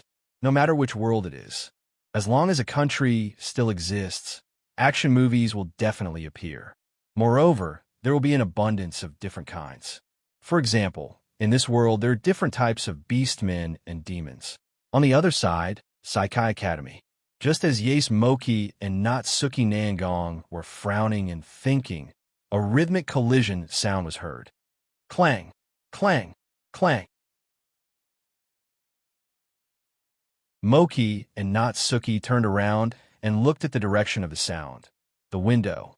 Then, A vulture that shouldn't have appeared on Itagami Island came into view. It should be that guy. Moki and Natsuki looked at each other and said. Then he stood up, walked to the window, and opened it with his hands. 1 hour. After 1 hour, we'll redo the trade. If you're still the same as before, then I'll give you a chance. If you do the same thing as before, let the Lion King organization choose a new saint. Oh, and that woman with the bun hair. Seito's voice came out of the vulture's body. After saying that, without waiting for Motoki Yae's to reply, the talisman turned back into a paper talisman with a muffled bang and fell to the ground. Yae's Motoki bent down to pick up the talisman from the ground. He sighed helplessly, closed the window, and returned to his room. After so long, not only did we fail to save her, we even let Nisuki-sensei fall into the enemy's hands. Really? Moki said dejectedly. Natsuki frowned. Her face didn't look good. Moki took a deep breath and said to Natsuki, Sensei, I need to make a phone call. Go. Natsuki said impatiently. Moki took out his phone and left the room. As he walked out of the room, he pulled out the number marked with a special mark from his address book and dialed it. Beep beep. Hello. It's me, Moki Yaes, 1 hour later. Inside Nangong Natsuki's office in Saihai Academy, a rhythmic clashing sound could be heard. Moki Yaes and Natsuki Minamiya turned around and saw a new vulture spirit-branded retainer outside the window. Motoki Yaes stood up, walked quickly to the window, and opened it. Phew! The vulture flapped its wings and landed on the window. Is the thing ready? Seito's voice came out of the vulture's body. It's ready. It's all here. Moki took out a USB flash drive and showed it to the vulture. Then he put it away and asked, What about the hostage? She's safe. What's the deal? Moki nodded and asked. The vulture opened its beak and took out a lipstick-like object from its beak. Take it and press it down hard. Also, let me remind you, before you press it, you'd better give the memory card with the data to that woman over there. Yaes Motoki had a confused look on his face, but he obediently handed over the memory card to Natsuki. He then reached out and took the object from the vulture's mouth. He lowered his head and looked at it.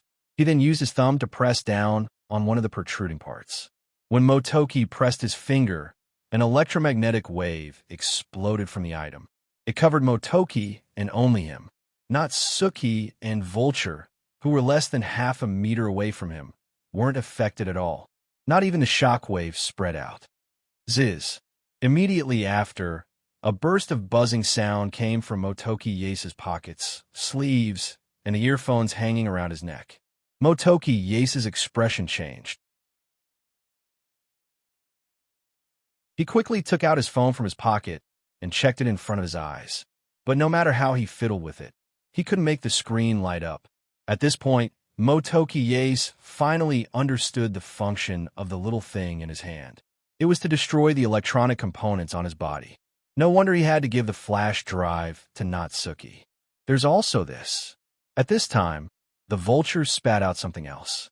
It was a talisman with strange runes on it. Take it and hit it hard. Motoki Yaes took the talisman with an ugly expression. He looked at the vulture in front of him, gritted his teeth, and slammed the talisman down. In an instant, a wave of spiritual energy burst out from his palm and enveloped his body once again. After 3 to 4 seconds, it quickly disappeared. What made Motoki Yaes feel strange was that the power of the talisman didn't seem to have any effect on him, his ability, or the things he had on him. It was as if everything that had happened before was just a trick. Finally, take it. It will take you to the transaction location. Finally, the vulture spat out another talisman. Yaes Motoki quickly took the talisman from Chunfan. Puff! The moment he took the talisman, Vulture's body suddenly exploded and disappeared in front of him and Natue. Nothing was left behind. How do I use this thing? Moki looked at the talisman in his hand and asked. It's probably similar to the talisman. Natsuki, who handed the flash drive to Moki, guessed. But I can feel that this talisman has the power of space. Moki took the talisman and put it in his pocket. He nodded and hit the talisman. The next moment, a dark and obscure energy burst out from the talisman, forming a light shield that covered Yaes Motoki's body. Then, The light shield quickly shrank, and in the blink of an eye, it was as small as a dot. Finally, it disappeared like a bubble in front of Natsuki's eyes. Reckless brat. Seeing this, Natsuki Nangong scolded in anger. At the same time, in the hotel's hourly room, a dark hole suddenly appeared, and Yace Motoki's figure was spat out from it. He looked around vigilantly. Immediately, Ito Sei, who was the one who made the deal, Koyong, who was the hostage, and the action movie that was playing on the TV came into his sight. Moki Yace listened to the strange sound coming from the TV. Although he has never been here before, he is familiar with the pink and ambiguous environment. Moki Yace's eyes became a little dull. Obviously, all of this had caused him to have some reverie. "Where's the thing?" Seito asked. "Here." Moki Yace, who came back to his senses, quickly took out the flash drive from his pocket and said. Seito reached out and grabbed the flash drive. He then took out a quantum computer and inserted it into the flash drive in front of Moki Yace and Koyong. He opened the flash drive and began to look at the information inside. Probably because they had heard of Ito Sei's methods, they didn't think that using a fake tactic would work. The people of the Lion King organization were very honest. They did hand over the real divinity vibration tactic though, but it was only half of it. "Where's the other half?" Seito raised his eyebrows and asked. "It's hidden in another place, but only after we leave safely will the people who receive my orders put it down," Moki Ye said in a deep voice.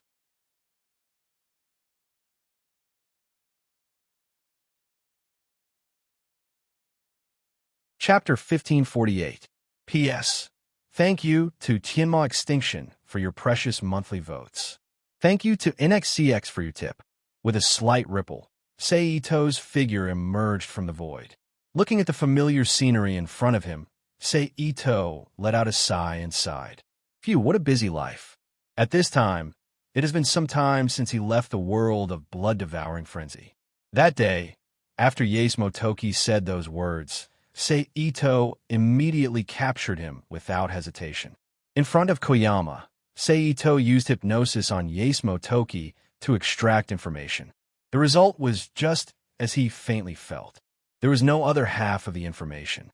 If Seito really went to the designated location, he would be surrounded by the Itagami Island Guards, the Lion King organization staff, and the National Attack Magicians.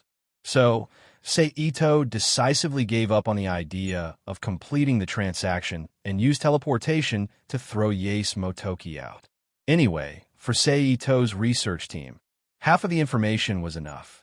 Coupled with the super-fast analysis speed of the quantum computer, Seito believed that it would only take a few days to completely decipher it.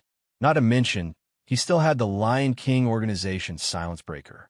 Even if she didn't know all the information about the quintessence vibration wave manipulation deal, she should know the principle behind it. Deciphering it would be very easy. After throwing Yace Motoki out, Seito brought Koyama, who was now a prisoner, out of the hotel and returned to the Rubik's Cube world to hide. After about a week in the world of blood-devouring frenzy, Soren activated the Rubik's Cube and left the world of blood-devouring frenzy. But this time, he didn't directly return to the main world. Instead, he once again came to the world of the Dark Saint Scripture. But since there was nothing else in this world that could catch his eye, then, however, that didn't mean that this world had no value at all. It was quite suitable to be Alea's supply source. After all, this world's development was similar to the origin worlds in the 1990s, and its population exceeded 5 billion. Therefore, Seito directly sent out his army. They launched a strategy to conquer the entire world. Because there was no special power that was too strong, it took less than a week for the whole world to be shrouded in fear and shadow of the invader, Ito Seiji, to reach the standard of being able to be devoured. In this regard, Seito naturally did not hesitate. He immediately controlled the Rubik's Cube and began to devour the dark, holy Sutra world. However, during this process, due to the increase in dimension caused by the ascension of the main world, it caused some problems. It took a bit longer than usual to complete the process. Then, Say Ito teleported again and appeared in the world of Eva, which also had nothing good. Then it was the world of heaven and earth. In addition to these three worlds, Say Ito also returned to the world of pitiful girls and the world of Heaven Sword and Dragon Saber to see if these two worlds were worth conquering. However, he found a world in chaos, and the war between espers and ordinary people was not over yet. First of all, Zhang Wuji was a pretty good emperor, and he was also an acquaintance. No matter what, it wasn't easy to make a move on him. Thus, Zhang Wuji gave up on the idea of conquering him and decided to end this period of time and return to the origin world to take a look at what it had become. That was why the scene at the beginning had occurred. It seems that I've been away for a long time. He narrowed his eyes slightly.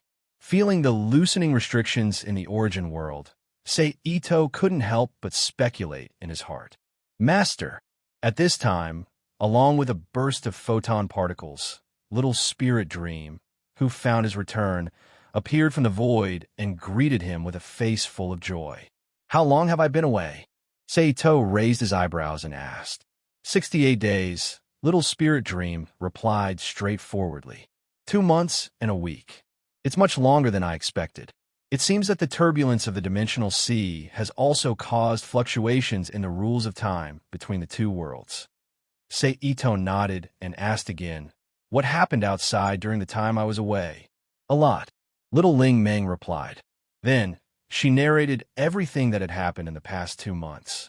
First, it was the cosmic aspect. A blue energy vortex suddenly appeared near Jupiter's orbit and stabilized in the shortest time possible. Then, a large number of spaceships similar to the Orion Empire's fleet flew out from it and gathered densely in a large area, hovering around Jupiter's orbit. From the looks of it, they seemed to be establishing a defensive line or an outpost. And under the influence of the Orion Empire, the Milky Way Federation's fleet completely retreated to Mars and did not move at all, as if they were afraid of causing a misunderstanding. Then it was the interior of Earth. The first situation was still the continent that was squeezed out from the cracks in space due to the Earth's dimensional leap. They didn't know if it was because their space had merged with the Earth itself, but during this period of time, the size of the Earth was expanding outwards at an undetectable speed. In just a short period of 2 months, the Earth was already a small circle larger than before. Correspondingly, there were more and more open spaces on Earth, and no one occupied them. So, until now, they had almost become the nests of those biochemical monsters, and a large number of monsters were living on them. Then, it was the situation in each country. In the 2 months that Say Ito disappeared, many countries with no heritage and heritage were destroyed, causing the world's population to plummet sharply. At the same time, it also intensified the disconnection between countries, causing the surviving countries to become isolated islands on land, surrounded by the monster army that the Orion Empire replenished from time to time. But because of this, more and more powerful heritages began to emerge. For example, giants and berserkers appeared in Iceland and Greenland. Werewolves ruled in Finland and Sweden. Witches and druids who worshipped the way of nature appeared in Norway. Rune magicians and rune technology derived from rune appeared in Germany. And wild knights who worshipped the earth with their swords appeared in Ukraine, and so on. As for countries like France, Italy, Spain, Portugal, Lithuania, and so on, they were all under the command of the Catholic Church. Of course, this was only the situation in Europe. In places like Africa, South America, and the United States, there are also tribes and clans that worship gods, wizards, pharaoh priests, and inheritors of the Mayan civilization system. And suddenly, in Central Asia and East Asia, there are the forces of Zoroastrianism, the last descendants of the Babylonian Empire, the inheritors of the Olympian gods, and so on. On the other hand, the real center of Asia, China, was very quiet during this period of time. Other than the discovery of a paradise every now and then, a group of cultivators would go and fight to determine who was better. There was no new situation. As for us here, because of the existence of those descended gods, there was not much change. Little Spirit Dream concluded. Oh, no one attacked us? Seito asked, a little surprised. No, at least not while Master was away. Little Spirit Dream shook her head with certainty. Did Amaterasu change its nature? Seito muttered, a little confused. But thinking about it, Seito felt a little relieved. After all, Spirit Dai were not witches or priests that could be taken up as long as they had a little talent. They were elites that were carefully selected from thousands of witches and priests. There were even some who had special requirements that couldn't be found even among the existing witches and priests, let alone nurturing them. And obviously, Amaterasu's Spirit Dai belonged to a special group of people. So after the previous Spirit Dai was killed, it would not be easy to find a new Spirit Dai.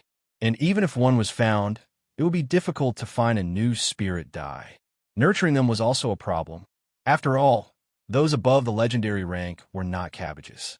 Even if you were willing to spend a lot of money to help them grow, you would still have to consider the adaptability of the Spirit Dai. In addition to all sorts of combat training, it would be extremely fast to create a qualified Spirit Dai within 1 or 2 months.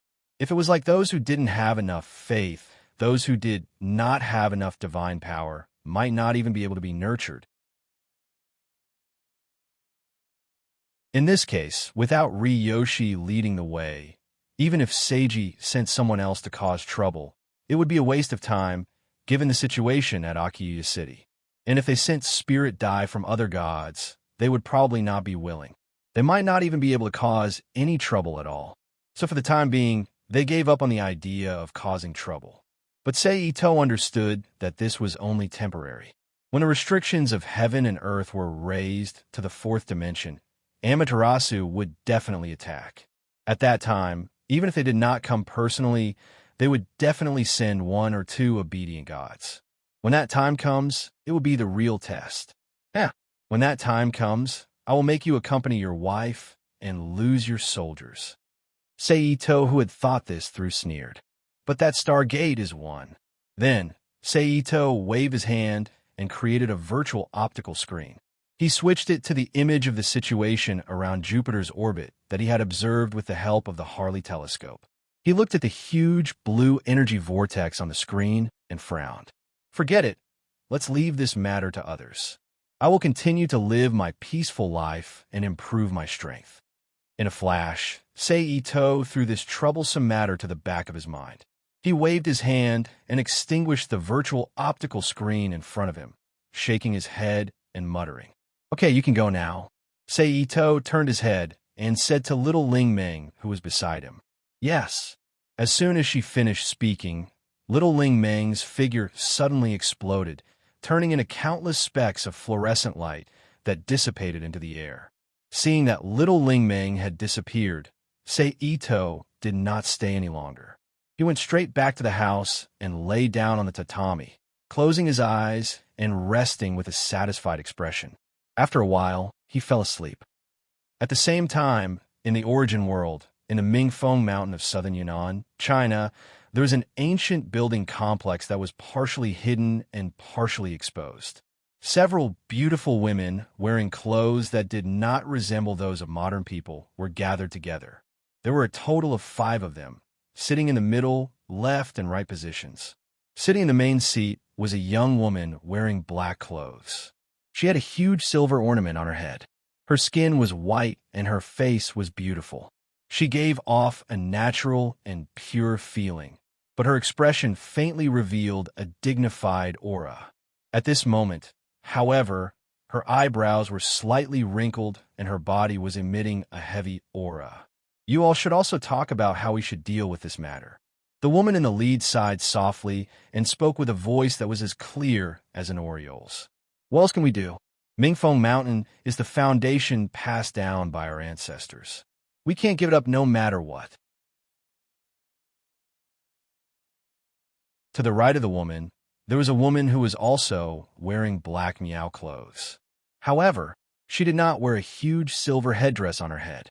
Instead, she used a silver hairpin to hold her beautiful black hair up high. She had a furious expression on her face. Third junior sister, we will naturally not give up Mingfeng Mountain. However, it's precisely because we don't want to give it up that we need to discuss it. Sitting to the left of the woman was a woman in a white palace dress.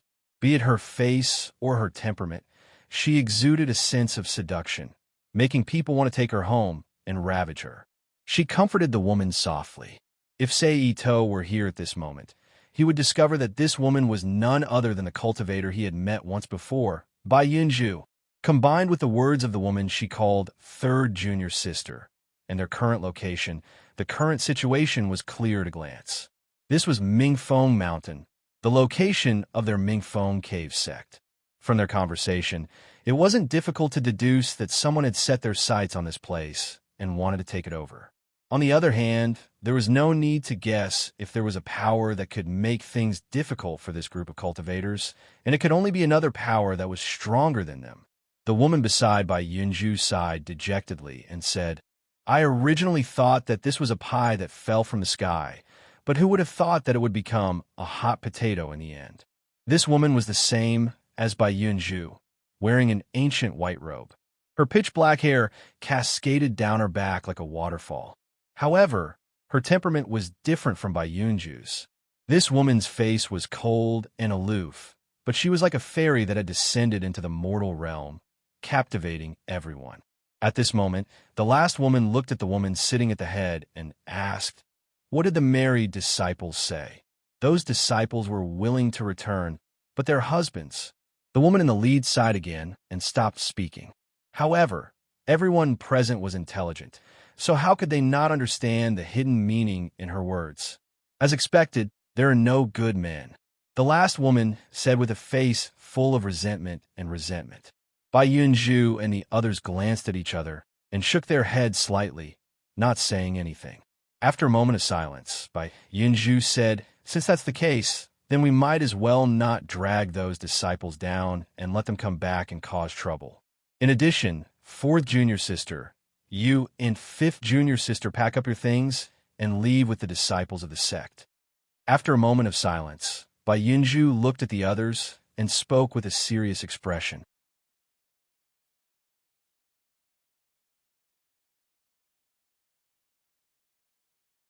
Chapter 1549. On this day, in the Rubik's Cube world, in a desolate area in the northern part of the Rubik's Cube world, Athena was wearing a white Greek dress with only one shoulder strap. Half of her shoulders and arms were completely exposed to the air. She wore a wreath on her head.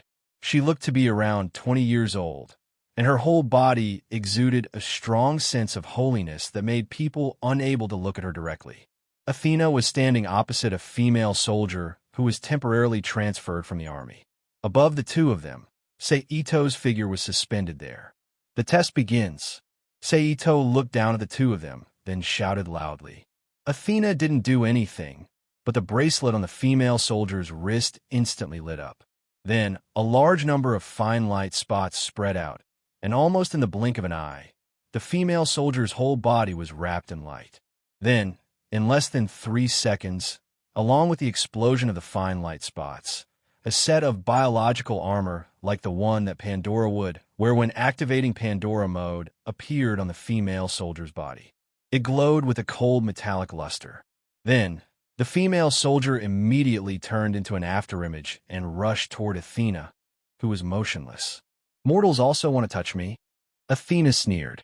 Along with her words, a powerful repulsive force spread out with Athena as the center, blocking the soldier who was about to rush to her. Mortal, kneel to me and offer your loyalty. Athena said again. The words turned into an oracle, turned into power, and applied to the female soldier in the armor. Almost at the moment when the power was applied to the female soldier, one of her legs bent, and she knelt on the ground with one knee. Seeing this, Ito couldn't help but frown, but he didn't make a move to save her. But the next moment, the surface of the armor on the female soldier's body suddenly lit up. It looked like a chaotic geometric pattern appeared, and a unique power was emitted from the female soldier's body. Under the influence of this force, the female soldier's other leg that was about to kneel down immediately stopped, and she propped herself up from the ground along with her other leg that was already kneeling down. In the sky, the corners of Ito-Sei's mouth rose slightly, revealing a smile. Is this what you want me to test? Athena asked without turning her head. Yes, Seito replied. That's right, this battle was a test. It was a test of the newly developed combat equipment. The most active part of the test was to test the strength of the stripes on the female soldiers. However, these stripes were not the holy seal that Pandora made when they activated the stigmata. Instead, they were the spiritual hub technology that Seito had obtained from the bloodthirsty frenzy world some time ago. Of course, in order to reach the point of being able to resist the gods, the spiritual center stripes on the armor were created by Kensei Yase to simulate the spiritual center of the angels. It was a new product developed by combining the technological power of various worlds in the Rubik's Cube world. In terms of performance, it was basically the same as the so-called divinity, but correspondingly, some problems were also inherited.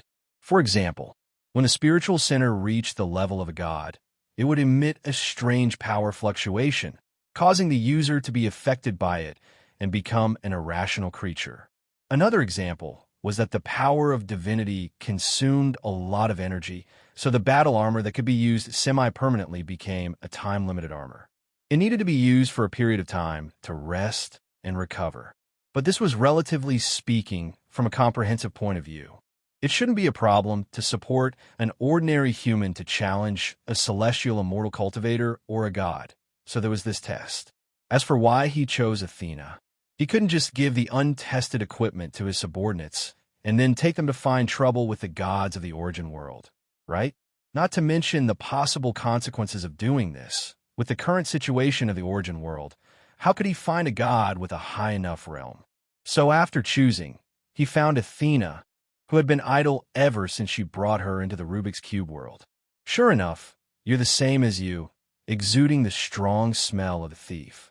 Athena stretched out her arm, and the dark power of death immediately spread out and then condensed.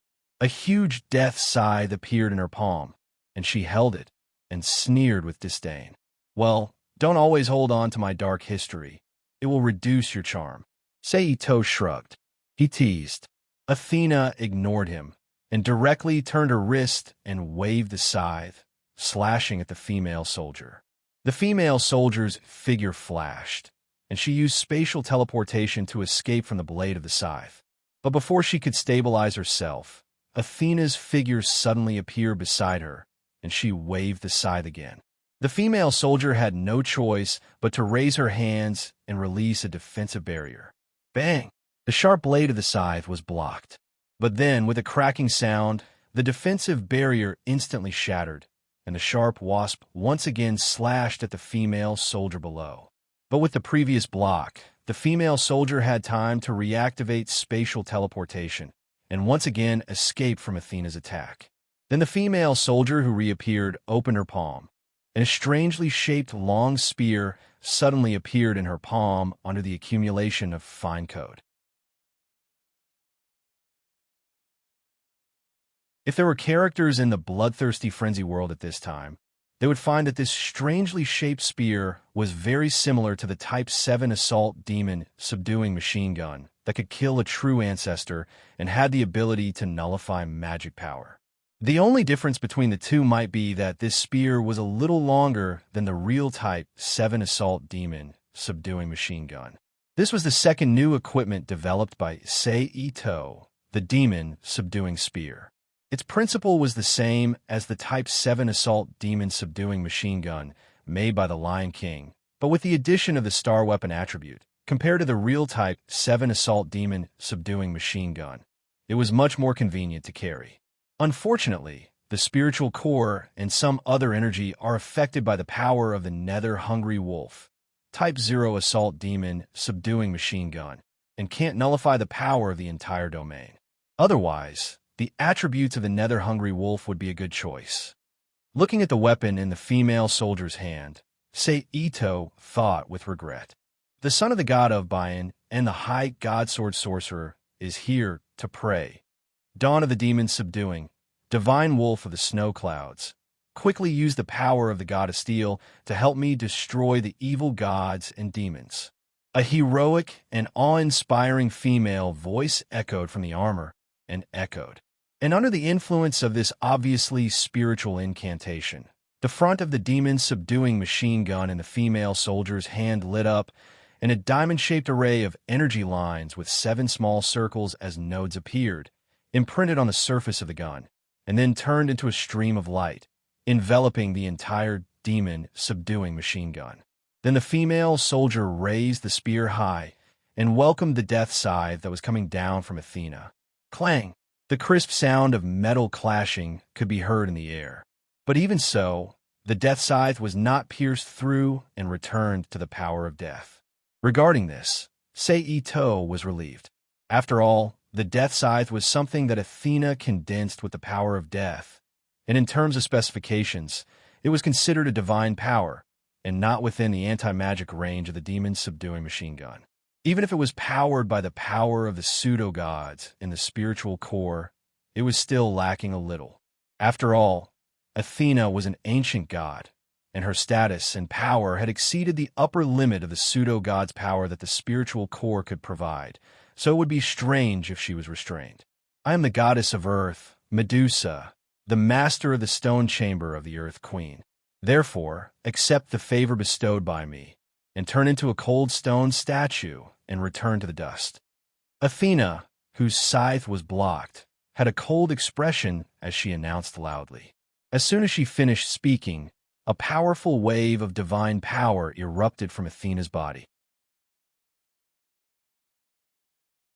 At the same time, Athena's eyes changed from the original golden human pupils to the vertical pupils of a beast, and looked straight at the female soldier who was protected by the armor. However, even with the protection of the armor, the female soldier's body still began to turn from her feet to stone. Clearly, even if it was a test, Athena was not prepared to treat Ito's people seriously, and immediately gave her an ultimate move that was close to eternal death.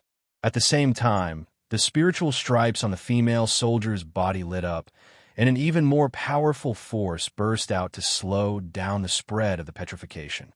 Then, she activated a spatial teleportation and escaped from Athena. Then, the female soldier appeared again and stabbed her own petrified feet with her spear. Ding! A crisp sound was immediately heard.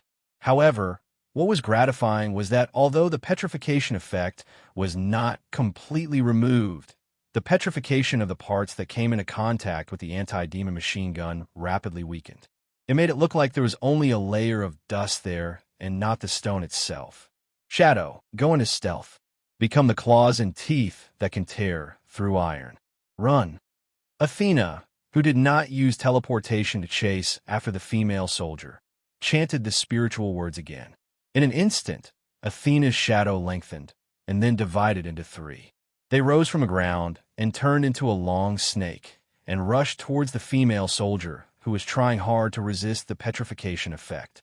Seeing this, the female soldier immediately stopped what she was doing. She raised her hand and created an energy barrier in front of her. Bang! The 3-headed shadow, snake, slammed into the barrier. However, at this moment, Athena's figure suddenly appeared behind the female soldier and slashed her scythe. Clang! Just as the scythe was about to land on the female soldier who could not react in time, a pitch-black long sword blocked Athena's attack. It was Ito. This test ends here. Ito looked at Athena and said. Athena frowned, but she still obeyed and withdrew her divine power. She removed the scythe in her hand and the shadow snake on the other side. However, she did not remove the petrification effect on the female soldier's body, leaving her in the same state as before. Ito raised his eyebrows when he saw this. He used his mind to change the black sword in his hand into a golden sword made of power, and slashed the female soldier's body with the sword.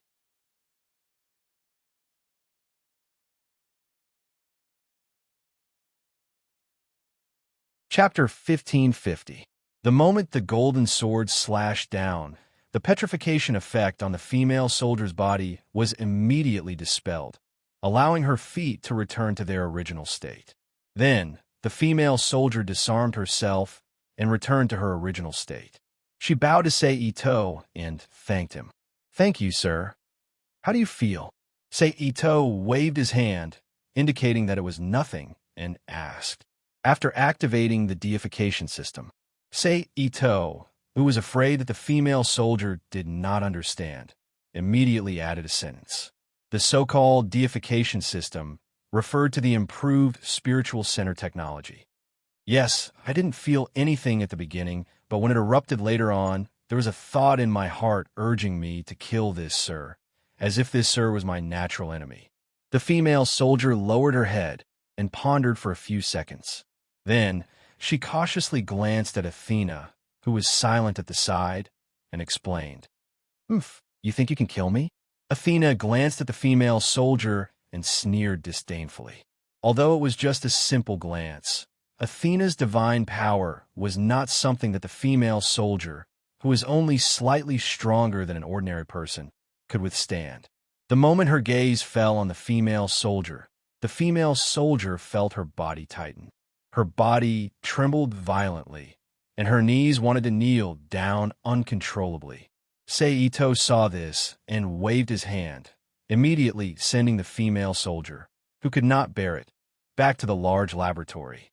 However, he did not say anything about Athena's actions. After all, a god was a god, and it was impossible to compare her value to an ordinary person's.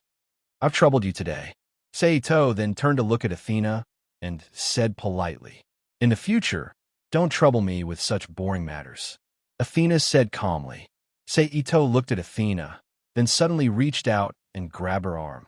He pulled Athena, who was caught off guard, into his arms and lowered his head to kiss Athena fiercely on the lips.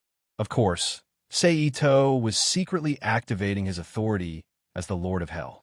If Athena went crazy and used a death breath on him, that would be a real tragedy. After a while, Sei Ito let go of Athena and said frivolously, Phew, that feels good. As expected, the taste of a goddess is different. Thou really is an evil bastard, Athena scolded expressionlessly. It can't be helped. Who asked you to look so infuriating just now? Sei Ito chuckled. So, for the sake of my mood, I can only look for a solution from you. Humph. Athena coldly snorted and instantly disappeared from Sei Ito's sight. Seeing Athena disappear, Sei Ito shrugged and appeared in the large laboratory in a flash. He discussed the improvement of the new battlesuit with Lakshata, Isao Wei, Akiji Ritsuko, and the Book of Night's artificial intelligence system, LINFS. Of course, it was just a suggestion. It was just an idea. The specific implementation was left to Lakshata and the others. Sei Ito, who stayed in the large laboratory for more than half an hour, returned to his home in the ecological city to accompany his family and women. While there is still some time before the world limit is lifted, let's go to the dimensional world again. Sei Ito thought as he sat in his home in the mountain behind the shrine, leisurely enjoying the cool autumn wind that blew from time to time. Then, his figure flashed and disappeared from the room. Rubik's Cube, send me to this world. Sei Ito, who was suspended in the void of the Rubik's Cube world, recalled the information of the world he wanted to go to in his mind and ordered loudly. Information received, beginning search. Search completed, world coordinates locked. Beginning teleportation. With the appearance of the Rubik's Cube information, a new pitch-black vortex immediately emerged from the void of the Rubik's Cube world and rapidly expanded in the rapid rotation. In less than 10 seconds, it expanded to a diameter of more than 100 meters. Immediately afterward, a strong suction force was generated from the vortex and pulled Sei Ito into the vortex. Finally, he turned into a flash of light and disappeared. In a certain world. Crackle, crackle. It was accompanied by the familiar sound of glass breaking. Sei Ito's figure appeared in a dense forest. However, just as he accepted the camouflage of the world force, in a strange space, a consciousness gently jumped. Then the consciousness turned into information and flew out of the strange space. At the same time, in a certain country in Europe, in an old house that looked very much like a civilian house, a middle-aged man who was about 9 meters tall and wore a blue priest robe similar to a windbreaker was sitting on a chair and reading the Bible. He had a peaceful face and a strange mix of gold and black hair. His expression froze, and he closed his eyes to comprehend something. "Yes, Lord." After a while, the man opened his blue eyes again and responded with a solemn expression. It was just that at this time, there was no one else in the room except for him. No one knew who he was responding to. Then the middle-aged man gently closed the Bible, stood up from the chair, walked straight to the door, pushed the door open, and walked out until he disappeared at the end of the road. The scene once again returned to Seito. After a period of stagnation, the world force that completed the camouflage mission shook and quickly retracted into Seito's body, exposing his body to the air of this world again. Just then, Seito frowned slightly. It seems that someone noticed me. Seito felt a strange feeling in his body. Although it was very weak, it was definitely not wrong. But forget it. Speaking of which, I have no conflict with that guy. To a certain extent, we even have the same interests. Maybe it's not a bad idea to cooperate with them. Thinking of this, Seito ignored the strange feeling in his body, and he did not take the initiative to eliminate the strange feeling. Instead, he launched an instant transmission and disappeared from the spot. In just 2 or 3 flashes, Seito's figure appeared in a modern city.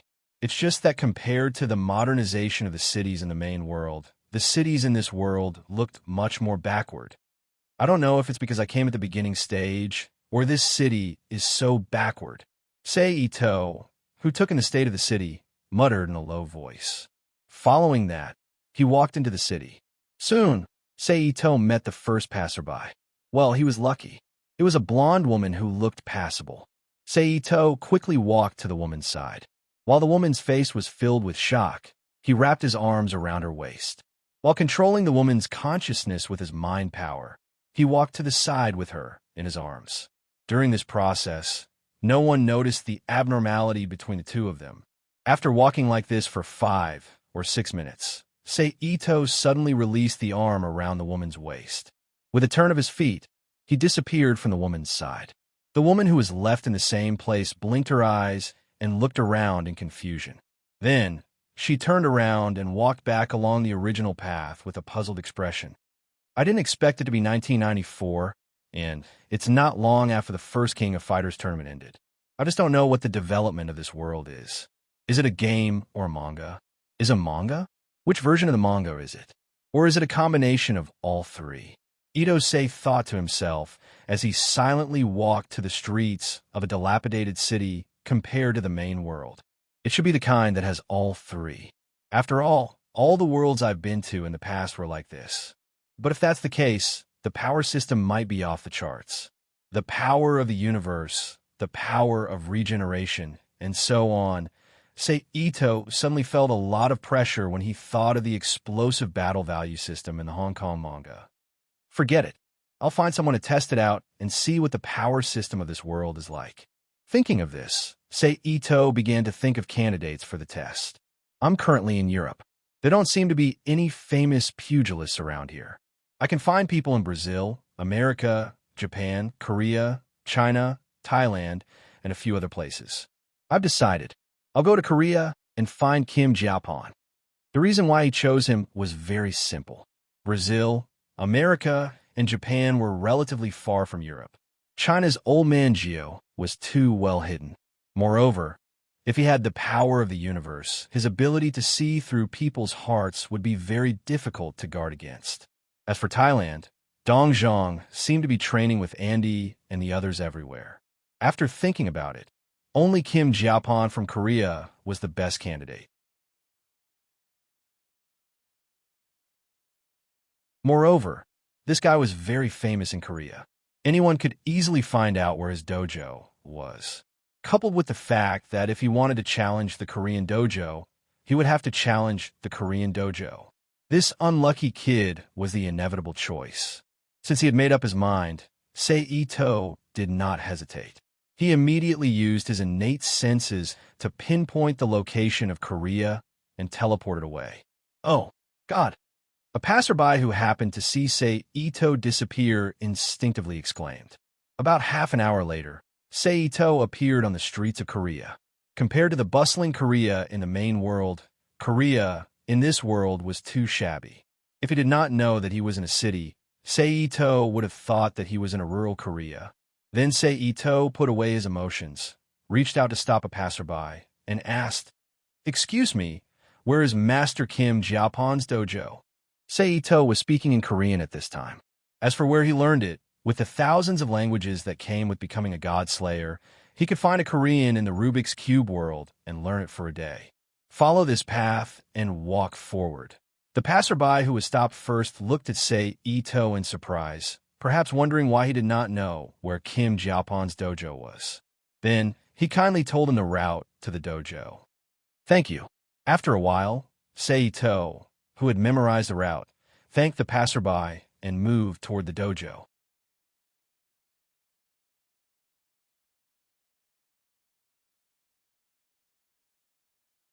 Chapter 1551. P.S. Thank you to Sacred Knight for your precious monthly votes.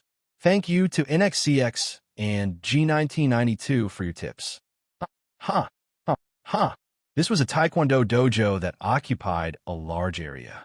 Dozens of male and female students wearing white Taekwondo robes with red, yellow, white, and black belts around their waists were neatly arranged in several rows at a relatively safe distance from the door. They were performing the basic Taekwondo movements of kicking and punching with rhythmic shouts. In the middle of them was a short-haired young man who was about 175 meters tall. He was wearing a modified, sleeveless Taoist robe that had 2 fewer sleeves than his usual robe. He pretended to be dignified as he walked among the students, observing their movements. When he encountered someone who was not up to standard, he would reach out his hand to correct them. "Master, someone is looking for you." At this moment, a voice called out in the dojo. "You guys continue." The young man walking in the middle of the students ordered as he turned around and walked toward the dojo's entrance. "Master, this is the man who is looking for you." When a young man arrived at the dojo's entrance, the young student who called out to him stepped aside and pointed at another person beside him. That person was none other than Ito Sei, who had come here to test the power system of this world after a long journey. From this, it could be inferred that this young man was the main character, Jin Japon. "You are..." Kim Japon looked at Seito with a puzzled expression. "I'm Seito, considered a grandmaster of combat. I took the liberty of coming here today to spar with Master Kim. I wonder if Master Kim is willing to accept." Seito held his fist together in an old-fashioned manner. He explained his intention in Korean. Because Ito Sei didn't deliberately lower his voice, the disciples who happened to hear it immediately showed a look of astonishment on their faces. Then they snorted and talked to the disciples next to them. "He's overestimating himself. He actually dares to challenge Master Kim. Doesn't he know that Master Kim is the best grandmaster of combat in Korea? He probably wants to be famous. After all, this kind of thing is not uncommon." Previously, when the King of Fighters tournament ended, there were many random people who came to challenge Master Kim, and so on and so forth. At the same time, Jin Japon's eyes flashed with a trace of either mockery or arrogance. He looked at Seito from head to toe. However, when combined with the fact that the training hall's floor was 10 centimeters above the ground, his height suddenly jumped to over 185 meters, giving him a sense of superiority. Unfortunately, Seito himself wasn't short, so not only did he not show it, he even looked like a clown. "Welcome," Jin Japon said with a hearty smile on his face. Then he turned sideways. He extended his arms in invitation. Seito cupped his fist towards Jin Japon again. Then, he rubbed his heels together, took off his shoes, and stepped onto the training hall floor. "Everyone, go to the side of the training hall and sit down." Jin Japon turned his head and said to the students who had already stopped practicing. With that, the students immediately spread out and lined up in front of the walls on both sides of the training hall. Then, they sat down on their knees with their backs straight. Then, Jin Japon and Seito walked to the center of the training hall. They stood facing each other with a distance of about 3 meters. Jin Japon tightened the black belt around his waist again, then bowed towards Seito. On the opposite side, Sei Ito also cupped his fists and leaned forward slightly, responding to the greeting. Then, the two of them straightened up at the same time and assumed their starting positions. Jin Jiapan raised one hand and held it in front of his face. His other hand was half bent and stretched forward as a test hand. At the same time, he spread his legs to the sides. It was about the width of his shoulders. He turned sideways and swayed his body slightly. On the other hand, Sei Ito assumed a basic spear stance belonging to Shingi Fist. The two of them looked at each other, waiting for an opportunity to attack. A strong sense of urgency spread out from the two of them. Affected by this, the students kneeling on both sides of the training hall all unconsciously changed into nervous expressions. They subconsciously swallowed their saliva. Gulp. However, the moment they swallowed their saliva, Jin Jiapan took a big step forward, crossing the empty space between the two of them and arriving in front of Sei Ito. He kicked towards Sei Ito's head. The leg turned into an afterimage, bringing with it a sharp wind as it quickly kicked over. Under normal circumstances, Sei Ito could deal with this kind of ordinary attack with several moves. He could even use this opportunity to counterattack Jin Jiapan. However, this was not in line with his goal, so Sei Ito did not choose to dodge or use other methods to deal with it. Instead, he raised his arm and blocked it. Bang! The collision between the leg and the arm produced a muffled sound. It was also at this moment that a strange force flowed from Jin Jiapan's arm into Sei Ito's arm. It quickly spread, hindering the movement of the muscles in his arm and the transmission of electrical signals. Sei Ito estimated that if he did not react quickly, his arm would not be completely crippled, but he would not be able to control it for a short period of time. Is this the truth of the so-called stiffness? Sei Ito thought uncertainly. However, even though he thought this, Sei Ito's movements were not slow. He immediately used his strength to disperse the force from Jin Jiapan's arm and then kicked back. Jin Jiapan saw this and used more strength to continue his high kick towards Sei Ito. At the same time, he twisted his body and jumped up. After dodging Sei Ito's side kick, he used his other leg to kick towards Sei Ito's arm. Sei Ito landed on the ground, lowered his head, and twisted his body. He instantly dodged under Jin Jiapan's abdomen. Jin Jiapan, who found it difficult to land his attack, spun around and landed on the ground. He once again assumed a fighting stance and faced Sei Ito. Then, Jin Jiapan raised his right leg and kicked out with a midsection kick. Sei Ito lowered his waist and sat in a horse stance. His 10 fingers clenched tightly on the ground. A powerful force was instantly condensed into a fist under the control of his feet, legs, waist, shoulders, and arms. He fiercely punched at Jin Jiapan's feet. Boom! A violent explosion reverberated in the quiet training hall. Whoosh! Under the impact of the huge explosive force, Jin Jiapan's body was quickly sent flying. Sei Ito, who was the other person receiving the force, only left 2 shallow footprints on the ground. There was no change. Jin Jiapan did 2 backflips in a row to offset this powerful explosive force. However, at this time, Jin Jiapan's expression became serious. His eyes were no longer as relaxed as before. How is this possible? Master Jin was actually beaten back. I must be dreaming. The students exclaimed in disbelief. They had no choice. Their expectations of Jin Jiapan were too high, so high that they almost regarded him as the world's #1 expert. They did not believe that anyone could defeat the invincible Master Jin. Therefore, when this happened, it was already very good that they did not lose their minds on the spot. Phew! Jin Jiapan ignored the exclamations of the students on both sides and exhaled a long breath with a serious expression. Absolute strength 5% burst. Then, Jin Jiapan shouted. Then, in the next second, Jin Jiapan suddenly appeared in front of Sei Ito as if he had teleported.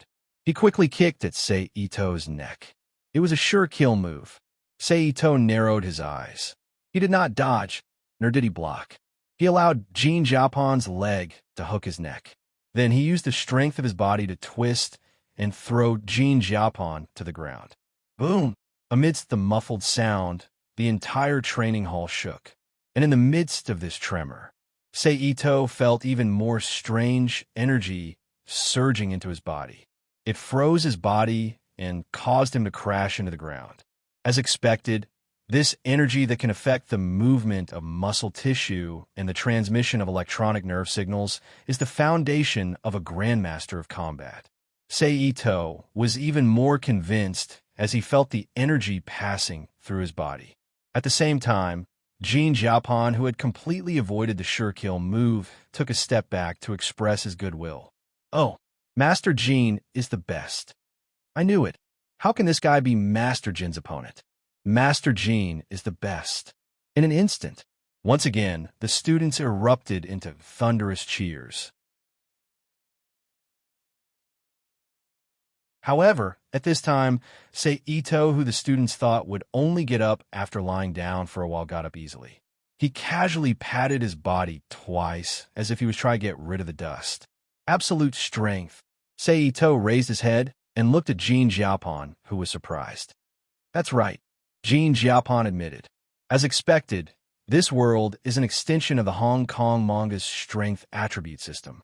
Seito curled his lips and thought to himself, "Do you want to continue?" Jin Jiapon asked kindly. "Come on, this time we'll end it in one move." Seito nodded and said casually. Jin Jiapon frowned when he heard this and nodded in agreement. "I'll teach you a lesson." With that thought in mind, Jin Jiapon abruptly unleashed 10% of the absolute power that he had recently mastered. In an instant, a strong aura emanated from Jin Jiapon's body. Then Jin Jiapon stomped his feet and leaped in front of Seito in midair. As if he was stepping on a small staircase, he quickly kicked at Seito's chest. Seito sneered. He lifted his leg and took a step forward. In the next moment, he suddenly appeared beside Jin Jiapon. Then, he turned around and kicked Jin Jiapon's back. Bang! With a huge muffled sound, Jin Jiapon's body was kicked away. And the direction he was flying in was the group of students who were kneeling on the side. Seeing such a shocking change, the students panicked and instinctively exclaimed, "Bang!" Then, Jin Jiapon collided with several students who couldn't dodge in time and fell to the ground together. Seito withdrew his leg and stood still, waiting for Jin Jiapon to get up. It was also a courtesy to him for not taking advantage of the victory just now. 10 seconds later, Jin Jiapon got up from the students with a gloomy face.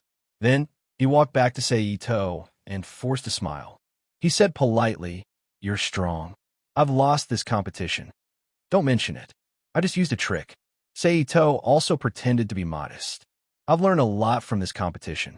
I'm going to cultivate in seclusion. I hope I'll have the chance to compete with you again in the King of Fighters Conference next year."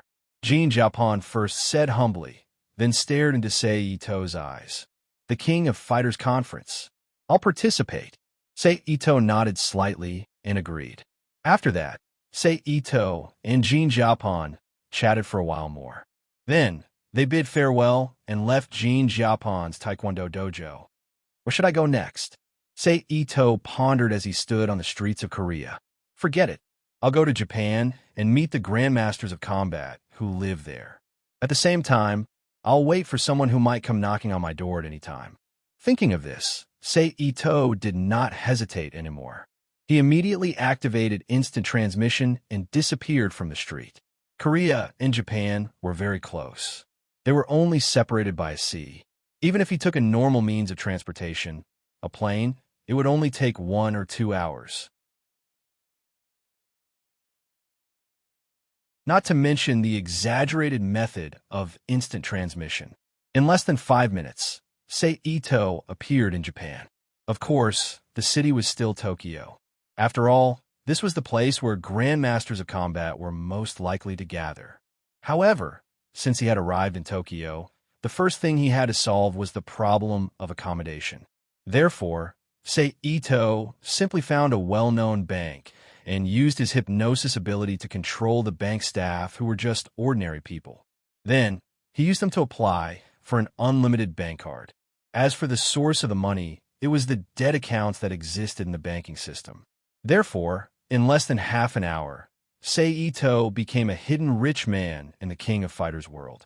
Moreover, he was the kind of rich man who had a lot of money.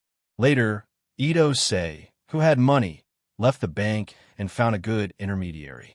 He bought a villa that was built on the outskirts of the city, but the nearby traffic was very convenient. Then he moved in. It's really hard to live without the internet. Ito sat on the sofa, picked up the remote control, turned on the TV, and watched the entertainment programs of this era. He was depressed in his heart. It couldn't be helped. Although there were already things like computers in this era, when it came to the internet, it was only used in a small area. Moreover, the information and data were not complete. It was not enough for him to collect information on it. Therefore, if he wanted to find people, he could only use the most ancient personnel control and retrieve information from the police system. However, the results were not bad. After all, those grandmasters of combat were people with names and photos. It was not too difficult to search. Therefore, after spending some time, Ito grasped the information of the locations of Kasansra Castle, Maitake Dojo, Ultimate Style Dojo, and even Tengdo Dojo, which was a pain in the ass. He also knew the home addresses of some people. Next, let's welcome Miss Athena Asamiya. At this moment, the host of a show on the TV announced in an excited voice.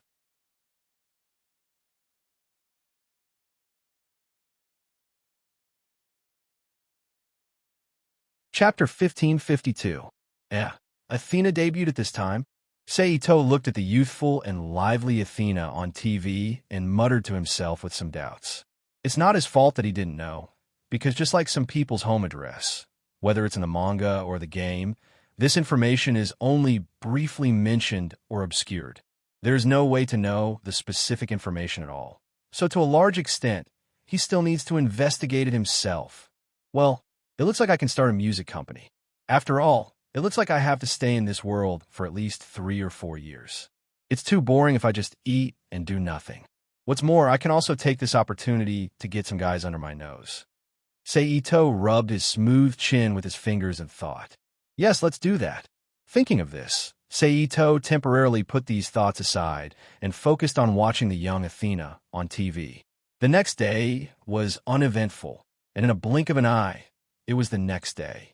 In the morning, Ito Sei woke up from his sleep. He got up and went to the bathroom to take a shower. After that, he had a simple Chinese breakfast. He left home and began to carry out the entertainment plan that he made in less than a minute yesterday. First, Ito found the production unit of the TV program that Athena appeared on last night, NHK TV station. He found the staff and used the excuse that he was a staff member of an entertainment company and wanted to invite Athena to appear in the company's upcoming TV series as an excuse to get Ma Gong Athena's work phone number and the information of the agency she signed with. Then Ito left NHK TV station and took a taxi straight to Athena's agency. Now that they were here, things became much simpler. Relying on the ability of hypnosis, Ito was very fair. He bought the entire agency, including the agent, artists, and staff, from the owner of the agency at the market price. It was also from this moment onwards that Athena Asamiya became a signed artist under his banner. Then, Ito called for a staff meeting and used the method of deception and hypnosis to pacify and control all the staff and agents. Then, as the company's president, he issued the first order to the staff. Find a songwriter named Iori Yagami. Then Ito announced the end of the meeting. Nakayama Asami, you stay. However, just as the employees in the company were about to disperse, Ito Sei spoke again. He stopped a short-haired woman who looked to be 27 or 28 years old. She was wearing a brown professional suit with black stockings on her legs. She had light makeup on her face and looked very smart and capable. This woman was none other than Nakayama Asami. She was the agent assigned to Athena Asamiya by the company.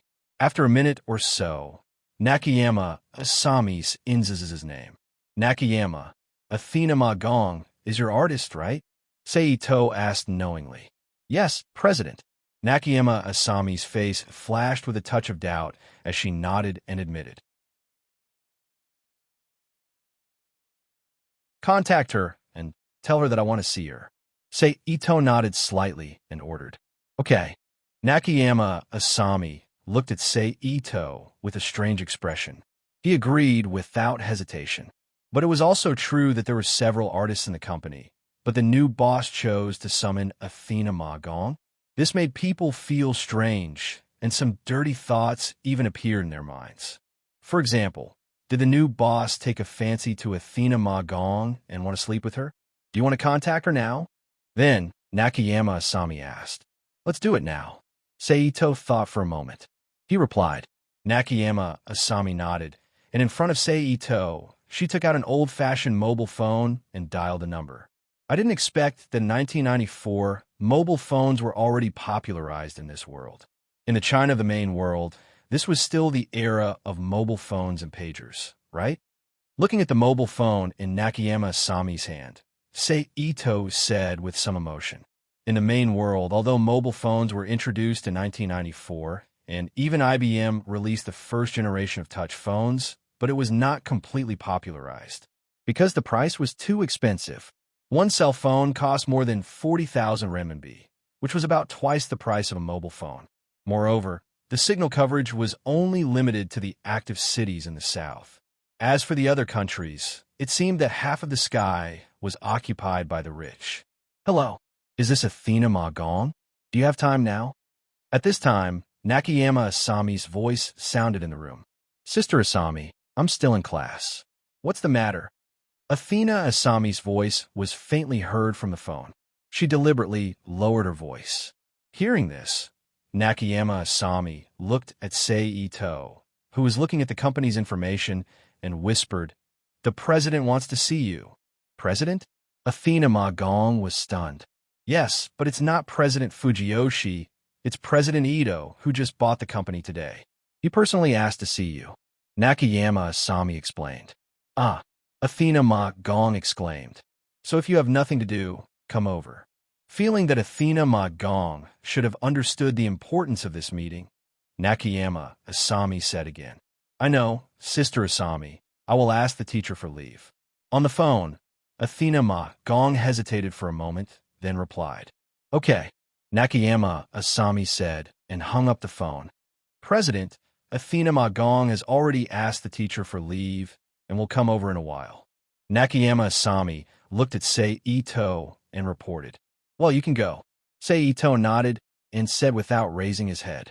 Nakayama Asami slightly bowed to Seito and left the conference room. Then, after a long time, Seito also put away the brokerage company's information, got up, left the conference room, and returned to his president's office and sat down. Time gradually passed under the management of the brokerage company, and in the blink of an eye, more than half an hour passed. Dang, dang, dang. At this time, a rhythmic knock on the door sounded. Come in. Itsunari turned the chair around and sat upright. He crossed his fingers and gently placed them on his crossed legs and said in a loud voice. Click! The doorknob twisted and the door was opened.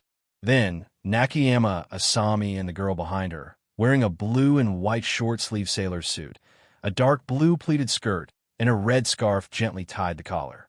She had a pretty face, but her face looked a bit reserved. She wore a pink hairpin, and her long lavender hair naturally fell down her back. President Ito, Athena Ma Gong is here. Nakayama Asami, who took the lead to enter the room, said, and then moved aside, revealing Athena Ma Gong's figure. Hello, President Ito, I am Athena Ma Gong. Athena Ma Gong quietly took a breath, and then with a sunny smile on her face, she saluted and introduced herself. Her voice is good. She is indeed a good seedling. Ito Mori nodded his head and judged. Hearing this, Athena Ma Gong's face showed a stunned look.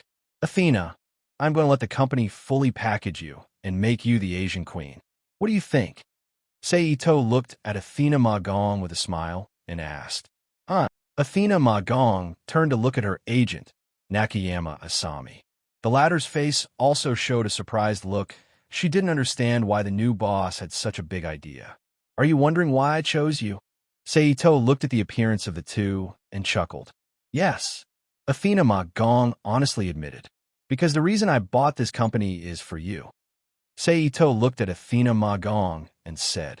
Athena Ma Gong's face was slightly red, showing a touch of shyness.